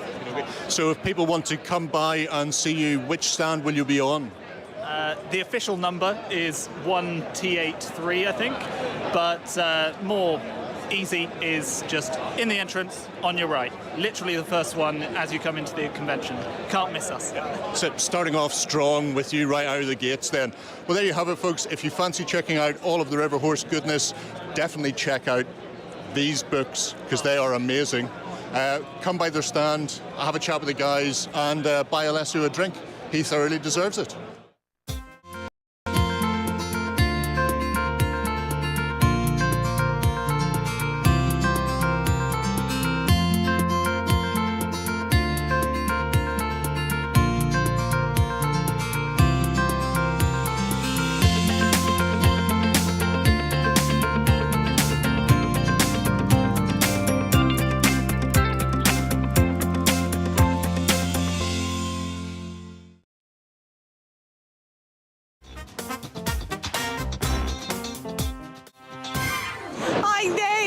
At UK Games Expo, and I have dropped over to Greater Than Games. I can see loads of games up on the stall. We've got Spirit Island, The Cube, and there's also some demos going on. What have we got going on today? We have a ton of demos of some of our evergreen titles like Spirit Island. We also have the new version of Sentinels of the Multiverse, the Definitive Edition. We're playing a bunch of demos of that. Kill Dr. Lucky, which is a classic cheap-ass games title. We have demos of that. And we also have demos of Legends of Sleepy Hollow, which is our newest campaign-style cooperative game about the Legends of Sleepy Hollow. Fantastic. So what made you pick the games that are coming today? What kind of games have you brought along with you, and why did you choose to share them with UK Games Expo? Well, we've got a good mix of our evergreen titles and some of our new stuff coming out. We're real excited to get back into UK Games Expo after our hiatus of 2 years. Cool. So we're very excited to show our new products to our new fans. That sounds amazing. Have you been really busy over the I mean, I know it's only been the morning, but has it been quite busy? I mean, I can see the tables are all full. Absolutely. We've had a ton of demoers. We've had a ton of fans come up and talk to us and buy some of our products and play our games. Amazing. So how do you get involved in a demo over the weekend? Can you just come up and talk to somebody here? Absolutely. They're just all walk-ups. So if you see an empty seat, you just sit down and you start playing. Brilliant. So we've got demos, and what's happening over here, over on this side? This is where you can buy all of our products. So this is where you can buy the products that we're demoing, but also some of our other newer items like Sentinel Comics, the role-playing game. That's our full rulebook. Some of our Sentinel or Spirit Island expansions, and the Deluxe Invader board, which is a new product. Amazing. Whilst everybody's at the table, would you mind taking me through just a couple of titles for the people at home? Absolutely. Fantastic. Sorry. So this is Legends of Sleepy Hollow. It's one of our newer products. It is a campaign game where you are trying to find your friend Ichabod Crane. So throughout the entire campaign, you are fighting monsters, you're revealing clues, you're doing rituals to try to find out where Ichabod Crane has gone and how you could save him. I love the Headless Horseman there. That's fantastic. Yeah. This is Sentinels of the Multiverse, the Definitive Edition. So this is a complete revamp of one of our evergreen titles, Sentinels of the Multiverse. Right now we have some people demoing our very basic campaign. They're fighting against Baron Blade, and it's Tachyon and Legacy, two of our favorite heroes. Fantastic. Right here is Kill Dr. Lucky, which is a classic cheap-ass games title. This is the 24th and 3/4 anniversary edition. So it has upgraded components. It plays 2 to 8 players, and the objective of the game is to kill Dr. Lucky. And how do you exactly kill Dr. Lucky? You've got cards. You have weapon cards in your hand, move cards, and also you have failure cards. So if you want to kill Dr. Lucky, you play some weapon cards, and then the opponents around the table, they'll play failure cards against you to prevent you from killing Dr. Lucky, because everyone here wants to kill Dr. Lucky. Fantastic. You really do have quite a lot of games on the table, so it's so great. It's fantastic. Lastly, we're demoing Spirit Island, which is a cooperative settler destruction strategy game. Spirit Island's one of my favorites. It is one of our most popular games. So it plays 1 to 4 players in the core game, and then with the expansions you can play up to 6 players. Wonderful. Wonderful. Well, it's really, really nice seeing that you've got a lot going on and that people can come up and demo and give everything a go. Is there anything else going on this weekend, or we've got this happening just over the next couple of days? Yep, just our booth for the next couple of days, but feel free to come by, say hi, play some games with us. Amazing. So guys, whilst you are here, be sure to check out Great Than Games this weekend. I'll see you around at the event. Bye.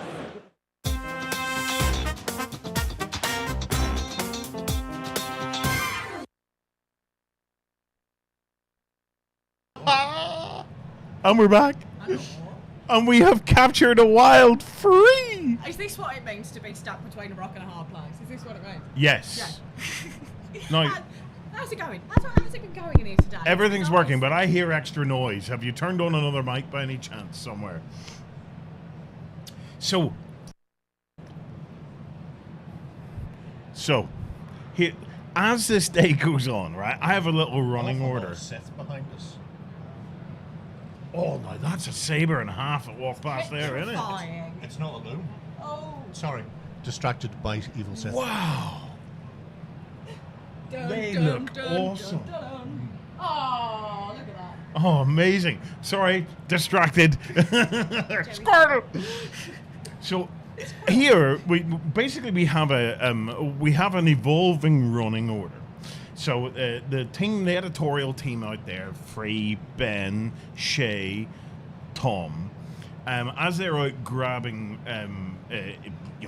recordings, interviews, and things like that, they evolve this running order for me and Jerry. So we don't actually do anything really, like all this knowledge and crap that we pretend to spout.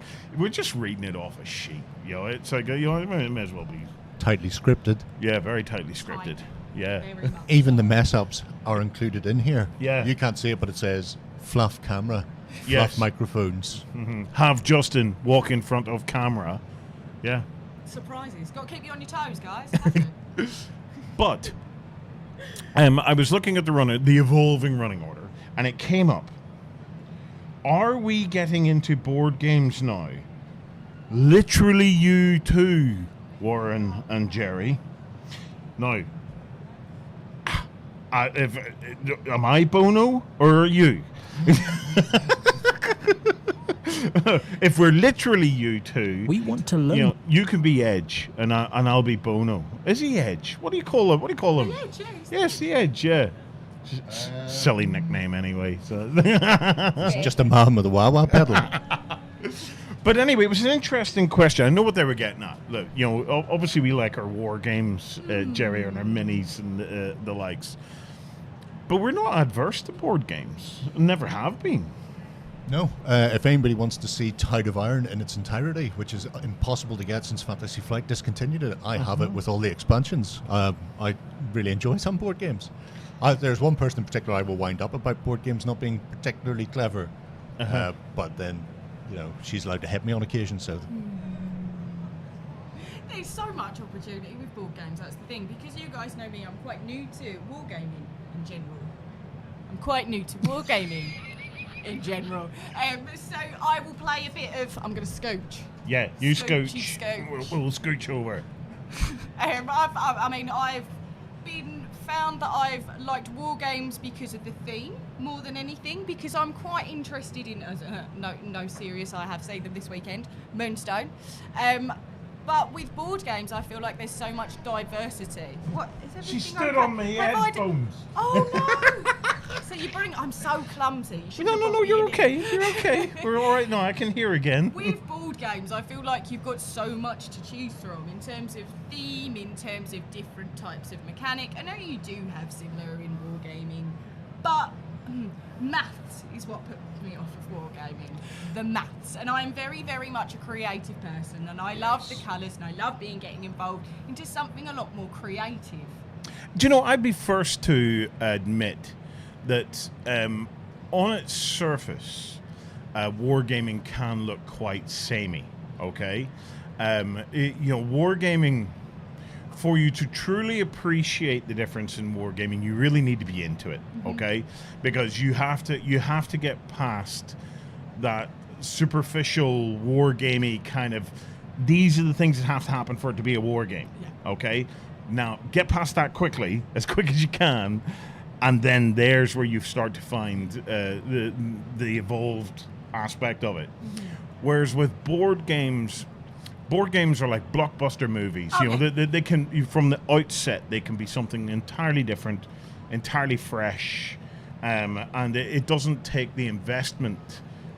Well, some board games obviously do. I'm generalizing a lot here, but in general, your typical board game versus your typical war game. Anybody who's set up Battlestar Galactica will know just how much of a time investment that is.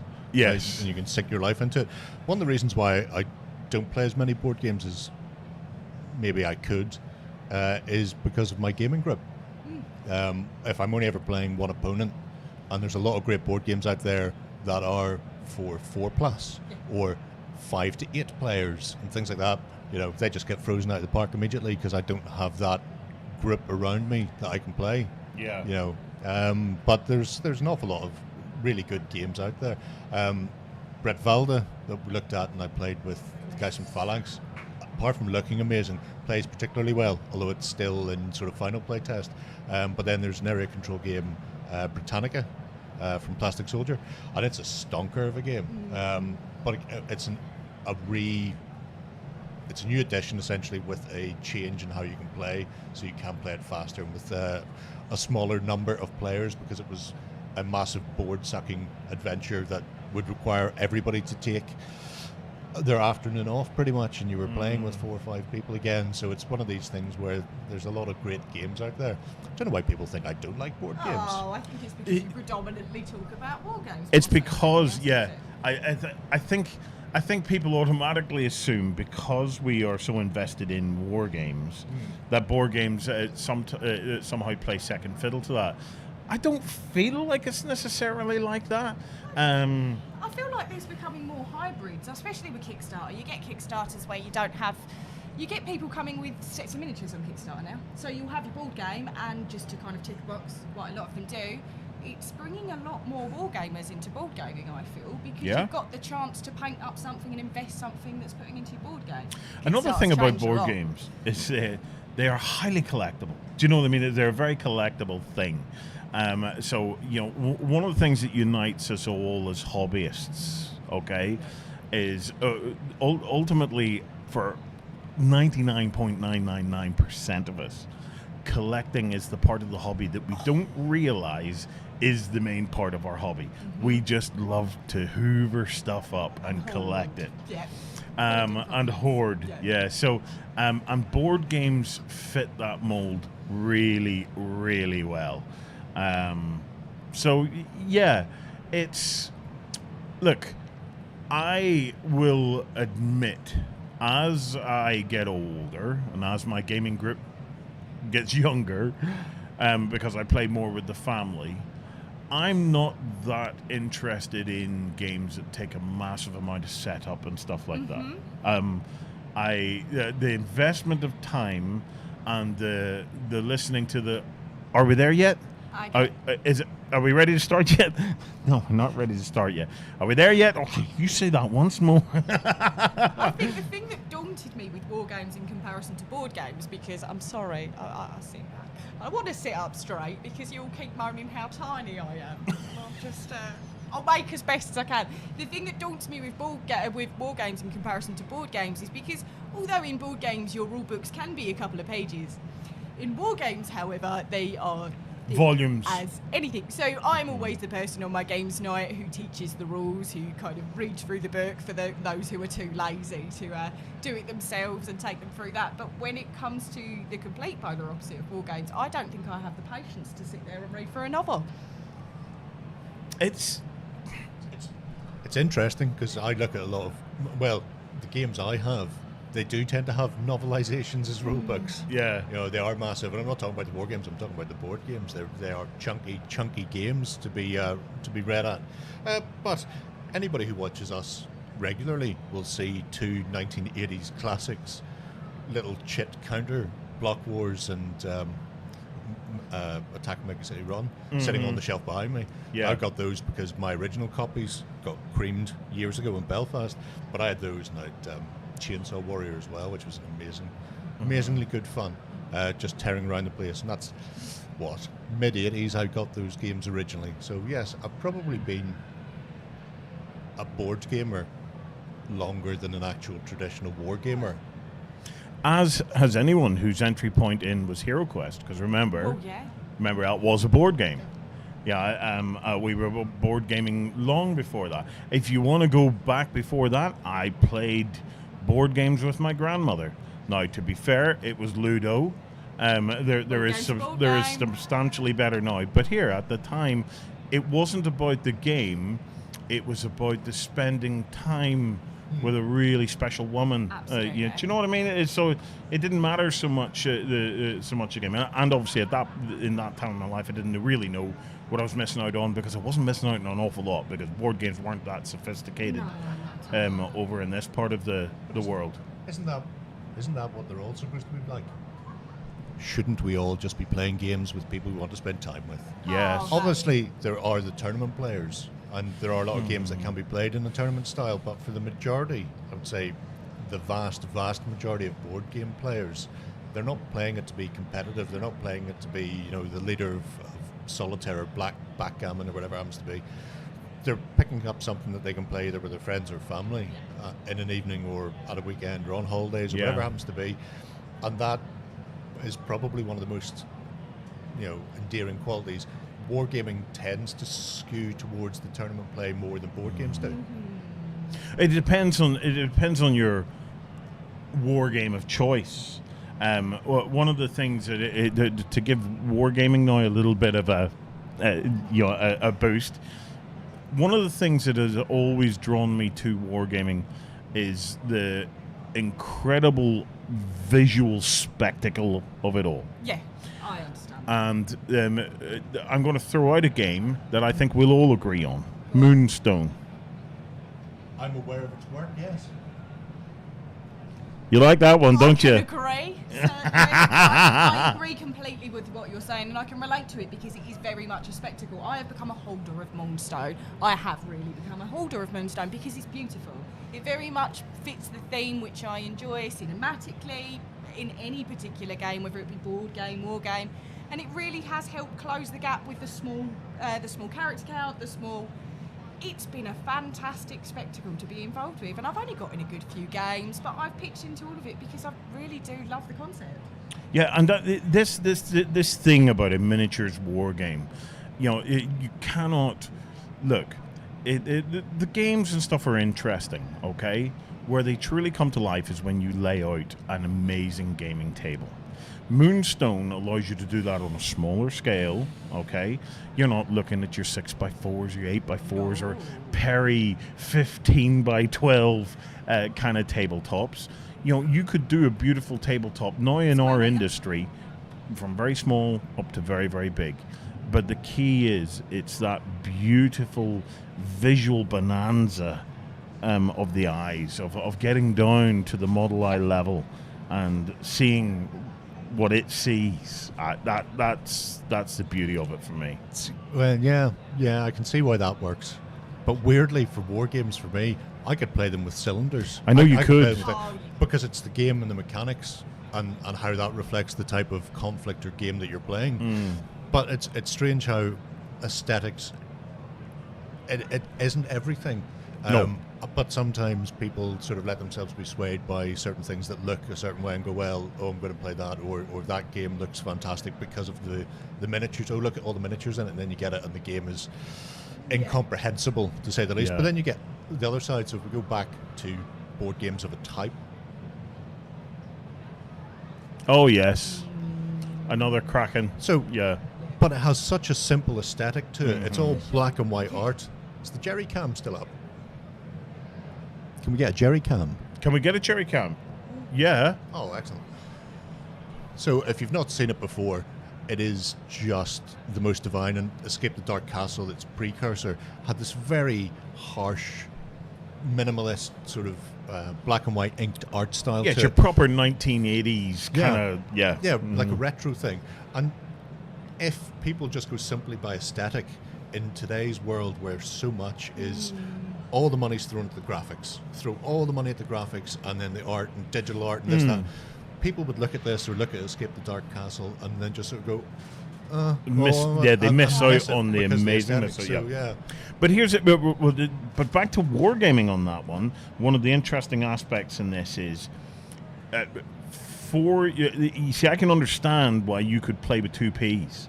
2Ps with arrows on them. You could play that Wild imagination, Jerry. because you're long enough in it to understand the warfare that it's replicating. But if you're taking those first steps in and you don't understand the difference between warfare pre-700 BC and post-1500 AD, you're not going to grasp the nuance of that. And in that case, you know, it's for me then the spectacle helps to set the scene. One of my favourites that's done that very much recently is Silver Bayonet. Silver Bayonet had the both for me. It had a... I'm going to lean now. Is that great? Does that sound so much better? I'm very sorry. Silver Bayonet has done wonders for me because I wasn't expecting it to love it as much as I did, bringing in miniatures and diving into a fantastical yet horrifying universe. And it really kind of seemed a bit of a hybrid for me, and I couldn't wait to pull together a team and start analysing and getting deeper into the research and history behind it. And it was a wonderful hybrid for me. But I'm now, because of that, I'm now exploring more Osprey titles that do tick that box. Well, yeah, go ahead. I think it was Ron D. I may have missed the name, but as it scrolled past, but somebody pointed out, as far as they're concerned, a war game is just a board game where you design your own board when you're playing. And that's an interesting way of viewing it.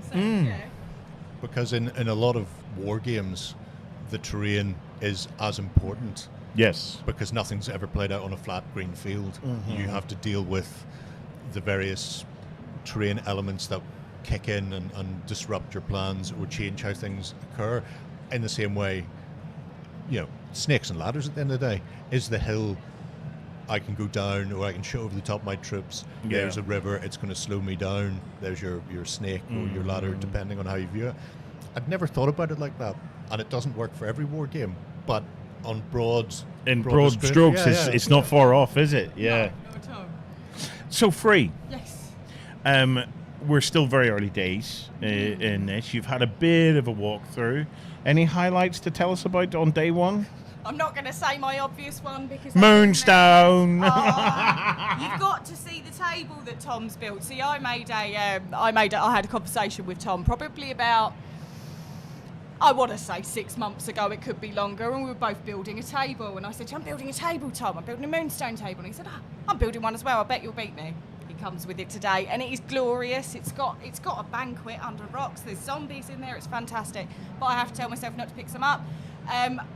Free League, every time, Free League. They've got a close-up look of the expansions that have just come off of Kickstarter to Vesson.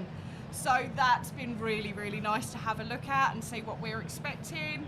Alley Cat's got some great stuff as well. And you know what? It's been nice to look at all of the different retailers in board games that I've not necessarily been able to find. Like Restoration Games is really hard to get hold of here in the UK.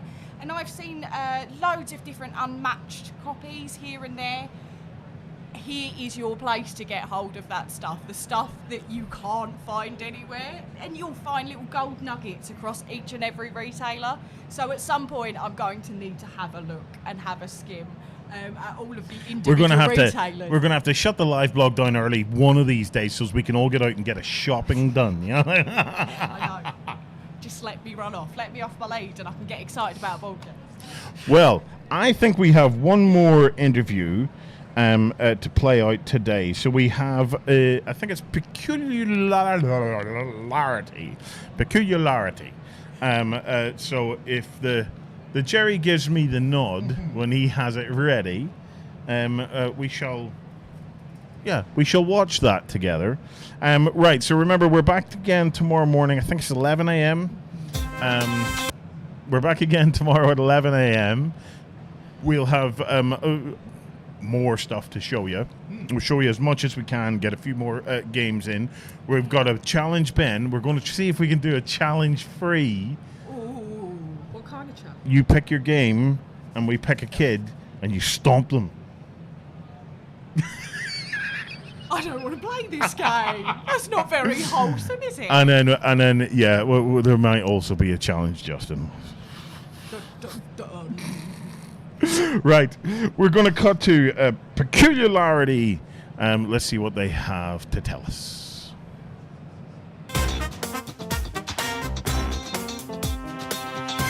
Hello everybody, we are back again at the UK Games Expo press event, and I am at Next Dimension Games and joined by Mark with an incredibly eye-catching board game. So tell me what I'm looking at here. So what we're looking at here is it's a hidden movement game based on classic 70s cop cinema. So you have one bad guy, Sniper, who is trying to complete 3 hits somewhere around the city, and we have 3 cops trying to stop him. He can gain access to buildings by getting a janitor key, so which gives him access to a rooftop, and then he can do his dastardly deed. And the 3 cops, as I say, are there to stop him. To win, he has to complete 3 hits and escape the city from one of these port locations. And they have to stop him. So they have various means at their disposal. They can assign a chopper to a given district that prevents any rooftop activity in that district. He can do things like sabotage the traffic lights in a district, making it just movement 1. So he has access to the classic San Francisco cable cars and the streetcar network, whereas the cops are in cars. So he might draw a streetcar pass, and his movement is of 3. You have an automatic movement of 3 if you're playing the Sniper.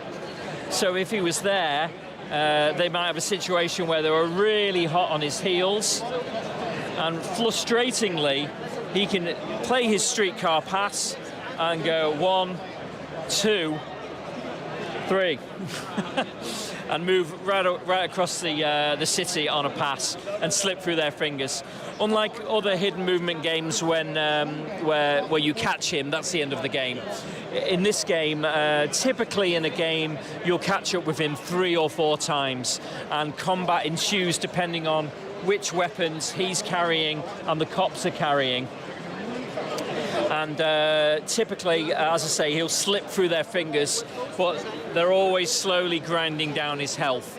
So if they can kill him before the game is out, obviously they've won. There's no player elimination for the cops. When the cops' health runs down, they have to just visit an ER. So so there's no player elimination. So it's 2 to 4 players. So one player can play all 3 cops, or you can scale it up to 4 players.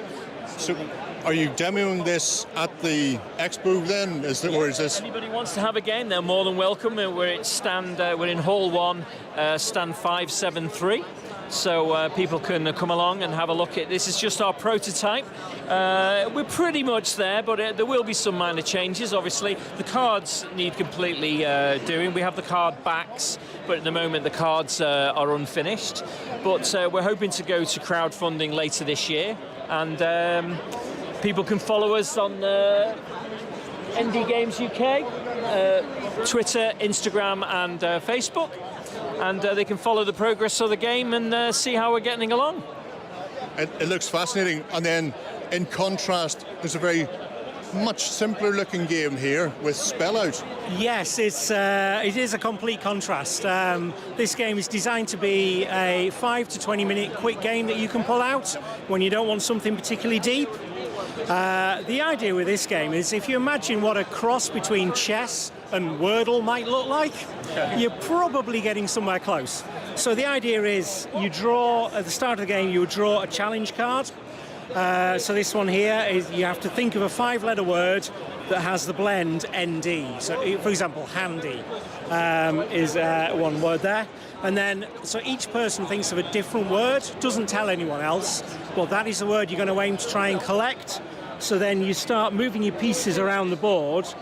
You are aiming to line up your pieces with the letters in the word that you've chosen, so that you can declare Spell Out and then move each piece onto the letter in turn that's in your word. That's not a real word, by the way, if you're watching what I've just done. And you claim that card. So the idea is, you're trying to claim as many cards as you can before your opponents do. It gets chaotic when it's 4 players, because other players, if you green here, might need the A, but if yellow's here, he can't move through the other piece, so he's got to go all the way around. So you can imagine, once there's 20 people fighting over the same, 20 pieces fighting over the same letters, you've got a lot of thinking around trying to how you're going to line up and get your words. But that's where these squares come in. So each of these bonuses, you've got a free letter, can be any letter, and you can collect the bonus token from it, but you don't win the card. So your play continues after the same card. And yeah, it's designed to be a little 5-minute quick takeaway game. One of the ideas we're having with it is, it's in a little bag that you can just throw in there, or maybe it's a little box version that we can just throw in. Okay. Sounds very cool indeed. This is also going to be crowdfunded then this year, or is this coming straight out? Yeah, we're going to look at doing look at potential crowdfunding probably later on this year again sometime, and yeah, see what we can do with it. I mean, we'd love this to be. The idea with this is it's a brilliant stocking filler, a brilliant thing that you can impulse buy, and it's not like a bigger purchase. But yeah, the idea is it's an entertaining game that you can play with all the family. It's all ages, friendly for anyone, with 2 levels of difficulty, so an easier and a harder, depending on how you want your challenge. It's also got a solo version, I should point out as well. Well, there you go, folks. If you're after 2 very unique looking games, it's worth keeping an eye for what Next Dimension Games are going to be doing later on this year. If you're at the UK Games Expo, then drop by their stand and try them out and let us know what you think below.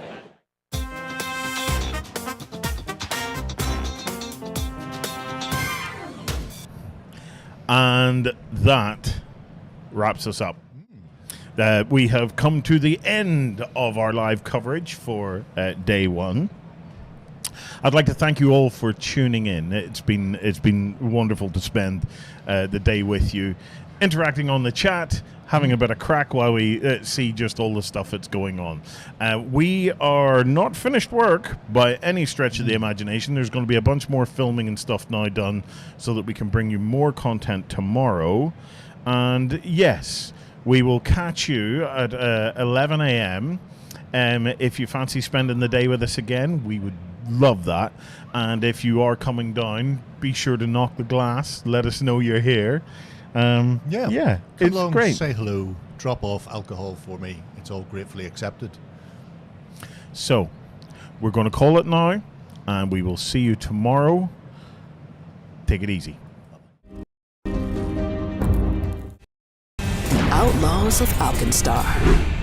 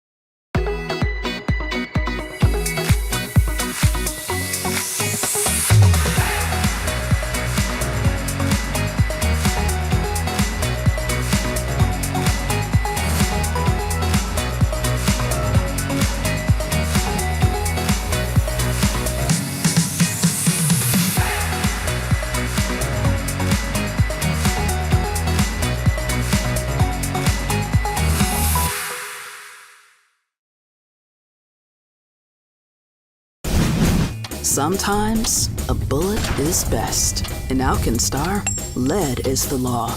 You had the misfortune of being in the wrong place at the wrong time. For that, these power brokers upended your life.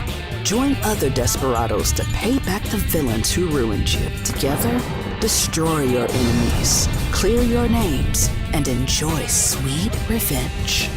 Outlaws of Alkenstar.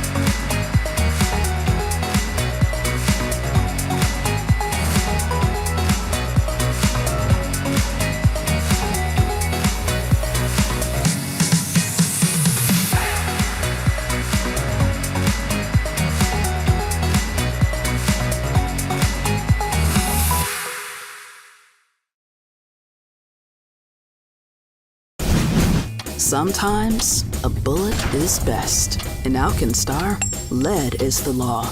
You had the misfortune of being in the wrong place at the wrong time. For that, these power brokers upended your life. Join other desperados to pay back the villains who ruined you. Together, destroy your enemies, clear your names, and enjoy sweet revenge. The Outlaws of Alkenstar.